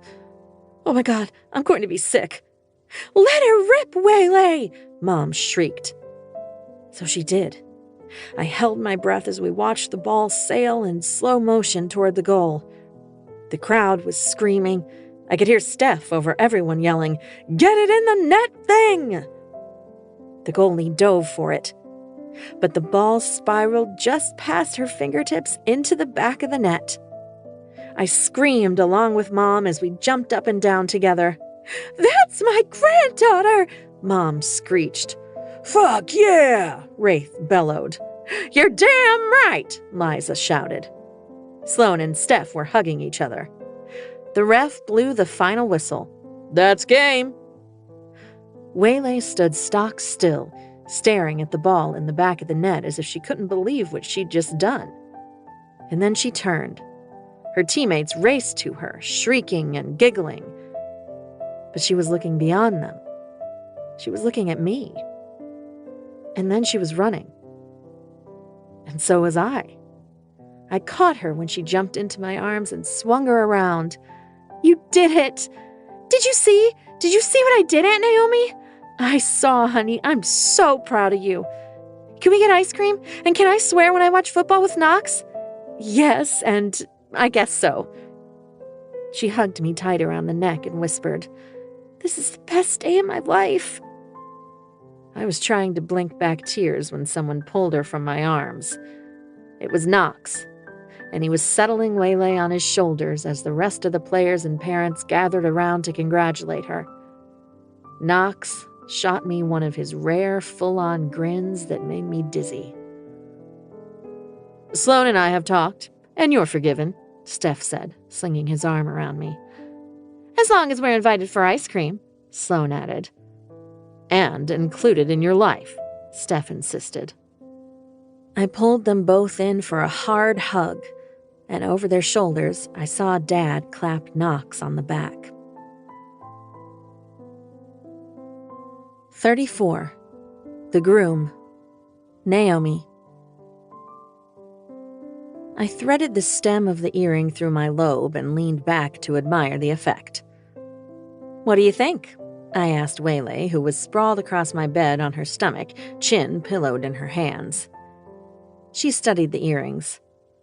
"Better," she decided. "They sparkle like honky-tonk on your shirt, and they stand out more when you toss your hair." "I don't toss my hair," I said, ruffling hers. My niece was more and more willing to tolerate affection from me these days. "Oh, yes, you do. Whenever you catch Knox looking at you, you're all—" She paused to shake out her blonde hair and bat her eyes. "I do not. Do so." "I'm the adult, and I'm in charge, and I say I don't," I insisted, flopping down on the bed next to her.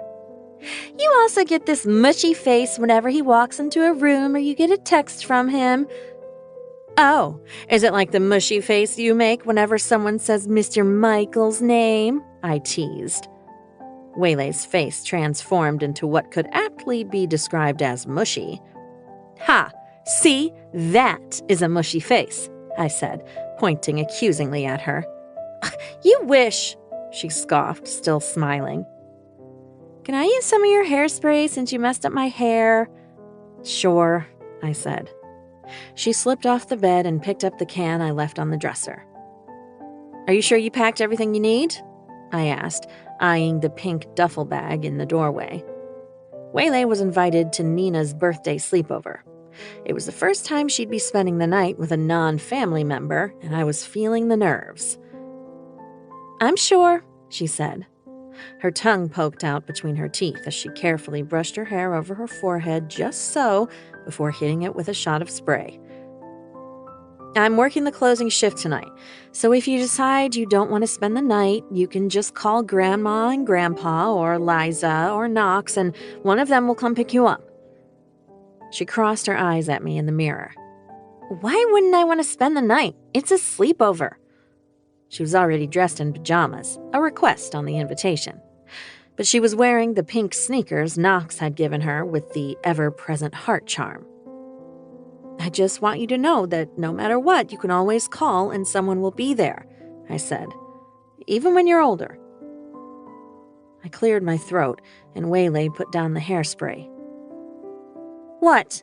she asked, turning around to face me. What? I hedged. "You always clear your throat before you say something you think someone isn't going to like." Damn astute kid. "Have you heard from your mom?" She looked down at her feet. "No. Why?" "Someone said she was in town not too long ago," I said. "She was?"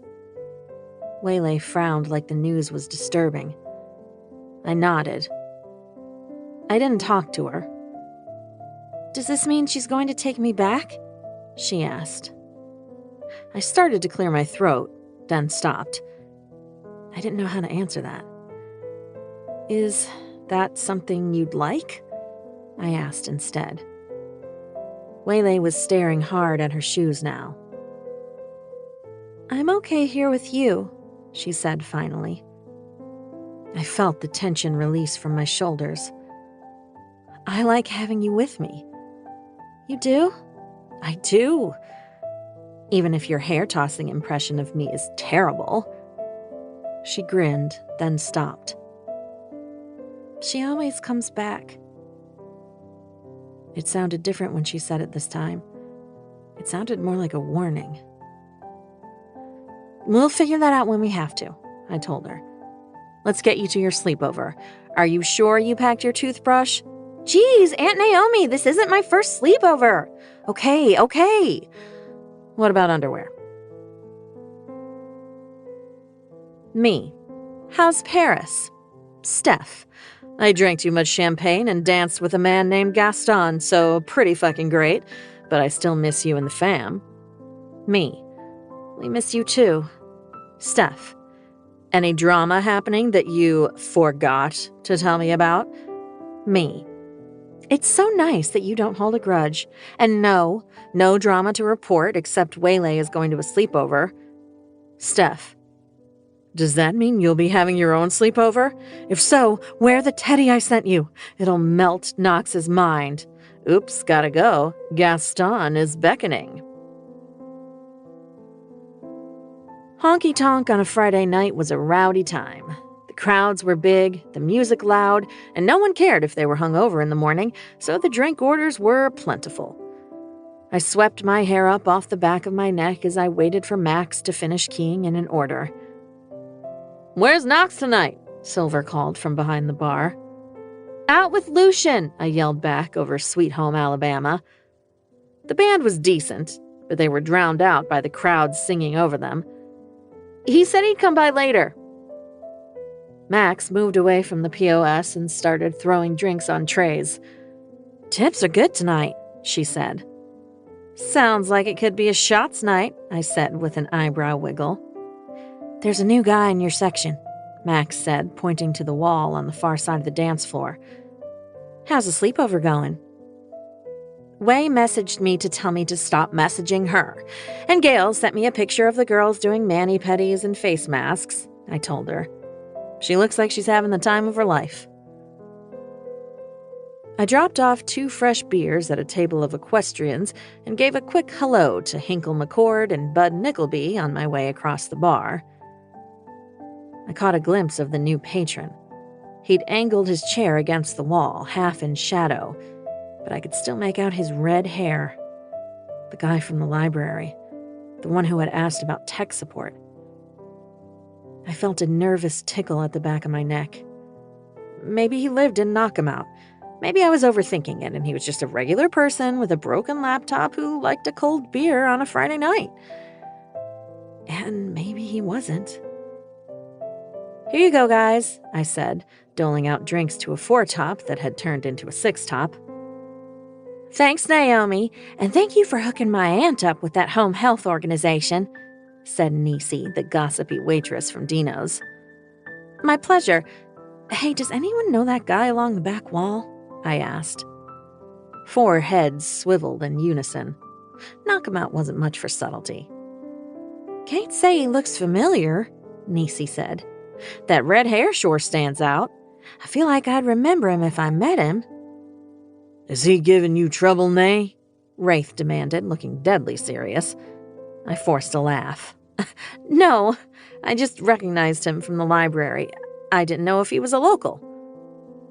I suddenly wished Knox was here.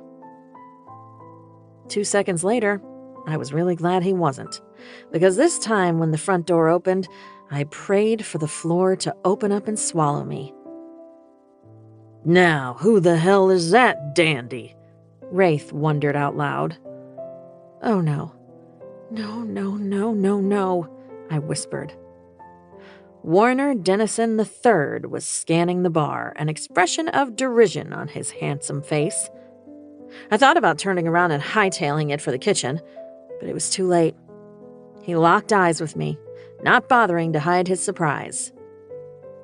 "Naomi!" he called just as the band cut off their song.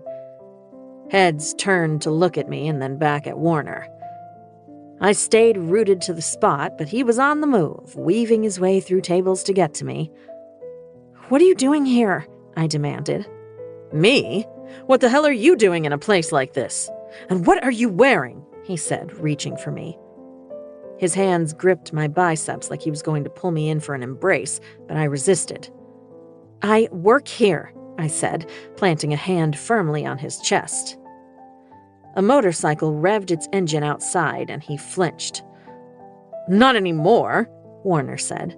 "This is ridiculous. You made your point. You're coming home." "Home?" I managed a dry laugh. "Warner, I sold my house. I live here now." "Don't be ridiculous," he said. "You're coming home with me." Not wanting to cause a scene, I gave up trying to extricate myself from his grasp. "What are you talking about? We're not together anymore." "You ran out on our wedding, then ignored my calls and emails for weeks. You wanted to make a point, and you made it." "What point exactly do you think I was making?" His nostrils flared, and I noticed the clench of his jaw. He was getting upset, and it turned my stomach. "You wanted me to see what life would be like without you. I get it." We had the rapt attention of the bar. "Warner, let's talk somewhere else," I suggested. I pulled him past the bar and into the hallway by the restrooms. "I miss you, Naomi. I miss our dinners together. I miss coming home and finding out you did all my laundry for me. I miss taking you out and showing you off." I shook my head, hoping to rattle some sense into my brain. I couldn't believe he was here. "Look," he said, "I apologize for what happened. I was stressed. I had too much to drink. It won't happen again." "How did you find me?" I asked, finally extricating myself from his grasp. "My mom is Facebook friends with yours. She saw some of the pictures your mom has been posting." For once, I regretted not telling my mom exactly why I'd run out on my wedding. If she'd known why I left Warner, she sure as hell wouldn't have pointed the way here. Warner took my wrists in his hands. "Everything all right here?" Max asked, appearing at the mouth of the hall. "Everything's fine," I lied. "Mind your own damn business," Warner muttered without taking his eyes off me. "Warner!" I remembered all the little insults he'd say under his breath directed at me and countless others. "Let's go somewhere where we can talk," he said, squeezing my wrists together. "No! You need to listen to me. I'm not going anywhere with you, and I'm certainly not getting back together with you. It's over. We're over. There's nothing more to talk about. Now go home, Warner." He stepped forward into my space. "I'm not going anywhere unless you're with me," he insisted. I could smell alcohol on his breath and winced. "How much have you had to drink?" "For fuck's sake, Naomi, stop trying to blame everything on a drink or two. Now, I let you have your space, and look what you did with it." He swept an arm out. "This isn't you. You don't belong in a place like this with people like them." "Let go of me, Warner," I said calmly. Instead of letting me go, he pushed me back against the wall and held me there by my biceps. I didn't like it. It wasn't like when Knox boxed me in and my senses were full of him when I wanted to do anything to be closer to him. This was different. "You need to go, Warner," I said. "You want me to go, you're going with me." I shook my head. "I can't leave. I'm working." "Fuck this place, Naomi. Fuck your little temper tantrum. I'm willing to forgive you." "Take your fucking hands off her. Now." My knees went weak at Knox's voice. "Move along, asshole. This is between me and my fiancé," Warner said. "Not the brightest answer," Lucian said mildly. Knox and Lucian were standing at the mouth of the hallway. Lucian had his hand on Knox's shoulder. I couldn't tell if he was restraining him or telling him he had his back. Then suddenly Knox wasn't standing at the mouth of the hall, and Warner didn't have his hands on me anymore. "Give him the first shot," Lucian called. Warner swung, and I watched in horror as he landed a punch that snapped Knox's head back. "Good enough," Lucian said, his hands in the pockets of his slacks, the picture of relaxation. Knox let his fists do the talking. The first punch connected with Warner's nose, and I heard the crunch. Blindly, Warner struck out. The blow glanced off Knox's shoulder. As blood poured from Warner's nose, Knox threw another punch and then another before Warner crumpled to the floor. Before Knox could follow him down, Lucian was pulling him back. "Enough," he said calmly as Knox fought to free himself. "Take care of Naomi." When Lucian said my name, Knox's gaze abandoned my bloodied ex-fiancé and found me. "What the fuck?" Warner snarled as Lucian hauled him to his feet. "I'm calling my lawyer. Your ass will be in jail by morning." "Good luck with that. His brother's the chief of police, and my lawyer is 10 times more expensive than yours. Watch the door," Lucian warned. And then he used Warner's face to open the kitchen door. A cheer went up in the bar as the two men disappeared. And then, I wasn't thinking about who was going to clean up the bloody smear on the glass, because Knox was in front of me, looking 1,000 shades of pissed off. 35. The whole story and a happy ending. Knox. "I have to go to the restroom," Naomi announced and bolted into the ladies' room. "God damn it," I muttered, clenching my hands into fists. Adrenaline and rage raced through my veins, heating my blood to boiling. I debated going into the no man's land after her, but Max, Silver, and Fee beat me to it. "You can't all leave the floor at the same fucking time," I called through the door. "Fuck off, Noxie, we got this," Fee yelled back. "And we got this, Knox," Wraith said, throwing a bar towel over his shoulder and stepping behind the bar.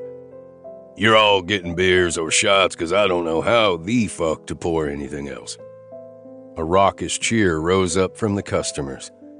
The kitchen doors swung open and Milford the cook walked out with 2 baskets of brisket nachos in one hand and an ice pack wrapped in a towel in the other. He tossed me the ice, then let out an ear-splitting whistle. Sloan jumped up and grabbed the baskets. "Yo, who got the brisket nachos?" Hands went up all over the bar. "If I find any of you are lying, I'll personally ruin your life for an entire year." Sloan was no mild-mannered librarian. She had a legendary temper that, when roused, was a Category 5 shitstorm. All but 2 hands wisely went down. "That's better," she said. "We got this, boss. See to your lady," Milford insisted. "Did Lucian, Mr. Rollins is taking out the trash," he said with a grin before ducking back into the kitchen. I wanted to, but I was afraid her posse wouldn't let me near her. I could punch an asshole out without a second thought, but I was smart enough to be a little terrified of the honky-tonk women. "Naomi," I said, pounding a fist on the bathroom door, "if you don't get your ass out here, I'm either coming in there or I'm gonna go knock more sense into that son of a bitch." The door opened and Naomi, with smudged eye makeup, glared at me. "You will do no such thing." Relief coursed through me, and I leaned into her. "I'm gonna touch you now because I need to. And I'm warning you in advance because if I touch you and you flinch, I'm gonna go out in the parking lot and start kicking ass until he's too broken to ever touch another woman again." Her eyes widened, but she nodded. I tried to be gentle as I took her by the hand. "We good?" I asked. She nodded again. It was good enough for me. I pulled her past the restrooms and Fee's office into the next hallway that led to my office. "I can't believe this happened," she groaned. "I'm so embarrassed." She hadn't been embarrassed. She'd been fucking terrified. The look in her eyes when I stepped into the hall was one I'd never forget as long as I lived. "The nerve of him showing up here, saying he wants me back because he misses how I cleaned up after him." I squeezed her hand. "Pay attention, Daisy." "To what? The way you turned his face into ground beef? Do you think you broke his nose?" I knew I had. That was the point. "Pay attention to this," I said, pointing at the keypad next to the door. 0522. She stared at the keypad, then back at me. "Why are you giving me the code?" "If that guy or anyone else you don't want to see shows up, you come back here and you plug in 0522. I'm trying to have a nervous breakdown and you want me to memorize numbers. Enter the code, Naomi." She did as she was told while muttering about what pains in the ass all men were. She wasn't wrong. "Good girl. See the green light?" She nodded. "Open the door." "Knox, I should get back out there. People are going to be talking. I've got 6 tables," she said, her hand hovering over the handle. "You should open the damn door and take a breath." Those gorgeous fucking hazel eyes of hers widened, and I felt the world slow to a stop. When she did that, when she looked at me with hope, trust, and just a little bit of lust, it did things to me. Things I didn't want to dissect because it felt good, and I didn't want to waste time wondering how it was going to go bad. "Okay," she said finally, pushing the door open. I hustled her across the threshold and closed the door behind us. "Wow, the Fortress of Solitude," she said with reverence. "It's my office," I said dryly. "It's your safe space, your lair. No one but Waylon is allowed in here, and you just gave me the code." "Don't make me regret it," I said, moving in to back her against the door, fighting against the need to grab her and hold her tight. "I'll try not to," she promised on a breathy sigh. "What happened out there was a shit show," I began, putting my hands on either side of her head. She winced. "I know. I'm so sorry. I had no idea he was coming. I haven't talked to him since the rehearsal dinner. I tried to get him away from the crowd and handle it privately, but baby, a man ever gets you in that position again, I want you to knee him in the balls as hard as you can, and when he doubles over, you knee him in the fucking face. Then you run like hell. I don't give a shit about causing scenes. I give a shit that I walked into my bar and found a man with his hands on my girl." Her lower lip trembled, and I wanted to hunt down Warner, whatever the fuck his name was, and put his head through a plate glass window. "I'm sorry," she whispered. "Baby, I don't want you to be sorry. I don't want you to be scared. I want you to be as pissed off as I am that some asshole thought he could put his hands on you. I want you to know your worth, so no one in their right mind ever thinks they can treat you like that. You get me?" She nodded tentatively. "Good. Think it's time you tell me the whole story, Days." "We don't really need to talk. You're not getting out of this room until you tell me everything, and I mean every fucking thing." "But we're not really together." I pinched her lips closed. Naomi. It doesn't matter what the fucking label says. I care about you, and if you don't start talking, I can't do what I need to do to make sure it never happens again. She was still for a long beat. "If I tell you, will you let me go back to work?" she asked through my fingers. "Yes, I'll let you go back to work." "If I tell you, will you promise not to hunt Warner down?" I was not going to like this one bit, and I knew it. "Yes," I lied. "Fine." I took my hand away, and she ducked under my arm to stand in the middle of the room between my desk and the couch. "It's my fault," she began. "Bullshit." She whirled around and fixed me with a look. I'm not telling you anything if you're going to interject like one of those old man Muppets in the balcony. We'll both just die of starvation in here, and eventually someone will smell our decaying bodies and break down the door. I leaned against the front of my desk and stretched my legs out. Fine. Continue with your asinine assessment. Excellent alliteration, she said. Talk, Days. She blew out a breath. Fine, okay. We were together for a while. History, you've got it. You moved on, and he hasn't. She nodded. We'd been together long enough that I had my eye on the next step. She glanced at me. I don't know if you know this about me, but I really like checking things off my list. No shit. Anyway, on paper, we were compatible. It made sense. We made sense. And it wasn't like he was making plans for next year's vacations, but he wasn't moving as quickly as I thought he should. You told him to shit or get off the pot, I guessed. Much more eloquently, of course. I told him I saw a future for us. I was working for his family's company. We'd been dating for 3 years. It just made sense. I told him if he didn't want to be with me, he needed to cut me loose. When he slid a jeweler's box over the table at his favorite Italian place a few weeks later, part of me was so relieved. The other part? I think I knew it was a mistake right there. I shook my head and crossed my arms. Baby, you knew it was a mistake long before then. Well, you know what they say about hindsight. It makes you feel like an idiot. Her lips quirked. Something like that. You don't really want to hear all this. Finish it, I growled. I spilled my guts to you the night Nash was shot. This'll even us out. She sighed, and I knew I'd won. So we started planning the wedding.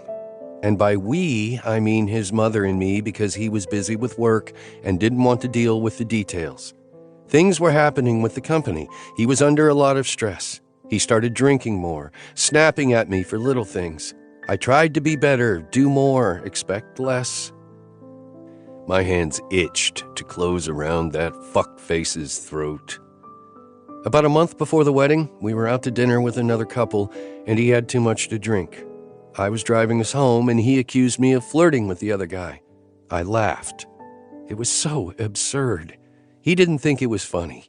She paused and winced. Say it, I said gruffly.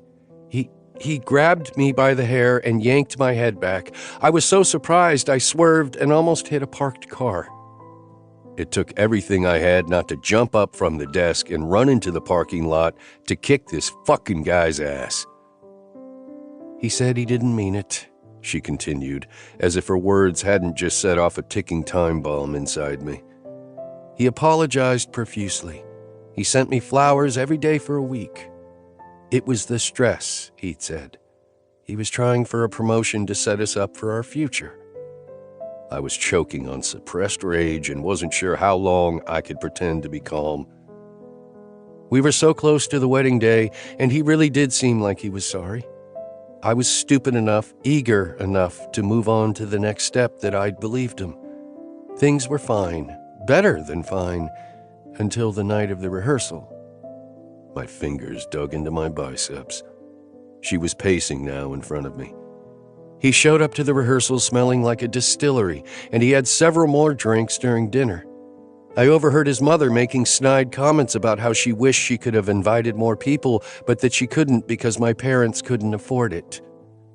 Fuckface's mom sounded like she needed her own kind of ass-kicking. I was so mad I confronted him when we left the restaurant. She shuddered, and I was afraid I was going to grind my feelings into dust. Thank God we were alone in the parking lot.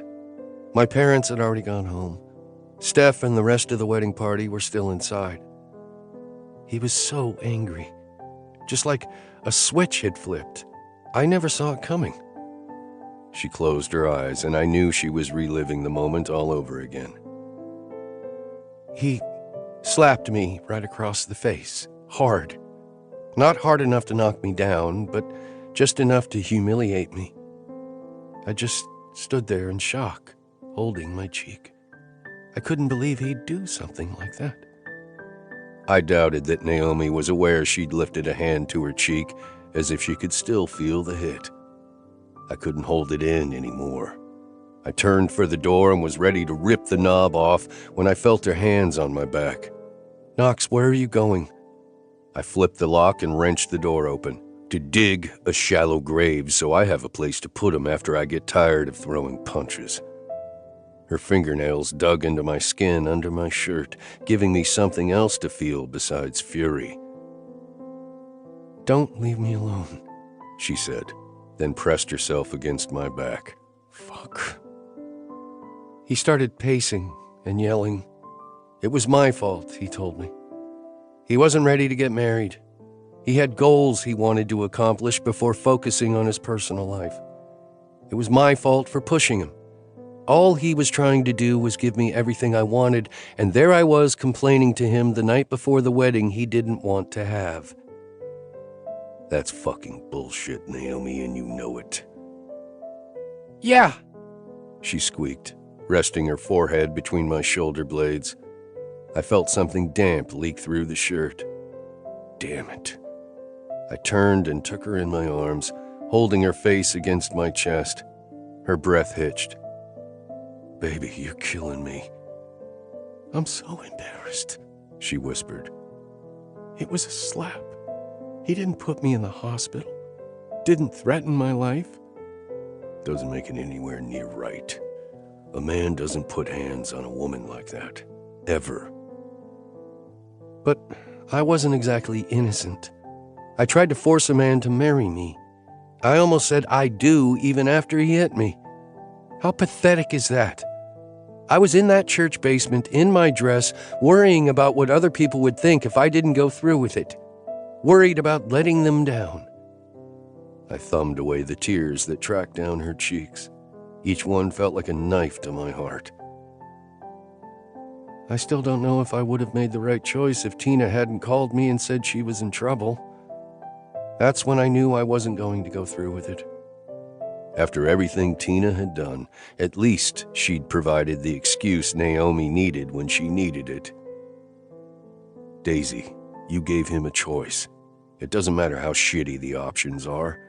It's still his choice to make. He could spend the rest of his life with you or without you. He didn't give you a choice when he hurt you. But I should have listened to what he was trying to tell me. He didn't want to commit, and I forced him to. He had a choice, I repeated. Look, a man doesn't go all in with a woman. It's for a reason. Maybe he's looking for something better. Maybe he's just comfortable with his place in your world and doesn't want to make a place for you in his. Either way, he makes no forward progress unless he's forced into it. After that, even if he pops the question, even if he shows up at the altar, he'll hold on to the fact that it wasn't his idea. He washes his hands of responsibility for the entire relationship. But the bottom fucking line is, he had a choice every step of the way. You didn't force him into anything. She looked down. He never thought I was good enough for him. Baby, truth is, on his best day, he was never going to be good enough for you, and he fucking knew it. So he'd manipulated her, and he'd tried to prove he was better by showing he was stronger, more powerful, by using force. And it only would have gotten worse. Damn it, Knox, you cannot be sweet to me right now. Do not cry. Do not shed one more tear over some asshole who never deserved you in the first place. Or I'm going to go break both his arms and legs. She cast her eyes down, then looked back up at me. Thank you. For what? For being here? For taking care of me and cleaning up my mess? It really means a lot. I thumbed away another stray tear. What did I say about crying? That one was for you, not him. Instead of hunting Warner down and kicking him in the gut until my boot wore through, I did something more important.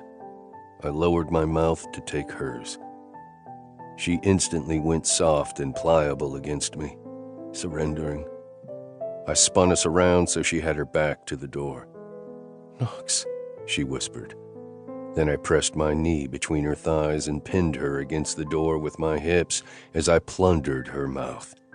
She melted against me, eager and needy. I was instantly hard. The sexy little moan she made in the back of her throat when I ground my erection against her made me lose my fucking mind. I licked and kissed and tasted her until the air around us was electrified, until the pulse in my blood matched the beat of her heart.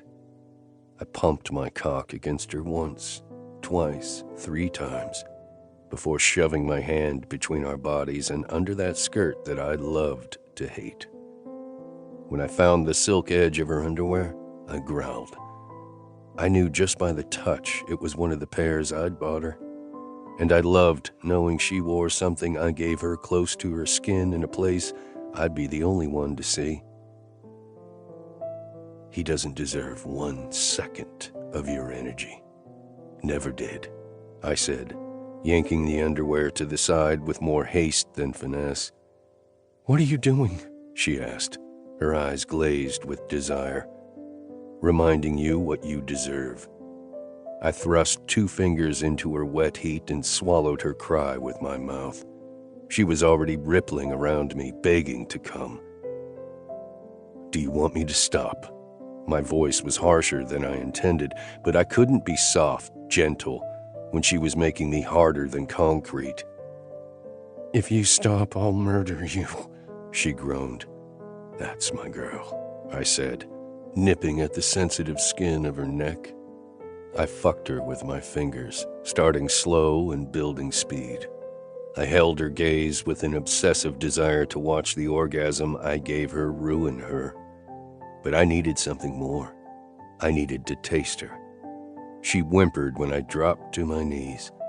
The whimper became a low moan when I pressed my mouth between her legs. "Ride my hand, Naomi. Ride it while I make you come. Remember who you are, what you deserve." It was the last order I gave because my tongue was busy teasing circles over her sensitive clit. She tasted like heaven as she bucked against my face. My dick throbbed behind my zipper with a need so intense I didn't recognize it. Mine. I wanted to claim her, to make her mine so assholes knew they didn't have a chance. "Knox," she whimpered, and I felt the clutch and pull of her around my fingers. It was fucking beautiful. "That's right, baby," I murmured. "Feel me in you." I sucked gently while working the swollen bud with my tongue. She let out a wrenching moan, and I felt her come apart around my fingers. She was a miracle, a work of art, and no one deserved her. Not Warner, not even me. But not deserving something wasn't going to stop me from taking. The waves broke, the clenching became a languid flutter, and still my cock ached. I wanted to thrust into her and feel the echoes of her orgasm on my shaft. Then she was pulling me to my feet, and her fingers were at my belt. My palms went to the door as she reverently released my erection, and she sank to her knees. "You don't have to do this, Naomi." My whisper was harsh with need. "I want to." Her lips were parted. I felt her hot breath on my thigh, and my cock jerked. She made an approving noise, and before I could say or do anything, those perfect pink lips were parting, and my tip disappeared between them. It was like a lightning strike. My last coherent thought was that the only thing that saved Warner fuckface from the beating of his life was Naomi's perfect mouth on my cock. 36. The Break-In. Knox. Nash yawned and scraped a hand over his face. He was sitting at his dining table in sweatpants. His usually clean-shaven mug had the beginnings of a beard. "Look, I told you, I don't remember jack shit from the shooting. I don't even remember pulling the car over." It was after 2 a.m., and Lucian had insisted we put our heads together on the situations. I flipped my phone over to see if Naomi had texted me yet. She was supposed to text as soon as she got home. After the night she'd had, I felt unsettled letting her drive home by herself. But Lucian was insistent that we needed to talk to Nash. "Is that normal? Not remembering?" I asked. Nash shrugged with his good shoulder. "How the fuck should I know? This is the first time I got shot." He was being flippant, but there were shadows under his eyes that had nothing to do with the time of night. Lucian, on the other hand, looked as if he was just hitting his stride. He was in what was left of another expensive suit. His tie and jacket hung over the back of Nash's couch. Even as a kid, he'd slept short and light.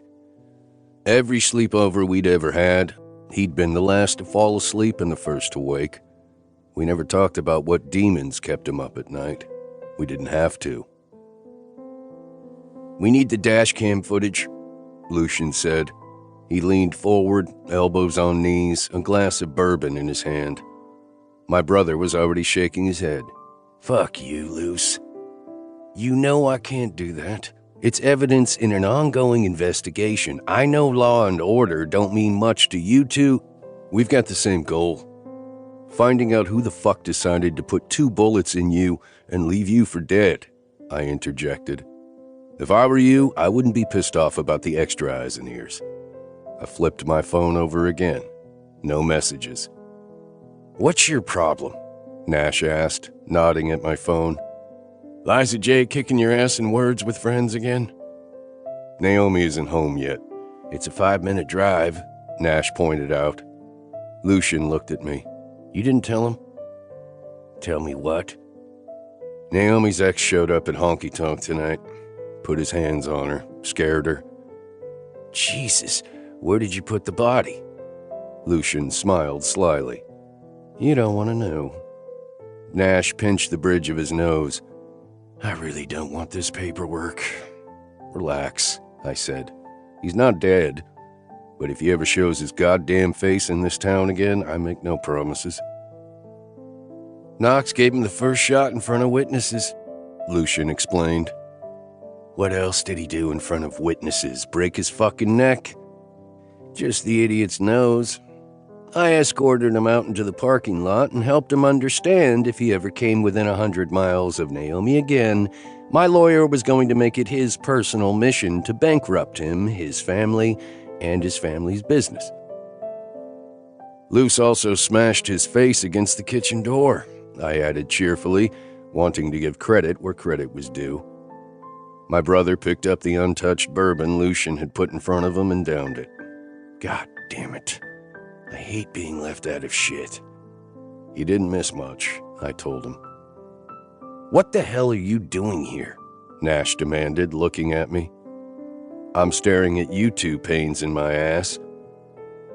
"What the hell are you doing here staring at us when you should be home with her? She's probably messed up over the whole thing, scared, embarrassed, worried about how it's going to look in a guardianship hearing. This, on top of the Tina shit, is the last thing she needs." I didn't like how well my brother knew Naomi. "She's fine. We talked it out. I'm heading to her place as soon as you get your head out of your ass and hand over the dashcam footage." "What Tina shit?" Lucian asked. Nash was filling him in on the details of Tina's break-ins when my phone rang. I all but vaulted out of my seat to answer it. "About damn time, Daisy." "Knox?" The way she said my name had my hackles rising. "What's wrong?" I said, already grabbing my car keys. Nash and Lucian were on their feet, too. "Someone was here. Someone broke in. It's a mess. It's going to take me forever to clean this up."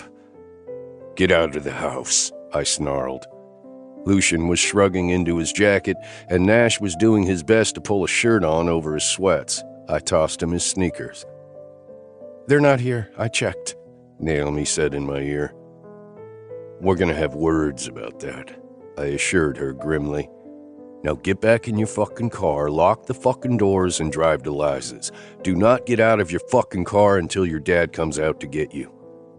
Knox, it's the middle of the night. I don't give a shit if it's the middle of his colonoscopy. Get in the car now. I'm hanging up and I want you to call Nash. Stay on the line with him while I call your dad.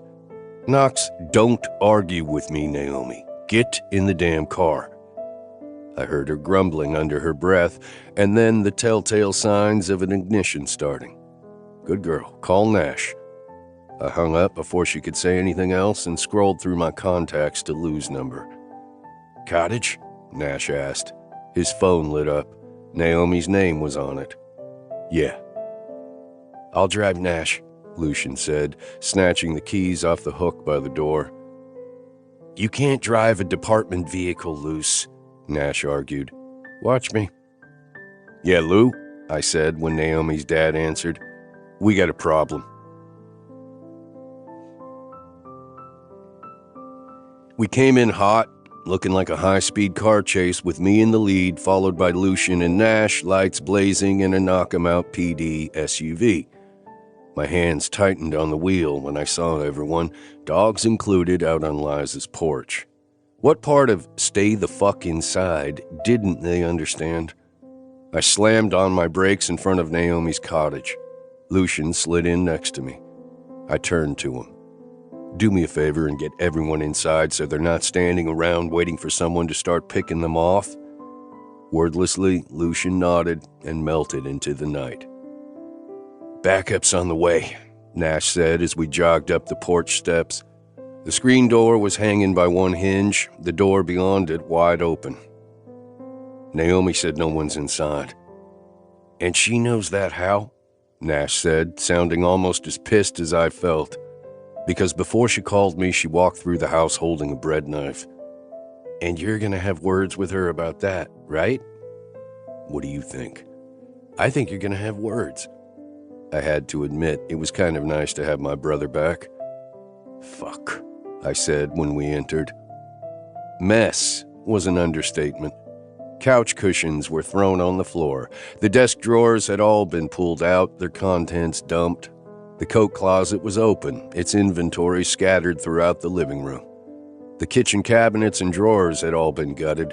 The refrigerator door hung open with half of the food dumped on the linoleum. Someone was pissed off and in a hurry, Nash observed. I started up the steps, trying to keep a lid on my rage. Twice in one night she'd been violated, and I'd been a step behind each time. I felt helpless, useless. What good was I if I couldn't keep her safe? I heard my brother on the stairs behind me, his ascent slower than my own. Spotting Waylay's pink comforter in the hallway, I headed into her room. It had fared worse than the first floor. Her new clothes had been ripped from the closet and dresser. The bedding was torn off, the mattress flipped and leaning against the wall. The picture frames that had hung on the walls most of my life were on the floor, some of them broken. The ex or the sister? Nash wondered out loud. Naomi's bedroom had been hastily tossed. The bed stripped, the closet open and emptied. The same with the dresser. There was a mess of cosmetics on top of the dresser that I doubted Naomi had made. Bitch was scrawled across the mirror in lipstick. I was seeing red that had nothing to do with the shade of lipstick. Keep your cool, Nash advised. You snapping and going off the rails on a temper tantrum isn't going to help. We poked into every nook and cranny upstairs, making sure the place was empty. By the time we hit the first floor again, Nash was pale and sweaty, and 2 more cruisers had pulled in. The surrounding woods were painted blue and red from the emergency lights. I went out on the front porch to force fresh air into my lungs so I could choke down the rising anger. I spotted her, standing in the dirt lane, still dressed in her work uniform with one of my grandfather's old flannel shirts, layered on top. Waylon was leaning against her shins, as protective as a basset hound got. I wasn't even conscious of jogging down the porch steps. I just knew I was being pulled to her. Are you okay? She asked, looking worried. I shook my head and wrapped my arms around her. She was asking me if I was okay. I'm fine, I lied. 37. Shave and a haircut. Naomi. Where are we going? I asked Knox as we left Knockabout in the rearview mirror. Are we going shopping? Waylay asked hopefully from the back seat. She'd taken the news that we were temporarily moving into Liza J's well. Of course, I'd flat out lied to her, telling her there was a bug problem at the cottage and that we'd be staying with everyone at Liza's for a few days. Waylay was thrilled for the extended sleepover. My parents, on the other hand, were struggling. Not with having us all under one roof, that part had them in near ecstasy. But Knox had insisted I spill the truth, the whole truth, beginning with why I'd run out on Warner. While my mother wrote a strongly worded message to Warner's mother on Facebook at 4 a.m., Knox had to physically restrain my father from leaving to go after Warner. Dad calmed down considerably after Lucian assured him that Knox had not only mopped the floor with Warner, he'd also broken the man's nose. The truth hurt, as I'd expected it to, which was why I hadn't shared it in the first place. But my parents had stood up under its weight. Over Mom's anxiety pancakes, we'd talked until nearly 5 a.m. before I'd fallen into bed with Knox in his childhood bedroom. I was certain I'd never be able to sleep, but with his heavy arm anchoring me to his side, I'd fallen into a dreamless oblivion and stayed there until 10. When I woke up, I was alone because Knox had driven into town to pick up Waylay from her sleepover. I'd taken my gigantic vat of coffee on the front porch and waited for them, thinking about how the man just kept blurring the lines of our agreement. And when they returned, when Knox put his hand on top of Waylay's blonde head, ruffled her hair, and gave her an affectionate shove, I realized just how blurry those lines in my heart were getting. I was in trouble. And it had nothing to do with a break-in or a criminal sister or an ex-fiancé. I was falling for the man I'd sworn I wouldn't. But Knox made it impossible not to. He made it inevitable. Unfortunately, at that moment, the caseworker had shown up ready to do the home study that I'd completely forgotten about. I was not imagining the look of surprise on Mrs. Suarez's face when I tried to herd Waylay into Liza's house while issuing a vague excuse as to why we were unprepared for her visit. Thankfully, Knox had stepped in once again, ordering Waylay into the kitchen to get us coffees for the road. When she was out of earshot, he was the one who explained the situation to Mrs. Suarez. I did not have a good feeling about what this meant for the custody hearing. "We're not going shopping," Knox told Waylay as he took the on-ramp for the highway. "What's all this stuff in the back for?" Waylay asked. Between freaking out over what our caseworker thought of me allowing multiple break-ins to happen, I was curious too. Before he'd closed the cover over the truck bed, we'd spotted more than a dozen shopping bags. "Supplies," he said mysteriously. His phone rang and I saw Jeremiah's name on the screen. "Yeah," Knox said by way of a greeting. The man was not one for small talk. "We'll be there in about 45, he said into the phone. "Yeah, see you there." There turned out to be Hannah's place, a homeless shelter on the outskirts of Washington, D.C. It was a newer brick building on a large fenced lot. Knox pulled the truck through the gate and swung it around toward the entrance, where I saw Jeremiah standing under an awning. "The second string has arrived," Jeremiah said with a grin as we piled out. "Great do, Way." Waylay proudly patted a hand to the little French braid she'd worked around her head like a crown. "Thanks." The woman beside Jeremiah was short, stocky, and very, very brave because she charged right on up to Knox and wrapped him in a hard hug. "There's my second favorite barber," she said. Knox hugged her back. "How did I lose the top spot this time?" She leaned back and grinned wickedly. "Jer brought me 200 rolls of toilet paper." We'll see how you feel about me after you see what I brought, he said. I see you brought me 2 new volunteers, she said. Shirley, meet Naomi and Waylay, Knox said. Shirley left a 7-figure corporate gig to run this shelter. Who needs boardrooms and corner offices when you can spend your days doing good?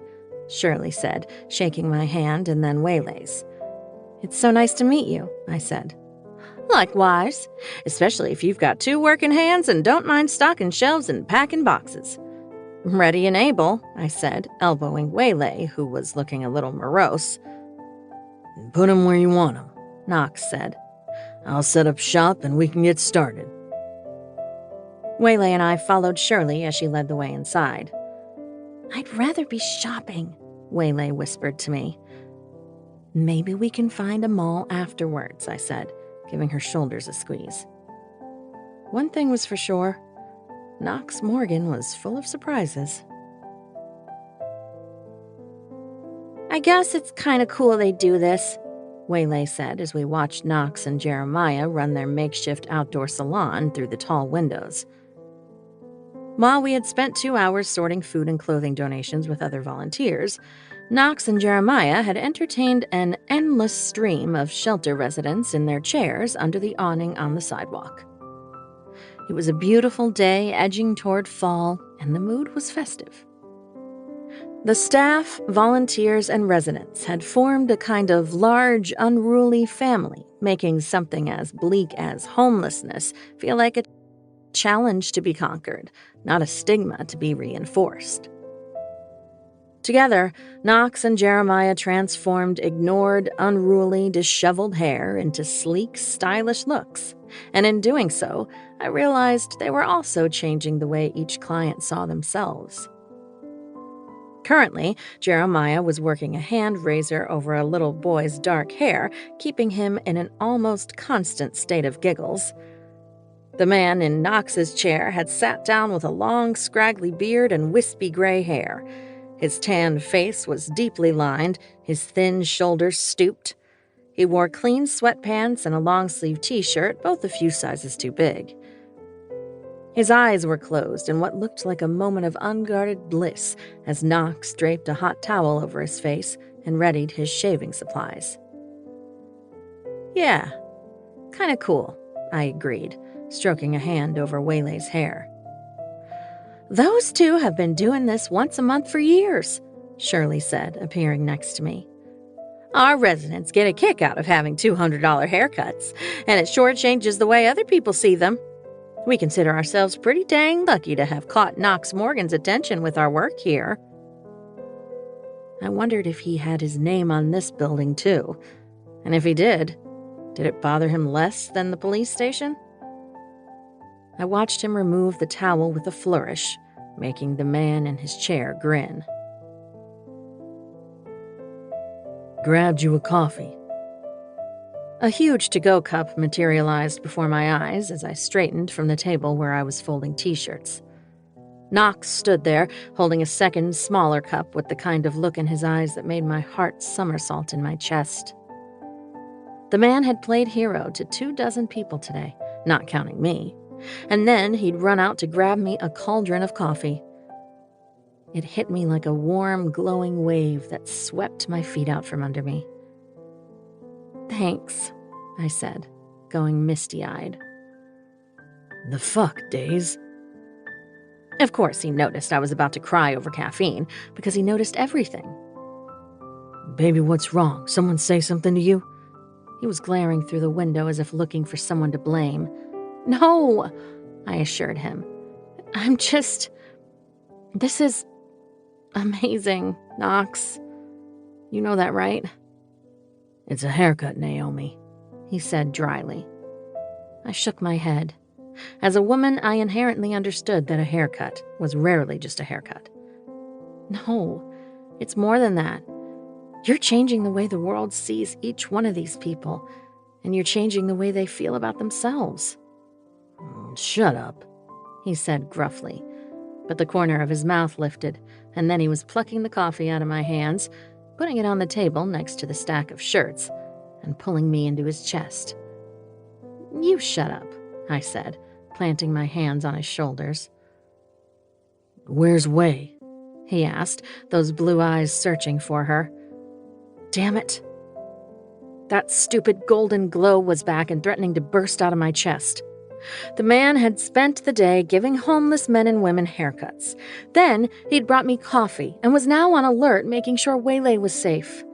He was as protective of her as he was me. I was a goner. She's over there with Shirley, I said, pointing in the direction of the playground where Waylay was pushing a little girl on the swings while Shirley led some kind of game. Waylay spotted us watching her and waved. I waved back, that glow in my chest refusing to budge now. I needed to get out of here, away from those strong arms, so I could remind myself why we wouldn't work, why we weren't really together. Because Knox didn't want to be. Because when it came down to it, no one ever really chose me. That mean little voice did the trick, popping my pretty little balloon of hope like a dart.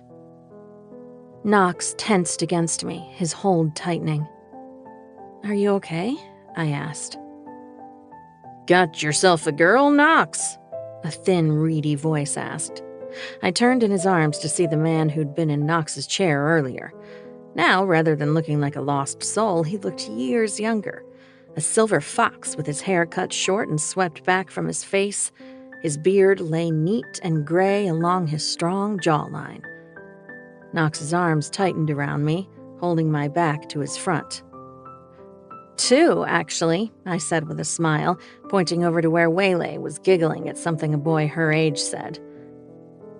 Pretty, the man said, just like her mama. Technically, I could have corrected him, but since Waylay's mom was my identical twin, I decided to just pocket it as the compliment it was intended. Thank you, I said. Aren't you going to introduce us? The man asked Knox as he scratched at his forearm. There was a subtle unsteadiness to his movements. There were a few beats of awkward silence, which I was compelled to interrupt. I'm Naomi, I said, holding a hand out to the man. Naomi, he repeated. This is Duke, Knox interrupted. Duke nodded, looking down at his feet for a second. It's nice to meet you, Duke, I said, my hand still extended. Then the pleasure is mine, he said finally. He accepted my hand, his palm rough and warm against mine. He had striking eyes the color of sterling silver. Take good care of him, Knox, he said finally. Knox grunted in response and pulled me back a step, my hand sliding out of Duke's. The man shuffled off in the direction of the big commercial kitchen. We're leaving, Knox announced. Go get Way. Something had crawled up Knox's ass. Good. It would keep me from falling head over heels for the man. Wordlessly, I picked up the coffee he'd brought me and headed outside to collect Waylay. I coaxed her off the playground, telling her that it was time to go home.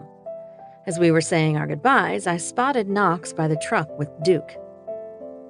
He was handing over a backpack that looked as though it was stuffed full.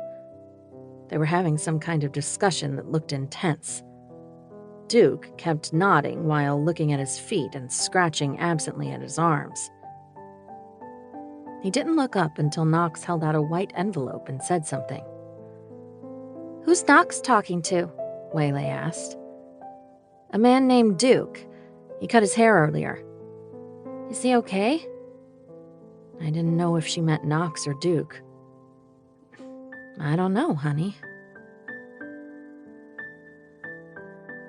38.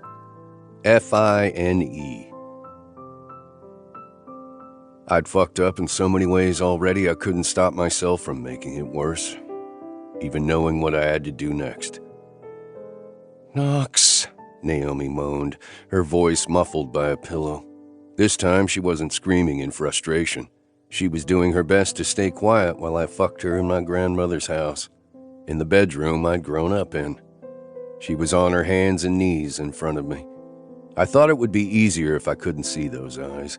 If I didn't get to watch the way they went glassy under heavy lids when I made her come one last time, I was fucking wrong. I tightened my grip on the back of her neck and hit the brakes on my thrusts. It cost me.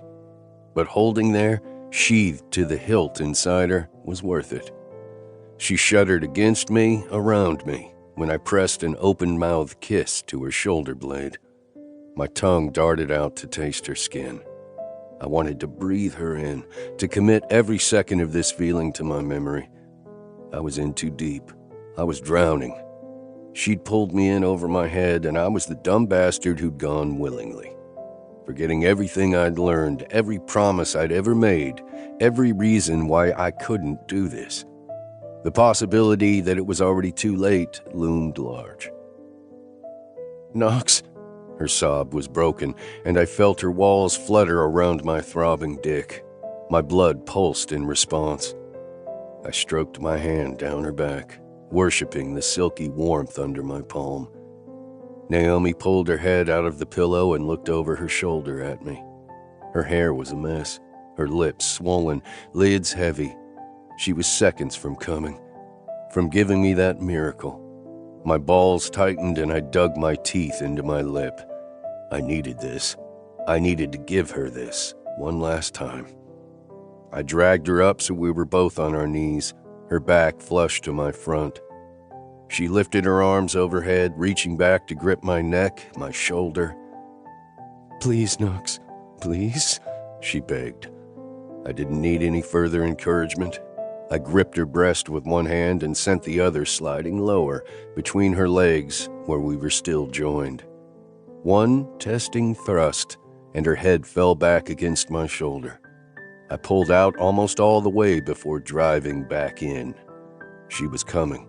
Her muscles undulated around me, gripping my cock as I worked her clit, mindlessly driving her over the edge. And then I was following her, diving off the cliff behind her, letting her orgasm milk mine. I came hard, deep. Giving up that first hot spurt to her felt so fucking right. She bowed back, accepting what I had to give her, relishing it even. I fucking loved it. I fucking loved her. It wasn't until I was empty, still moving in her, still chasing that high, that I remembered how fucking wrong it was. How fucked up I was doing this to her when I knew what came next. But I just couldn't stop myself. Just like I couldn't stop myself from pushing us both to the mattress, my arms wrapped tight around her chest, holding her to me. I was still inside her as I plotted how I was going to end it all.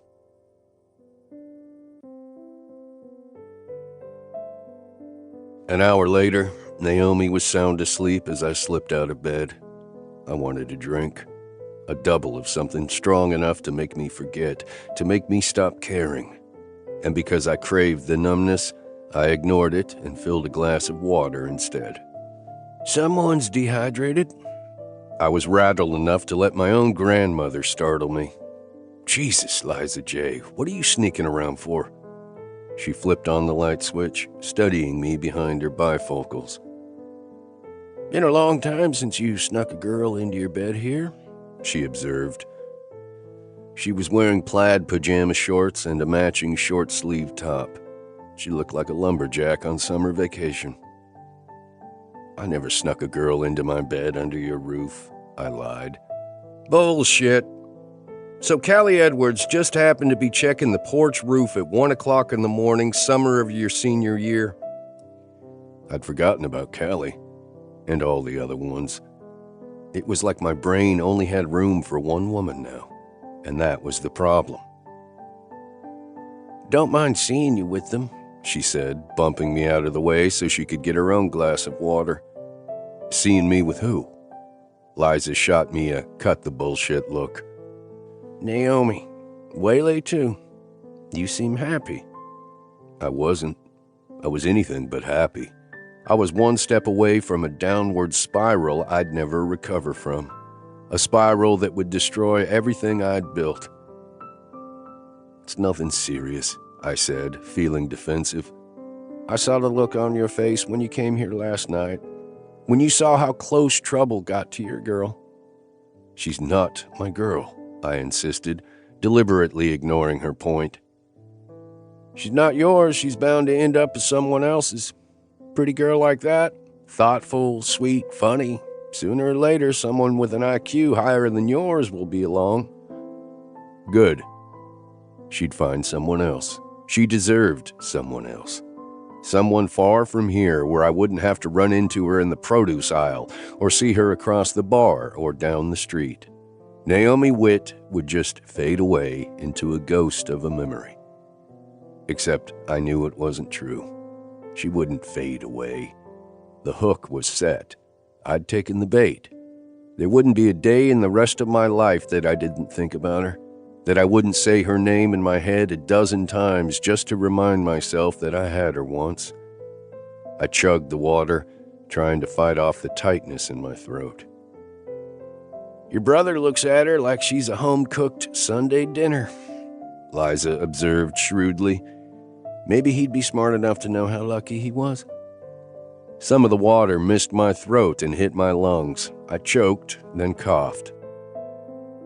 As I gasped for air, it played out in my head. Naomi and Waylay sitting across the Thanksgiving table, Nash's hand on the back of her neck, smiling at her, knowing what was in store once everyone else went home for the night. I could see her moving over him in the dark, those sweet lips parting, hair tumbling over her eyes as she breathed out the name, Nash. Someone else would get to hear their name from her mouth. Someone else would get to feel like the luckiest man alive. Someone else would bring her mid-afternoon coffees and watch those hazel eyes light up. Someone else would take her and Waylay back to school shopping. And that someone very well could be my own brother. You okay? Liza asked, dragging me out of my vision. I'm fine. Another lie. You know what they say about fine? Fucked up, insecure, neurotic, and emotional, Liza muttered. Turn the lights off when you're done. Electricity don't grow on trees. I turned the lights out and stood there in the dark kitchen, hating myself.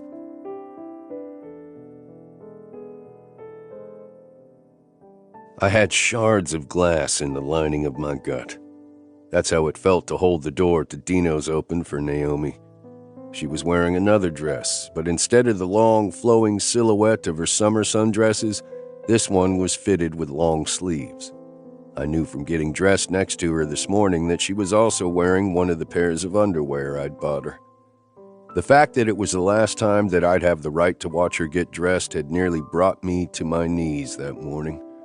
So had breakfast with her entire fucking family. One big happy family gathered around the table. Even desk duty Nash had joined the fun. Hell, Steph had FaceTimed in from Paris just to judge the bacon Naomi made. Amanda was thrilled to have everyone under the same roof and had whipped up a fancy-ass breakfast. Lou, who'd spent most of their time in town hating my guts, now acted like I was a Steph-level addition to the family. He'd change his tune soon enough, I guessed.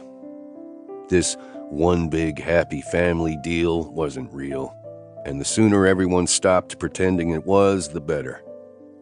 I'd walked Waylay to the bus stop while Naomi got ready for work. I didn't feel comfortable letting either of them out of my sight while there was the possibility that whoever had broken in was still in town, still looking to do more damage, which made what I was about to do even more of a problem. When Naomi started for a table near the window, I steered her to a booth in the back. Public, but not too public. So I made a list for Nash, she said, pulling a piece of paper out of her purse and smoothing it out on the table, blissfully unaware of what I was about to do. My brother's name caught me off guard. A list of what? I demanded. Of the dates that I think Tina could have broken into the cottage, and of any suspicious people I could remember. There's not much there, and I don't know how it's going to help. But he said it would help if I could at least narrow down the timing of the earlier break-in, she said, picking up a menu. I'll pass it on to him, I said, wishing for a stiff drink. Is everything okay? She asked, cocking her head to study me. You look tired. Days, we gotta talk. The words were choking me. My skin felt too tight. Everything felt wrong. Since when do you feel like stringing words together? She teased. She trusted me. The thought made me feel like dog shit. Here she was, thinking her boyfriend was treating her to lunch in the middle of the day. But I'd warned her, hadn't I? I'd told her not to let herself get too close to me. Things have gotten complicated, I said. Look, I know you're worried about the break-in, Naomi said. But I think when the new security system goes in, it will be a load off our minds. Warner is back home, so if it was him throwing some destructive temper tantrum, he's too far away to do it again. And if it was Tina, the odds are she either found out what she was looking for or realized I don't have it. You don't need to worry about me anyway. I didn't respond. I couldn't. I just needed to get the words out. She reached across the table and squeezed my wrist. By the way, I just want you to know how grateful I am that you're here.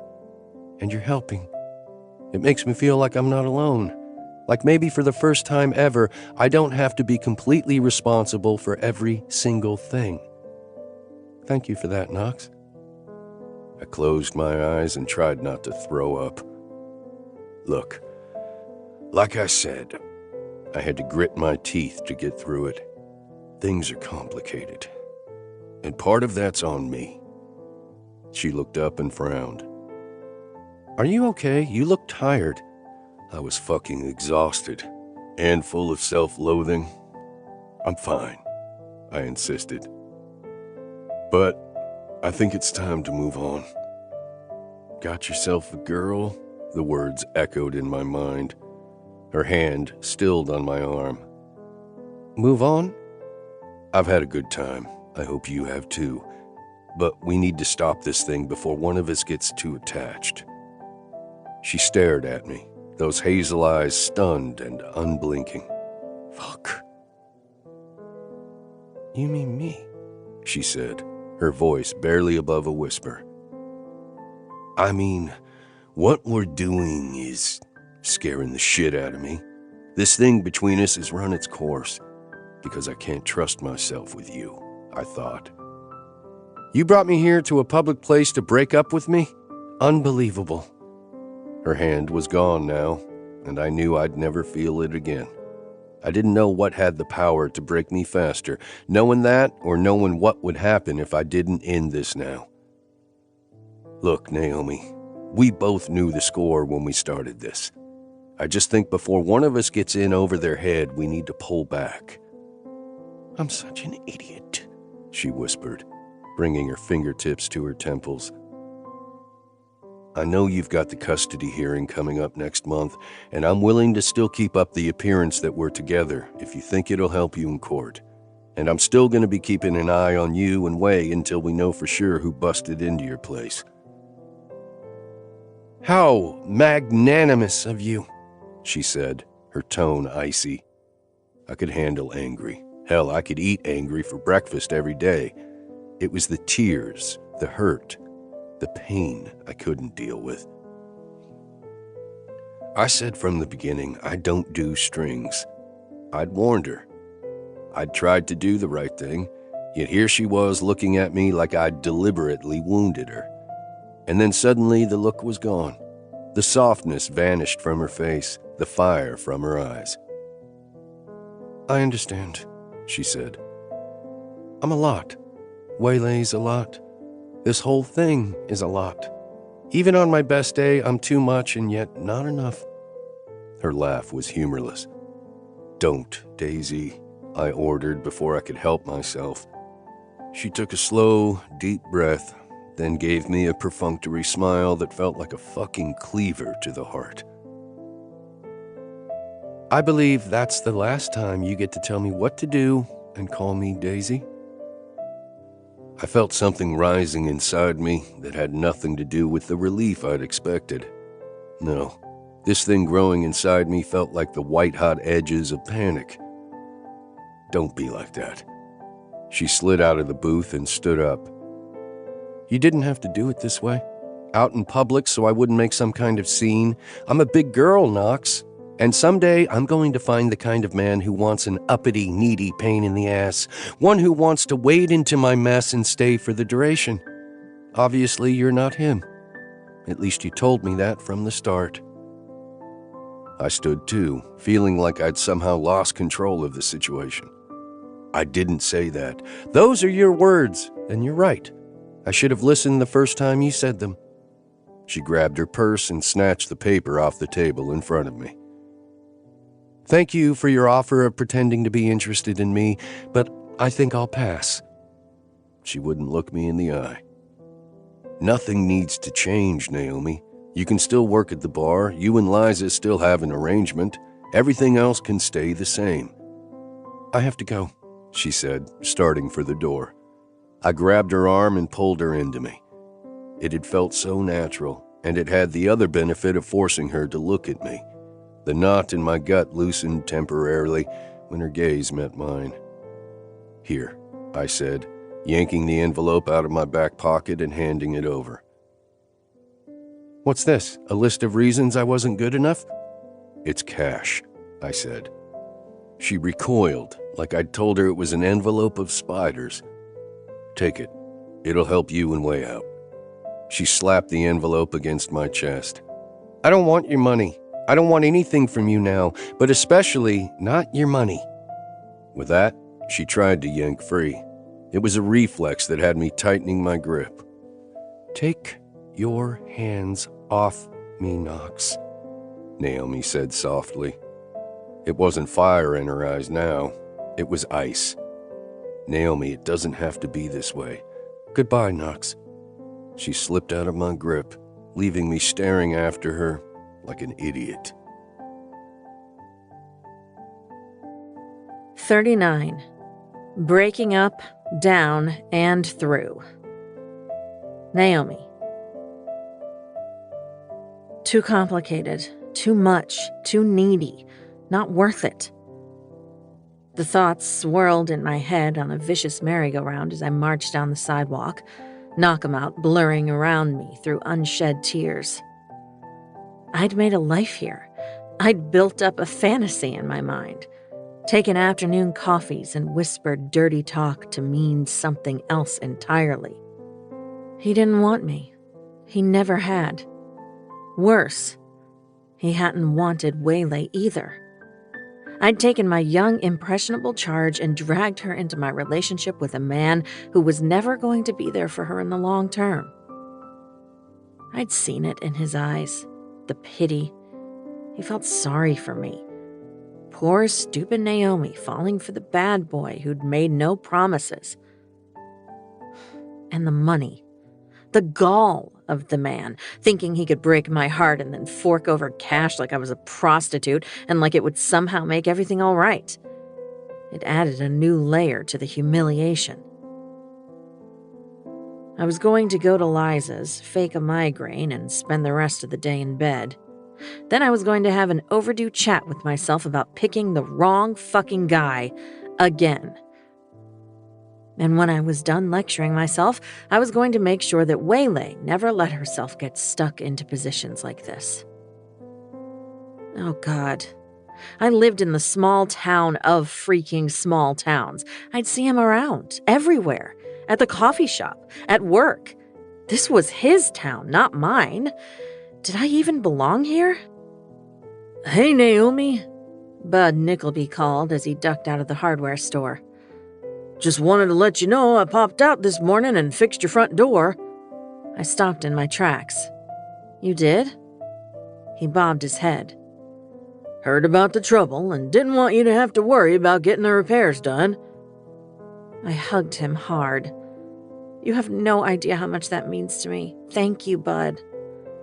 He shrugged against me, then awkwardly patted my back.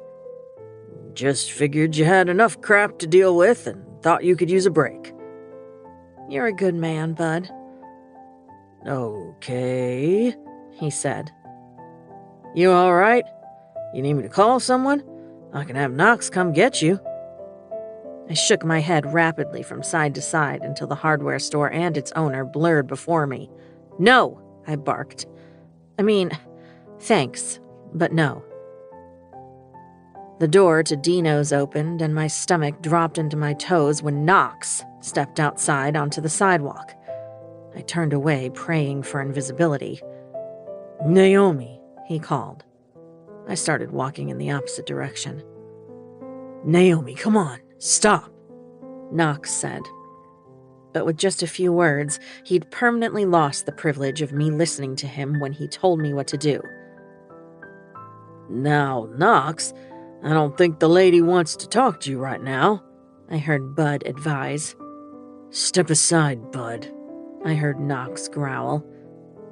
I was an idiot, but at least I was a fast-moving idiot. I walked briskly down the block, determined to leave Knox in my rearview mirror just like my ex-fiancé. A man doesn't go all in with a woman, it's for a reason. Maybe he's looking for something better. My chest physically ached as Knox's words about Warner echoed in my head. Was there someone out there who would find me to be enough? Not too much or too little, but the person they'd been waiting for their whole life. Tears burned my eyes as I turned the corner at a jog. I blamed them for not seeing the woman who stepped out of the storefront. "I'm so sorry," I said, a split second after barreling into her. "Ms. Witt!" Oh, dear God, no. Yolanda Suarez, stern caseworker who had never once seen me at my best, looked nonplussed at the full-body contact. I opened my mouth, but no sound came out. "Are you all right?" she asked. The lie was on the tip of my tongue, so familiar it almost felt true. But it wasn't. Sometimes the truth was bigger than any intention. "No, I'm not." 10 minutes later, I stared down at a heart drawn in the foam of the latte in front of me. So that's everything. I pretended to be in a relationship with a man who told me not to fall in love with him, and then I did. My ex-fiancé showed up at my job and caused a scene. Someone broke into our house, and no one is sure if it was him, Tina, or a random criminal. Oh, and Waylay tried to get revenge on a mean teacher with field mice. Across from me, Yolanda picked up her green tea and sipped. She set the mug down. "Well then." "Brought you some cookies," Justice said, looking mournful. He slid a plate onto the table near my elbow. "Were these hearts?" I asked, holding up what was clearly one half of a pink frosted heart. He winced. "I broke them in half. Was hoping you wouldn't notice." "Thank you, Justice. That's so sweet of you," I said. Before leaving, he squeezed my shoulder, and I had to bite the inside of my cheek to keep from crying. "Basically what I'm saying is, I'm a big enough mess that I can't hide it, and you deserve to know the truth. But I promise you, even though my life doesn't look like it, I am extremely organized, resourceful, and I will do whatever it takes to keep Waylay safe." "Naomi," she said, "Waylay is lucky to have you as a guardian, and any court in the state is going to come to the same conclusion. Her attendance at school is improved, her grades are up, she has real friends. You're making a positive impact on that little girl's life." For once in my life, I didn't want a gold star. I wanted someone to see me, really see me for the hot mess I was. What about all the things I'm doing wrong? I thought I detected a hint of pity in Mrs. Suarez's smile. That's parenting. We're all doing our best. We're exhausted, confused, and feeling like we're constantly being judged by everyone else who looks like they've got it all figured out. But no one does. We're all just making it up as we go. "Really?" I whispered. She leaned forward. "Last night, I grounded my 12-year-old for 3 days because he was on my last nerve before he told me that he liked his friend Evan's mom's meatballs better than mine." She took another sip of tea. And today I'll apologize and unground him if he cleaned his room, even though Evan's mom gets her meatballs from the freezer section of Grover's Groceries. I managed a tremulous smile. It's just life is so much harder than I thought it would be, I confessed. I thought if I had a plan and followed the rules, it would be easy. Can I give you some advice? She asked.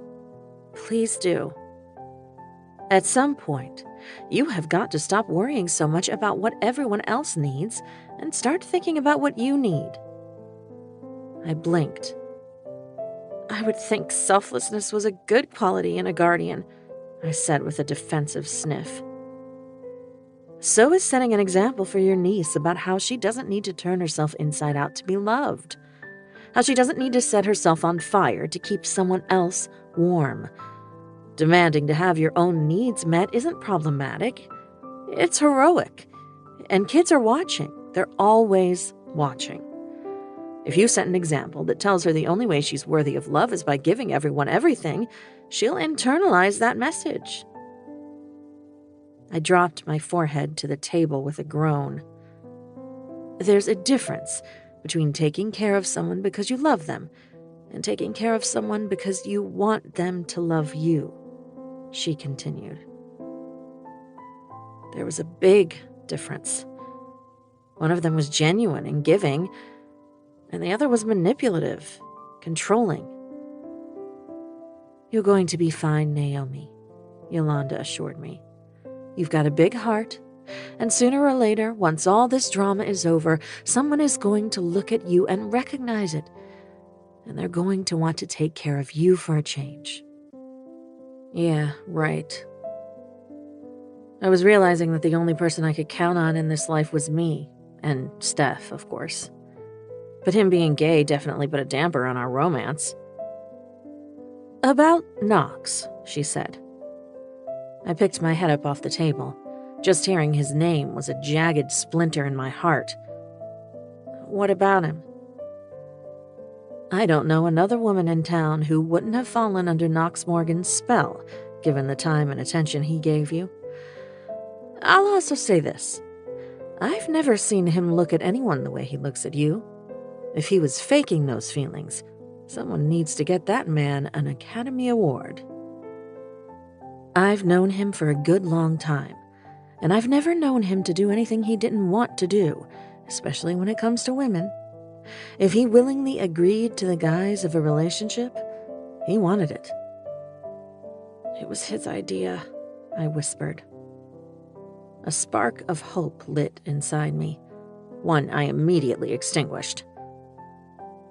A man doesn't go all in with a woman, it's for a reason. He had a shit time with his mom's death and everything that came after, she continued. He didn't have the happily ever after example you grew up with. Sometimes when you don't know what's possible, you can't hope for it yourself. Miss Suarez, I think at this point you can call me Yolanda. Yolanda, we're practically the same age. How do you have all of this wisdom? I've been married twice and have 4 kids. My parents have been married for 50 years. My husband's parents have been divorced and remarried so many times neither of us can keep count. If there's one thing I understand, it's love and how damn messy it can be. Hi, sweetie. How was lunch? My mom was dressed in a dirt-streaked t-shirt and sun hat. She had a glass of iced tea in one hand and a gardening glove on the other. Hi, Mom, I said, trying to keep my eyes averted as I headed for the front porch. Amanda Witt had a keen sense of when something was wrong with someone, and this was not a conversation I felt like having. Where's Way? Your father took her to the mall. What's wrong? What happened? Did someone choke on a breadstick at lunch? I shook my head, not trusting my voice. Did something happen with Knox? She asked softer now. I tried to swallow around the lump in my throat, but I was choking on unshed tears. Okay, let's go sit down, she said, guiding me down the hall to the bedroom she was sharing with my father. It was a bright, pretty room done in creams and grays. There was a large 4-poster bed and windows that overlooked the backyard and creek. A vase of fresh flowers sat on a table tucked between 2 armchairs that occupied the space in front of the windows. "I'll just spread this out," Mom said, draping my father's ratty bathrobe over one of the armchairs. She hated the robe and had tried 6 ways to Sunday over the years to get rid of it, but Dad always found a way to resurrect it. She plopped down on the robe-covered chair and patted the one next to her. "Sit. Talk." I shook my head even as I sat.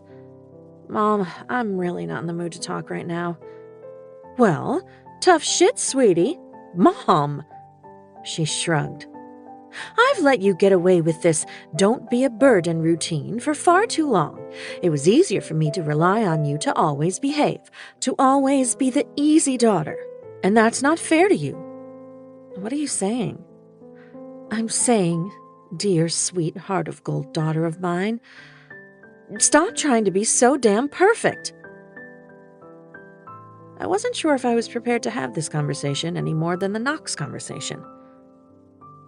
"You've lived your whole life trying to make up for your sister, trying to never burden anyone, never ask for anything you needed, never disappoint."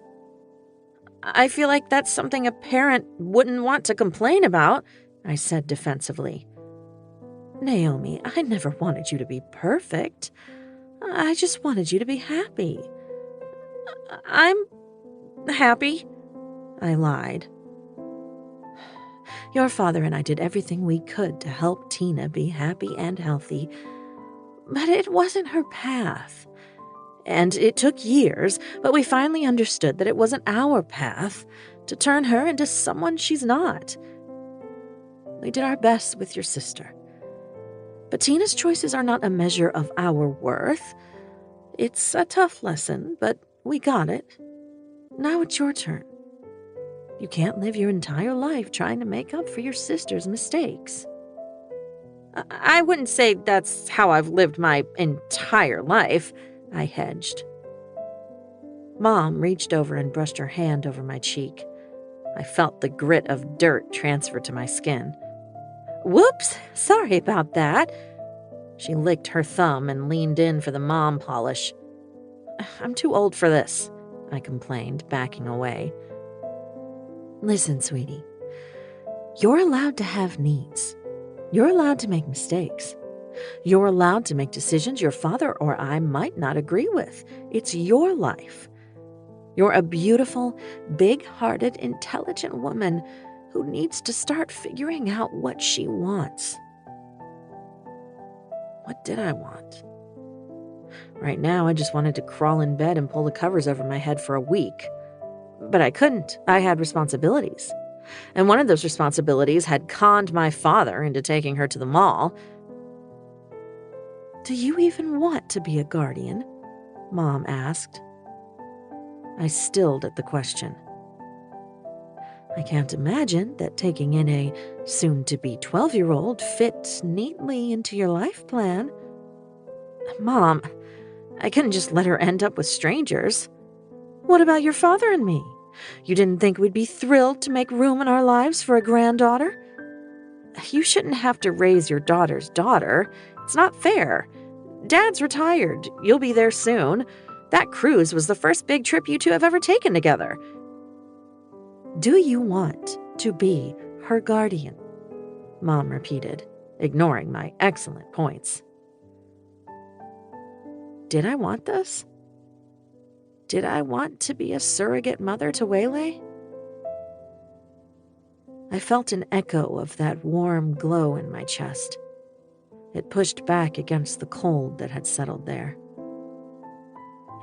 Yeah, I said, feeling my mouth do the impossible and curve into a small smile. It was the truth. I wanted this more than I'd ever wanted anything on my to-do list, more than any goal I was single-mindedly marching toward. I really do. I love her. I love being around her. I love when she comes home from school, bursting with news to tell me.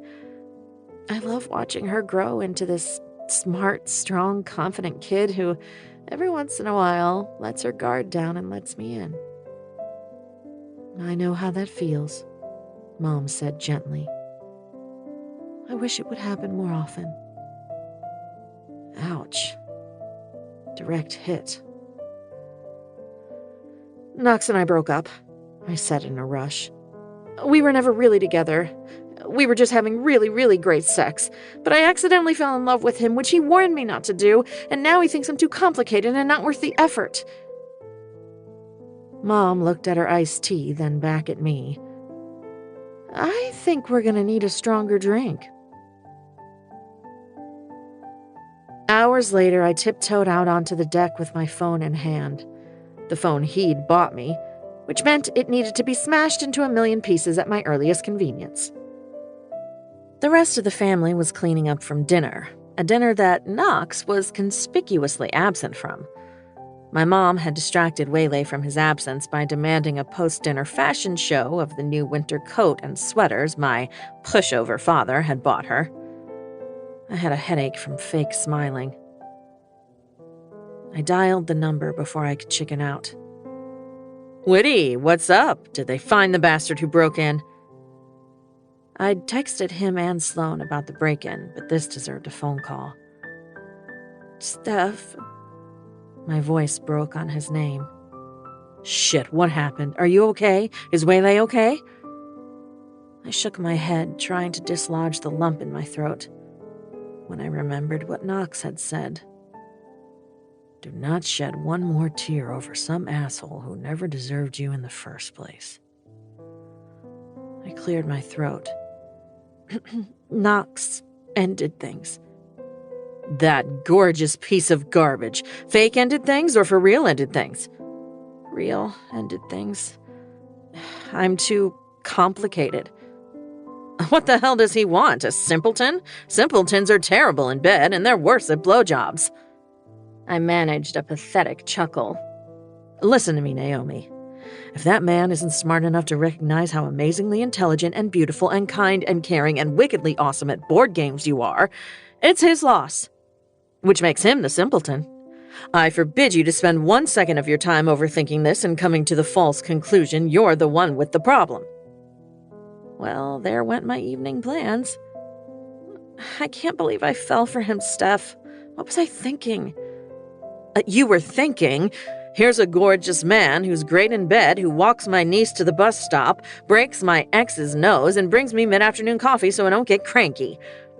All the signs were there because he put them there. If you ask me, which I know you didn't, I'm betting he wasn't faking it. He was feeling it, and it scared the shit out of him. The beautiful, tattooed piece of chicken shit. I really need to stop texting you about everything that happens in my day, I decided. It's codependent.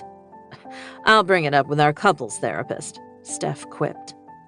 Listen, I'll be back in Knockamout in a few days. What do you want to do until then? Get out of Dodge? Buy a new fuck you wardrobe? He meant it. If I said I felt like flying to Rome and spending a ridiculous amount of money on shoes, he would book the plane tickets. If I told him I wanted to get revenge on Knox by filling his house with styrofoam peanuts and cat litter, Steph would show up at my house with a U-Haul packed with retribution supplies. Maybe I didn't need a life partner. Maybe I already had one. I think I want to pretend he doesn't exist long enough that I forget he does, I decided. I wanted to make him not matter. I wanted to not feel a damn thing when he walked into a room. I wanted to forget I'd ever fallen for him in the first place. That's annoyingly mature of you, Steph observed. But I want him to suffer while I forget, I added. That's my girl, he said. So it's a straightforward ice queen with a side of swan. I managed a watery smile despite the gaping hole in my chest cavity. That sounds about right. Keep an eye on your mailbox for an order from Sephora, Steph said. No amount of expensive cosmetics would make me feel better. But I also knew that this was Steph showing me how much he loved me, and I could let him. Thanks, Steph. I whispered. Hey, keep your chin up, Whitty. You've got a kid to set an example for. Resilience isn't a bad trait to pass on. Get out there and have some fun. Even if it doesn't feel fun right away, just fake it till you make it. I had a feeling I'd be faking it for a very long time. Knox Morgan wasn't the kind of man you got over. Ever. 40. The consequences of being an idiot. Knox. Stop looking at me like that, I ordered. Waylon huffed out a sigh that ruffled his jowls. He looked more mournful than usual, which was saying something for a basset hound. He was also sitting in my lap, with his paws on my chest, creepily staring at me. Apparently, my dog wasn't a fan of the fact that we were back at the cabin full-time. He didn't see it as sparing Naomi from seeing me at the dinner table. He didn't care that it was the right fucking thing to do. It was the right thing to do, I reminded myself, no matter how hurt she'd looked. Fuck, I muttered to myself, swiping a hand over my beard. Dragging it out would have only made things more complicated, hurt more feelings. She'd been so relaxed and happy, sitting across from me at Dino's. So damn gorgeous, I couldn't look directly at her or look away. Then the light had gone right out of her. I'd done that. I'd extinguished it. But it was the right fucking thing. I'd feel better soon. I always did. The relief from ending a complication would come, and I wouldn't feel so unsettled. With nothing better to do, I popped the top on my third beer. It was Monday. I'd put in a full afternoon at Whiskey Clipper, moving into my office when clients and staff started shooting dirty looks at me. Word spread fast in Knockemout. I'd planned on working tonight at the bar, but when I'd walked in the door at Honky Tonk, Max and Silver had booed me. Then Fee flipped me the bird and told me to come back when I learned how to be less of an asshole. This was why I didn't mess around with Knockemout women. They were rattlesnake mean when riled. So here I was, home for the night, enjoying my solitude. It would all blow over soon.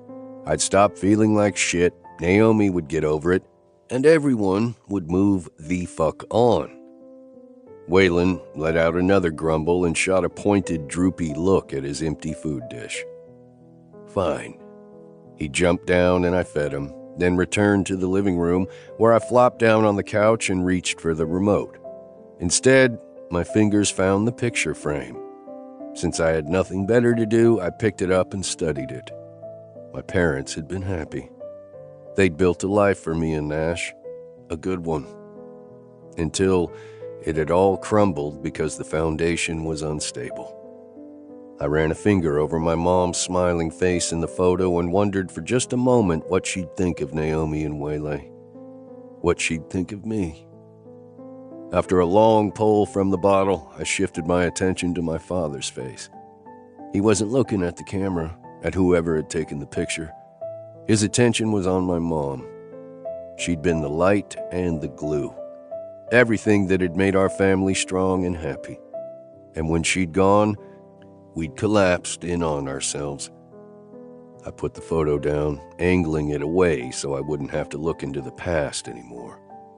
The past and the future were two places I had no business being. The only thing that mattered was right now. And right now, well, I still felt like shit. Ready to numb out for a night, I reached for the remote again when a loud knock sent Waylon galloping to the front door, ears flapping. I followed at a more dignified pace. Crisp September evening air wafted in when I opened the door. Nash stood on the doorstep, jaw clenched, hands fisted at his side. "You're lucky I gotta do this right-handed." "Do what?" I didn't get a chance to finish the question before my brother's fist connected with my face. Like any good sucker punch, it rang my bell and knocked me back a full step. "Ow! Fuck! What the hell, Nash?" He pushed past me and stomped inside. "What did I tell you?" he snarled over his shoulder. He opened my fridge and helped himself to a beer. Jesus, tell me about what? I asked, working my jaw back and forth. Naomi, Lucian said. Christ, Lucy, where did you come from? I drove. He clapped me on the shoulder and followed Nash into the kitchen. Feel better? He asked my brother. Nash handed him a beer and shrugged. Not really. He's got a hard face to go with that thick head. What are you two assholes doing here? I demanded, swiping Lucian's beer and holding it to my jaw. Nash handed him a fresh one. Naomi, of course, Lucian said, accepting the beer and squatting down to pet Waylon. For fuck's sake, that shit is none of your business. Maybe not, but you are, Lucian said. I told you not to fuck it up, Nash said. This is bullshit. You can't just come into my house, punch me in the face, play with my dog, and drink my beer. We can when you're being a stupid, stubborn son of a bitch, my brother snapped. No, do not sit. Don't make yourselves comfortable. I finally have a night to myself, and I'm not wasting it with you two. Lucian took his beer and wandered into the living room. He sank into one of the armchairs and put his feet up on the coffee table, looking content enough to stay there for the rest of the night. Sometimes I really hate you assholes, I complained. Feelings mutual, Nash growled, but his hand was gentle when he leaned over to give Waylon the loving he demanded. The dog's tail blurred into happiness. You don't hate us, Lucian declared mildly. You hate yourself. Fuck off. Why would I hate myself? I needed to move. I needed to buy 1,000 acres and build a damn cabin in the damn middle and never tell a damn soul where I lived. Because you just told the best thing that ever happened to you to take a damn hike, Nash said. A woman is never going to be the best thing that happens to me, I insisted. The words tasted suspiciously like a lie. You are the stupidest son of a bitch in the state, my brother said wearily. He's not wrong, Lucian agreed. Why in the hell do you two have your panties in a twist over who I do or don't date? It was never real anyway. You're making a huge fucking mistake, Nash insisted. What do you care? Now you get your shot at her. The thought of it, just the split second imagining him with Naomi, nearly brought me to my knees. My brother set down his beer. Yeah, I'm definitely hitting him again. Lucian dropped his head back against the cushion. I said I'd give you one. You've had it. Find a new way to get through his thick skull? Fine, let's try something new. The truth. How novel, Lucian said. I wasn't going to get rid of either of them until they'd said their piece. Say what you need to say, then get the hell out. This happens every time he sees him, Nash complained to Lucian. Lucian nodded. I am aware. I didn't like that my brother and my best friend seemed to have a history of making up and discussing my issues. Sees who? Nash leveled me with a look. I rolled my eyes. Oh, come the fuck on. I broke it off with Naomi because she was going to get herself hurt. I did the right thing, and it had nothing to do with anyone else. So stop trying to fucking analyze me. So it's just a coincidence that you see him and the very next day you decide things are getting too serious? He has nothing to do with anything I do, I insisted. How much did you give him? Nash asked. What are you talking about? How much cash did you give him? That's what you do. You try to solve problems with money. Try to buy your way out of feeling pain. But you can't. You can't buy Dad into sobriety. You couldn't buy me into a life you were comfortable with. And you sure as fuck can't make yourself feel better about breaking Naomi's heart by handing her a wad of cash. Lucian's gaze cut to me. Tell me you didn't. I slammed my bottle down on the counter, sending a geyser of beer everywhere. I warned her. I told her not to get attached. She knew there was no chance. It's not my fault she's this romantic who thought I could change. I can't change. I don't want to change. And why the fuck am I even having this conversation with you? I didn't do anything wrong. I told her not to fall. Actions speak louder than words, dipshit. Nash threw up his good hand. Luce, you take this. Lucian leaned forward in his chair, elbows resting on his knees. I believe what your brother is trying to tell you is that while you said you couldn't and wouldn't care, your actions told her something else.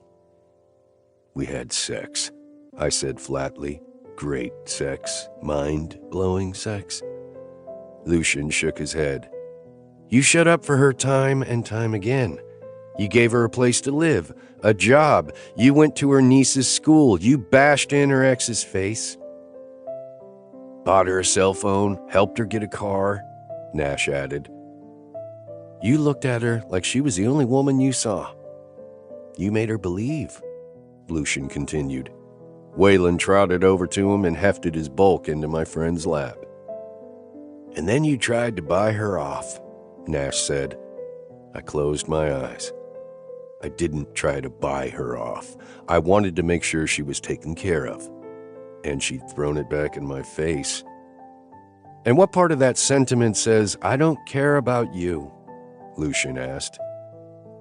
You don't use cash as a replacement for actually showing up for someone. Nash's voice was miserable enough that I opened my eyes and looked at him. Really looked at him. Is that what he thought I'd done when I'd offered him the lottery money? When I'd all but shoved it down his throat? His career in law enforcement had been a sticking point for us. But rather than sit down and talk to him about it, I'd tried to pull his strings with the promise of a pile of cash. Enough that he'd never have to worry or work again. I saw it as taking care. You should have kept the money. Maybe then you wouldn't have ended up bleeding in a fucking ditch, I said evenly. Nash shook his head. You still don't get it, do you, Knox? Get what? That you're more stubborn than I am? That if you'd listened to me, that carjacking coward wouldn't have almost ended your life? By the way, Luce, you dig up anything yet? Working on it, Lucian said. Nash ignored the sidebar. You don't get that I'd still put on that uniform. Even if I knew I was going to take another hit tomorrow, I'd still walk into that building your money paid for, even if I knew it was my last day on Earth. Because that's what you fucking do when you love something. You show up, even if you're pissing your pants scared. And if you two don't stay the fuck out of police business, or if you even think about going vigilante, I will throw both your asses in a cell. Agree to disagree, Lucian said. Waylon's tail thumped on the arm of the chair. You about done? I asked, suddenly too tired to fight. About? You want to do the right thing? You need to tell Naomi the real reason you let her go. Oh? And what's the real reason? I asked wearily. That you're scared down to your fucking bones that you'll fall hard and end up like Dad, like Liza J. That you won't be able to hold up under the bad. His words landed like arrows, zeroing in on a bullseye I didn't know I was wearing. It's funny. I used to think my big brother was the smartest guy on the planet. Now, I realize he's just a delusional fool. He started for the door, pausing when he got to it.